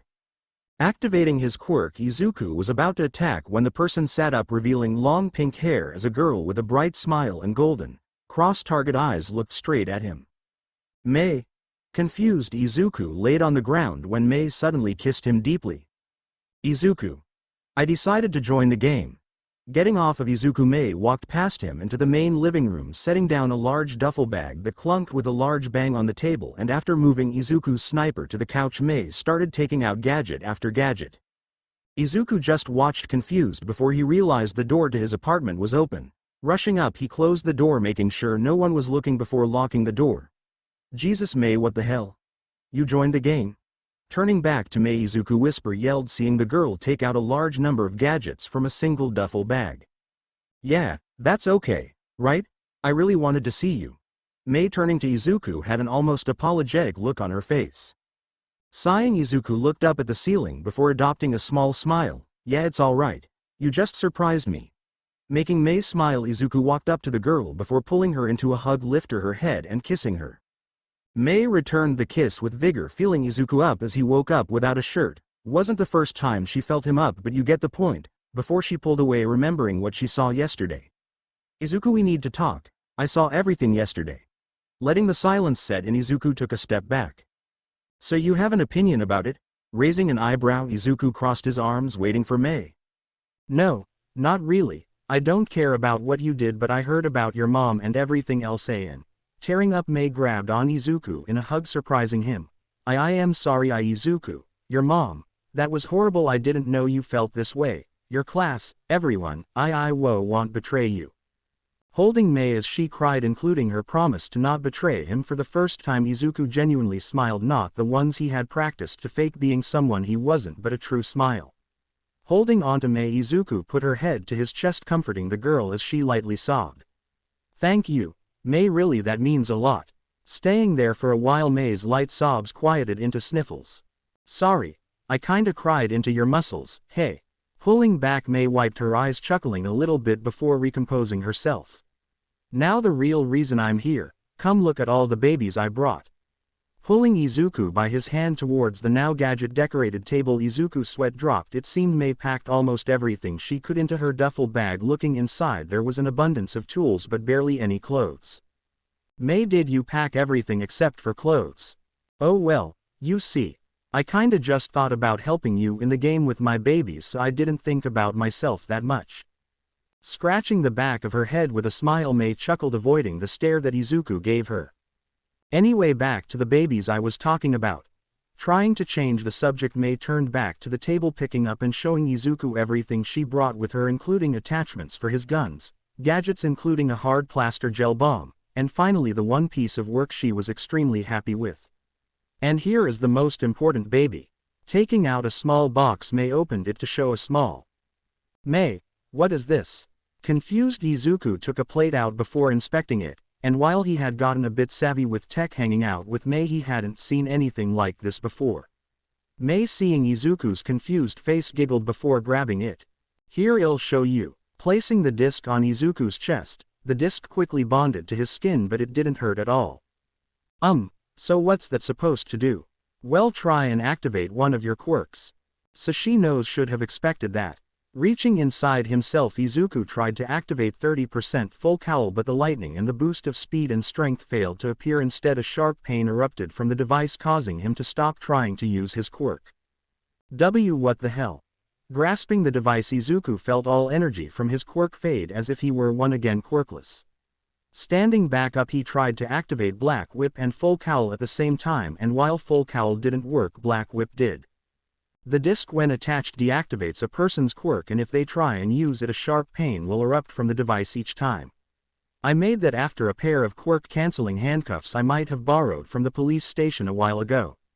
Hearing this, Izuku turned to Mei. "So let me get this straight, you stole a pair of quirk-canceling handcuffs and made something that basically renders someone quirkless." "Well, when you put it like that, it sounds bad." Suddenly Mei was pulled back into a hug. "No, Mei, that's perfect. I couldn't ask for any more useful than this." Grinning, Izuku thought of a very useful tool he was just given, Katsuki Bakugo. "Let's see how you like a taste of being the quirkless one." "Now I have some work to do, mind getting this off my chest?" Pulling off, Izuku pointed to the disc on his chest, which Mei, grabbing a small remote, pressed a button, the disc popping off. "I'll see you later." Getting dressed in his villain suit and mask, Izuku left the apartment, not before grabbing his pistols, his sniper, and of course his new tool. Mei, being left in the apartment, decided to start working on a new project as she saw Black Whip firsthand, and just by looking she had a great idea. Everyone on the hero team was anxious. Despite the early hours, everyone expected something to happen. Bakugo was currently going through the footage of last night, trying to see exactly how Izuku got into the hero building, while the rest were eating breakfast, Kendo taking a plate to Abara as the angelic girl refused to leave her vine cocoon.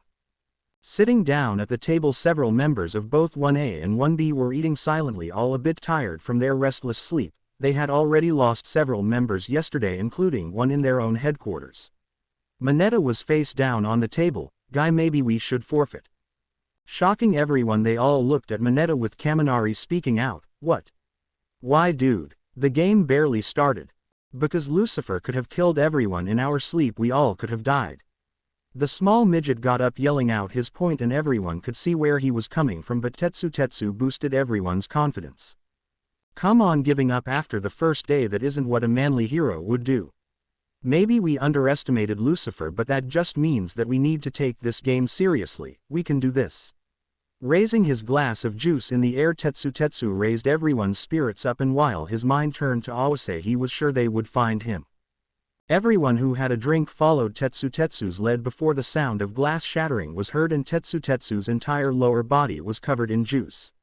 Confused, everyone looked around before more glass shattered, and Kaminari fell back in his chair, a large red spot on his forehead as confusion and fear ran across his mind as he wiped his forehead, his hand covered in fake blood.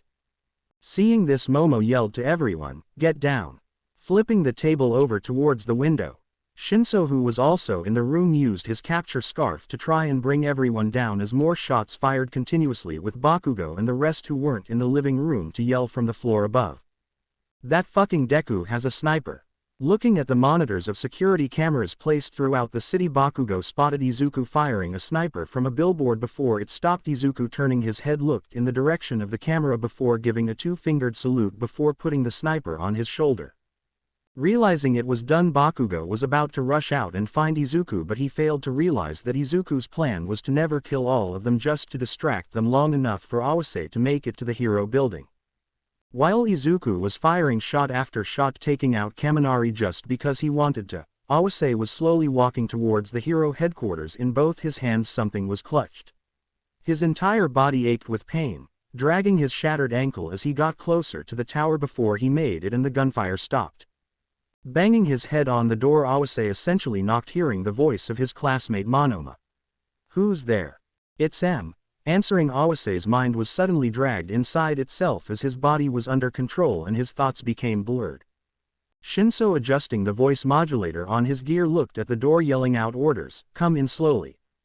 After a small struggle, the door was finally opened and every student had their quirks at the ready until they saw a severely injured Awase, surprising everyone as Shinso cancelled the brainwash control and Awase dropped to the floor, his hands still held onto the items in his grasp.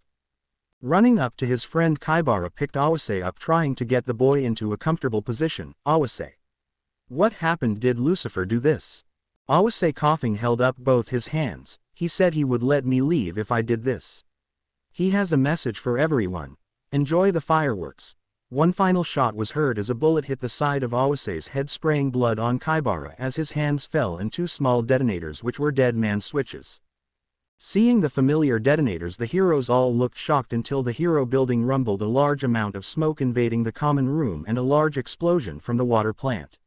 Lucifer wasn't going to give them a break. Watching the explosions from the billboard, Izuku strapped his sniper to his back, full cowl activating around him. More members of the hero team were going to fall.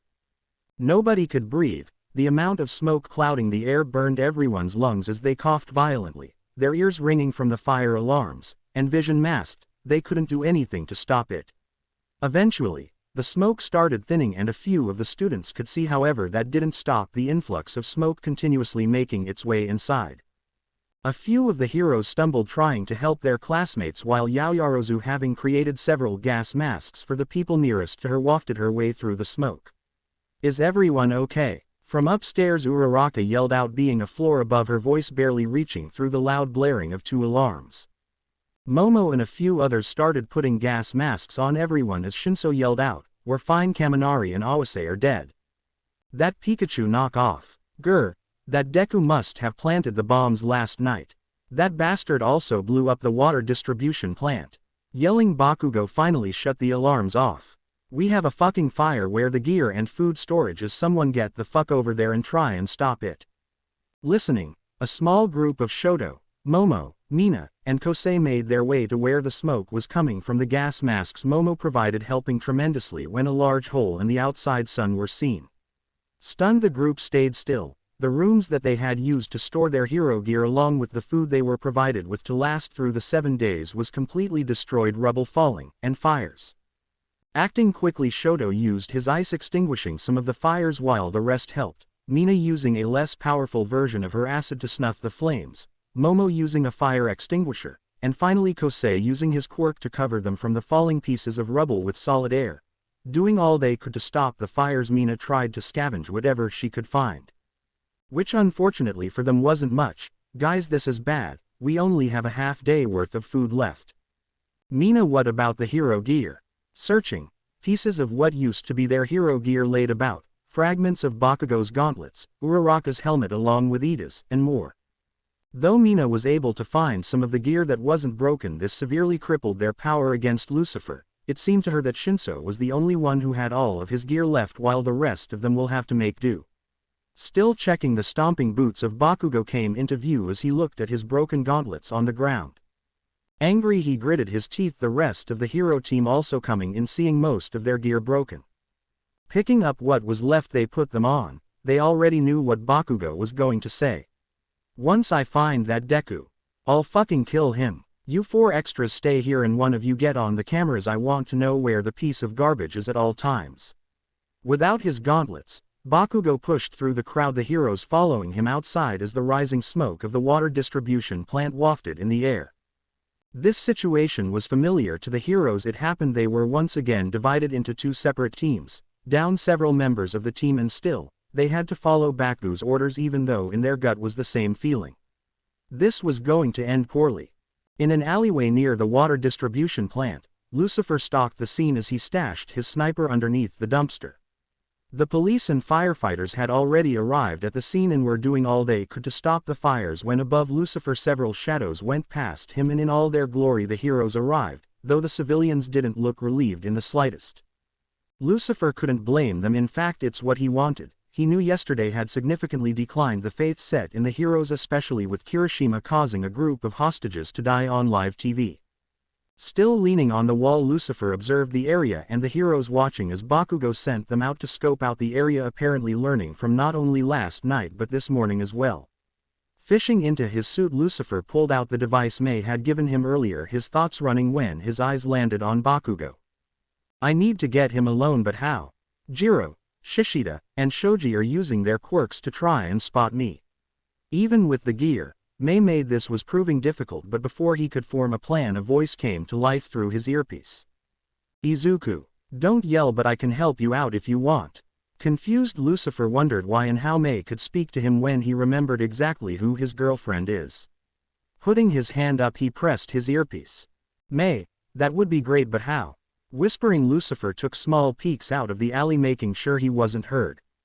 Well, currently it seems every major building in the city is monitored by the alert system that is in the Hero HQ, and the team there is surveying the entire city, searching for you through the cameras, but I can make a false alarm and draw some of the heroes away. Explaining it simply, Mei zoomed in on the alley Lucifer was hiding in, while on the screen next to it was the alarm system and city blueprints. At any moment Mei could send an alarm signal to any of the major buildings, but if Izuku didn't need the help she wouldn't do it.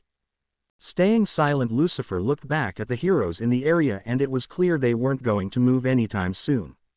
So thinking quickly he spoke. Alright Mei, first I need to contact Nezu. I'll contact you, but prepare to send alarms to every bank, police, and fire station on the western side of the city.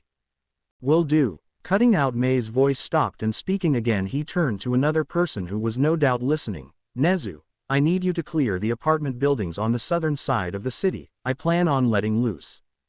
There was silence for a few seconds before Nezu's voice sounded. That can be arranged. We are having ectoplasm escort the students out. Robots are still in play there. With that out of the way, Lucifer activated OFA, jumping onto the roof in front of him before looking over the edge. Mei, if you can hear me, sound the alarms. Waiting, he didn't get a response back, but he didn't need one as the police communications went haywire, along with the firefighters as well. The heroes as well all stopped moving to put their hands on some of their earpieces. Momo was panicking. It all happened so fast, but the alarms at the HQ blared to life. The entire West District was covered in red dots signaling multiple attacks, but it didn't make sense. How could Lucifer be everywhere at once? But she couldn't explain it other than he really was. She knew Lucifer's quirk gave him a massive boost in speed and strength, so that was her only conclusion. Going to a mic that connected to the hero earpieces, Momo spoke into it. Everyone, we have the entire West District littered in alarms, fires, shootings, explosions. It's chaos. We need some of you over there. Bakugo, hearing this, gritted his teeth. Fine ponytail. Looking at the rest of the students who also received the message, he started yelling orders. Okay, you shitty extras, that fucking Deku is attacking the West District. I want man hands, ghosty, bird face, hot topic, and round cheeks to stay the fuck here. The rest of you pieces of shit, were going to the West District. Finishing, Bakugo glared at his team, getting them into action, while Kendo, Reiko, Tokiyami, Jiro, and Uraraka stayed. Icy hot, get your ass to the water distribution plant. These shitty firefighters are going to need your help. Having been given their orders, the hero team started moving, running down the streets and some using the roofs to get to the West District as fast as they could. Lucifer having seen everything, but he didn't move a muscle. That was until he heard Bakugo's explosions and saw the explosive blonde blast past him, anger illustrated on his face. Activating OFA, Izuku shoved his hand into the roof he was standing on before ripping a large chunk of it out. He then winded his arm back and lowering the percentage in his arm to 2%, he threw it, hitting Bakugo in the back of his head, causing the hero to drop to a roof he was over, losing focus and yell out in pain. "Who the fuck did that? You're fucking dead." Using his explosions, Bakugo glared at the area around him before spotting Lucifer looking at him from across the roof. Just as Bakugo was going to yell and rush at him, Lucifer took off with intense speed towards the south side of the city. "Get the fuck back here, Deku."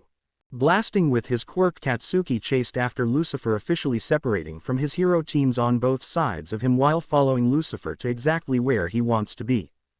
Deku. Ignoring Bakugo's screams of anger, Lucifer kept moving. He was almost where he wanted to be, but something was telling him to dodge. In doing so, he nearly avoided an AP shot that Bakugo had intended to hit him with, but the building in front of him wasn't so lucky, as a room he was nearing exploded, a hole going straight through it.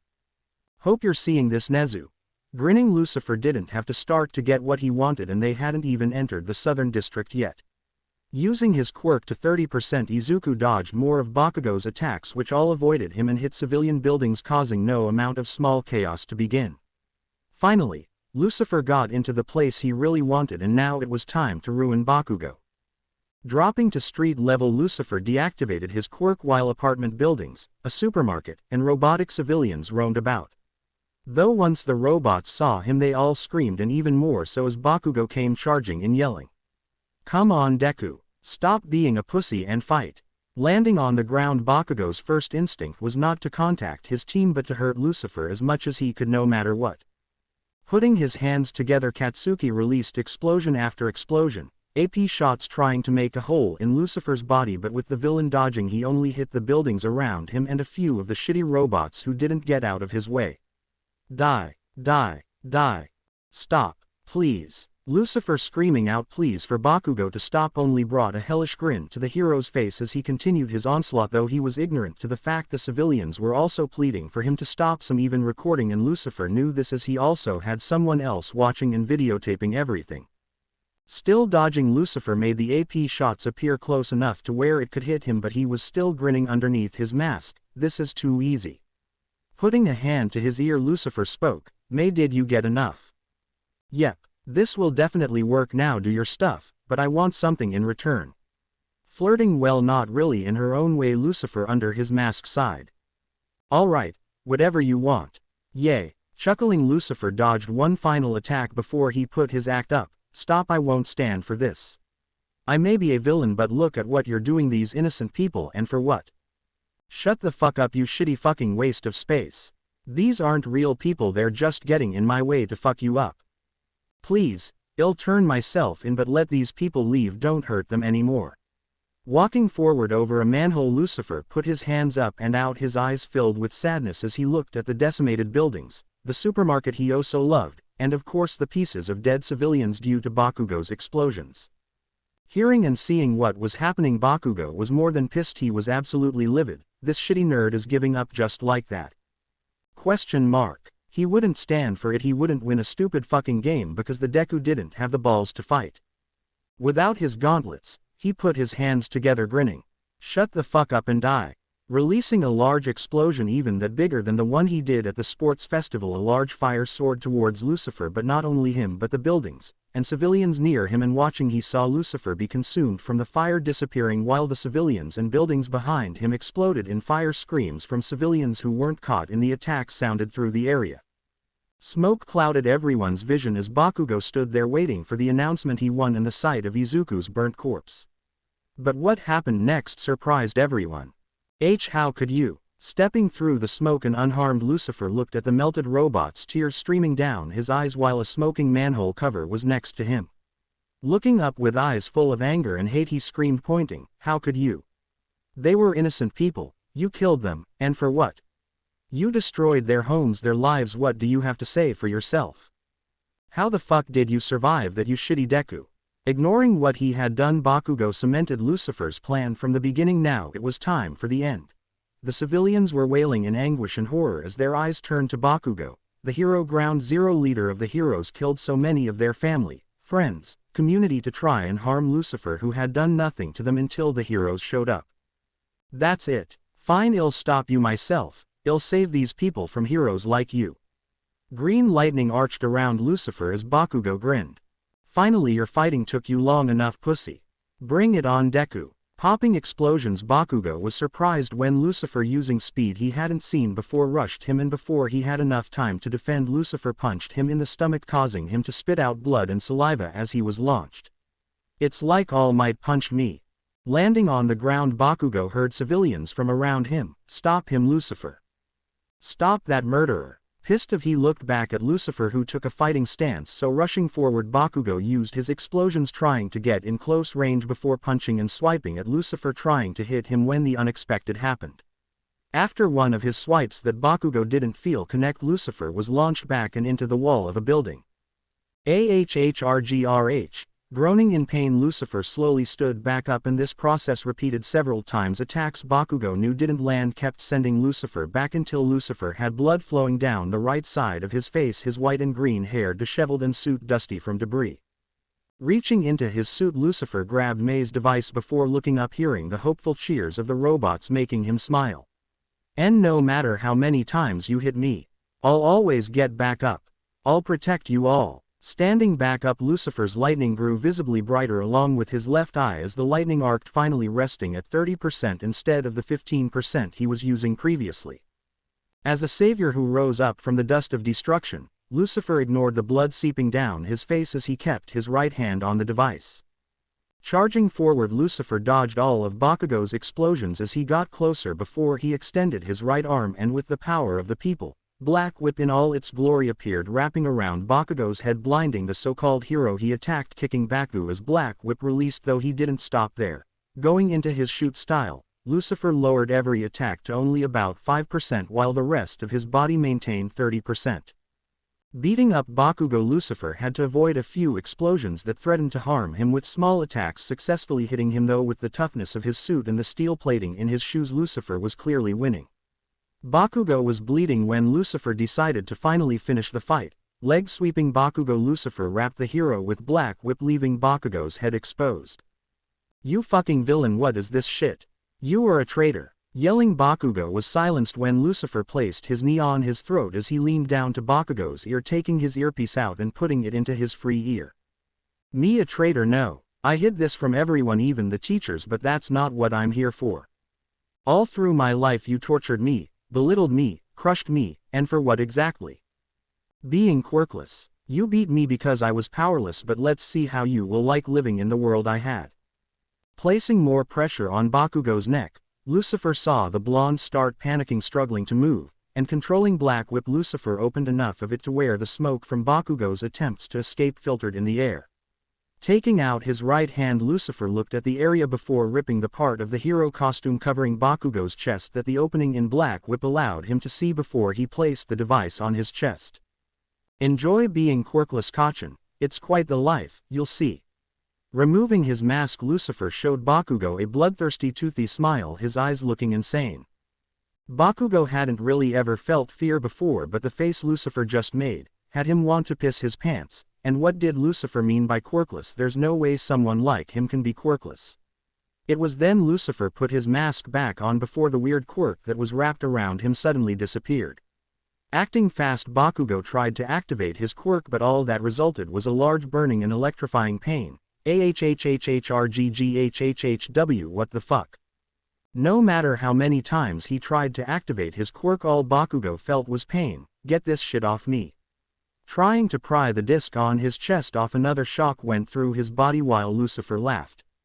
Ha ha ha. Stopping his laughter of seeing his tormentor panic, he turned to the watching civilians. Everyone, the hero has been stopped. He won't harm any of you anymore. With that, cheers rang out in the crowd, but Lucifer couldn't celebrate for long as Bakugo's earpiece sounded off. Ground Zero. We're on our way. The alarms were false, but what were the explosions? Did you find Lucifer? Hearing that more heroes were on their way, Lucifer smiled. The HQ was relatively unguarded and he could do so much more. He didn't see Yaoyorozu at the water distribution plant, and now the biggest threat to him was unguarded and weak at the hero HQ. OFA arced again before using Black Whip. Izuku launched off before his mind started turning. If Yaoyorozu were to, let's say, be captured, she could possibly make enough material for Mei to play and tinker with. Oh, this is getting so much more interesting. To be continued. I hope you guys enjoyed this video and make sure to like and subscribe to the channel. Now we will see you in the next video.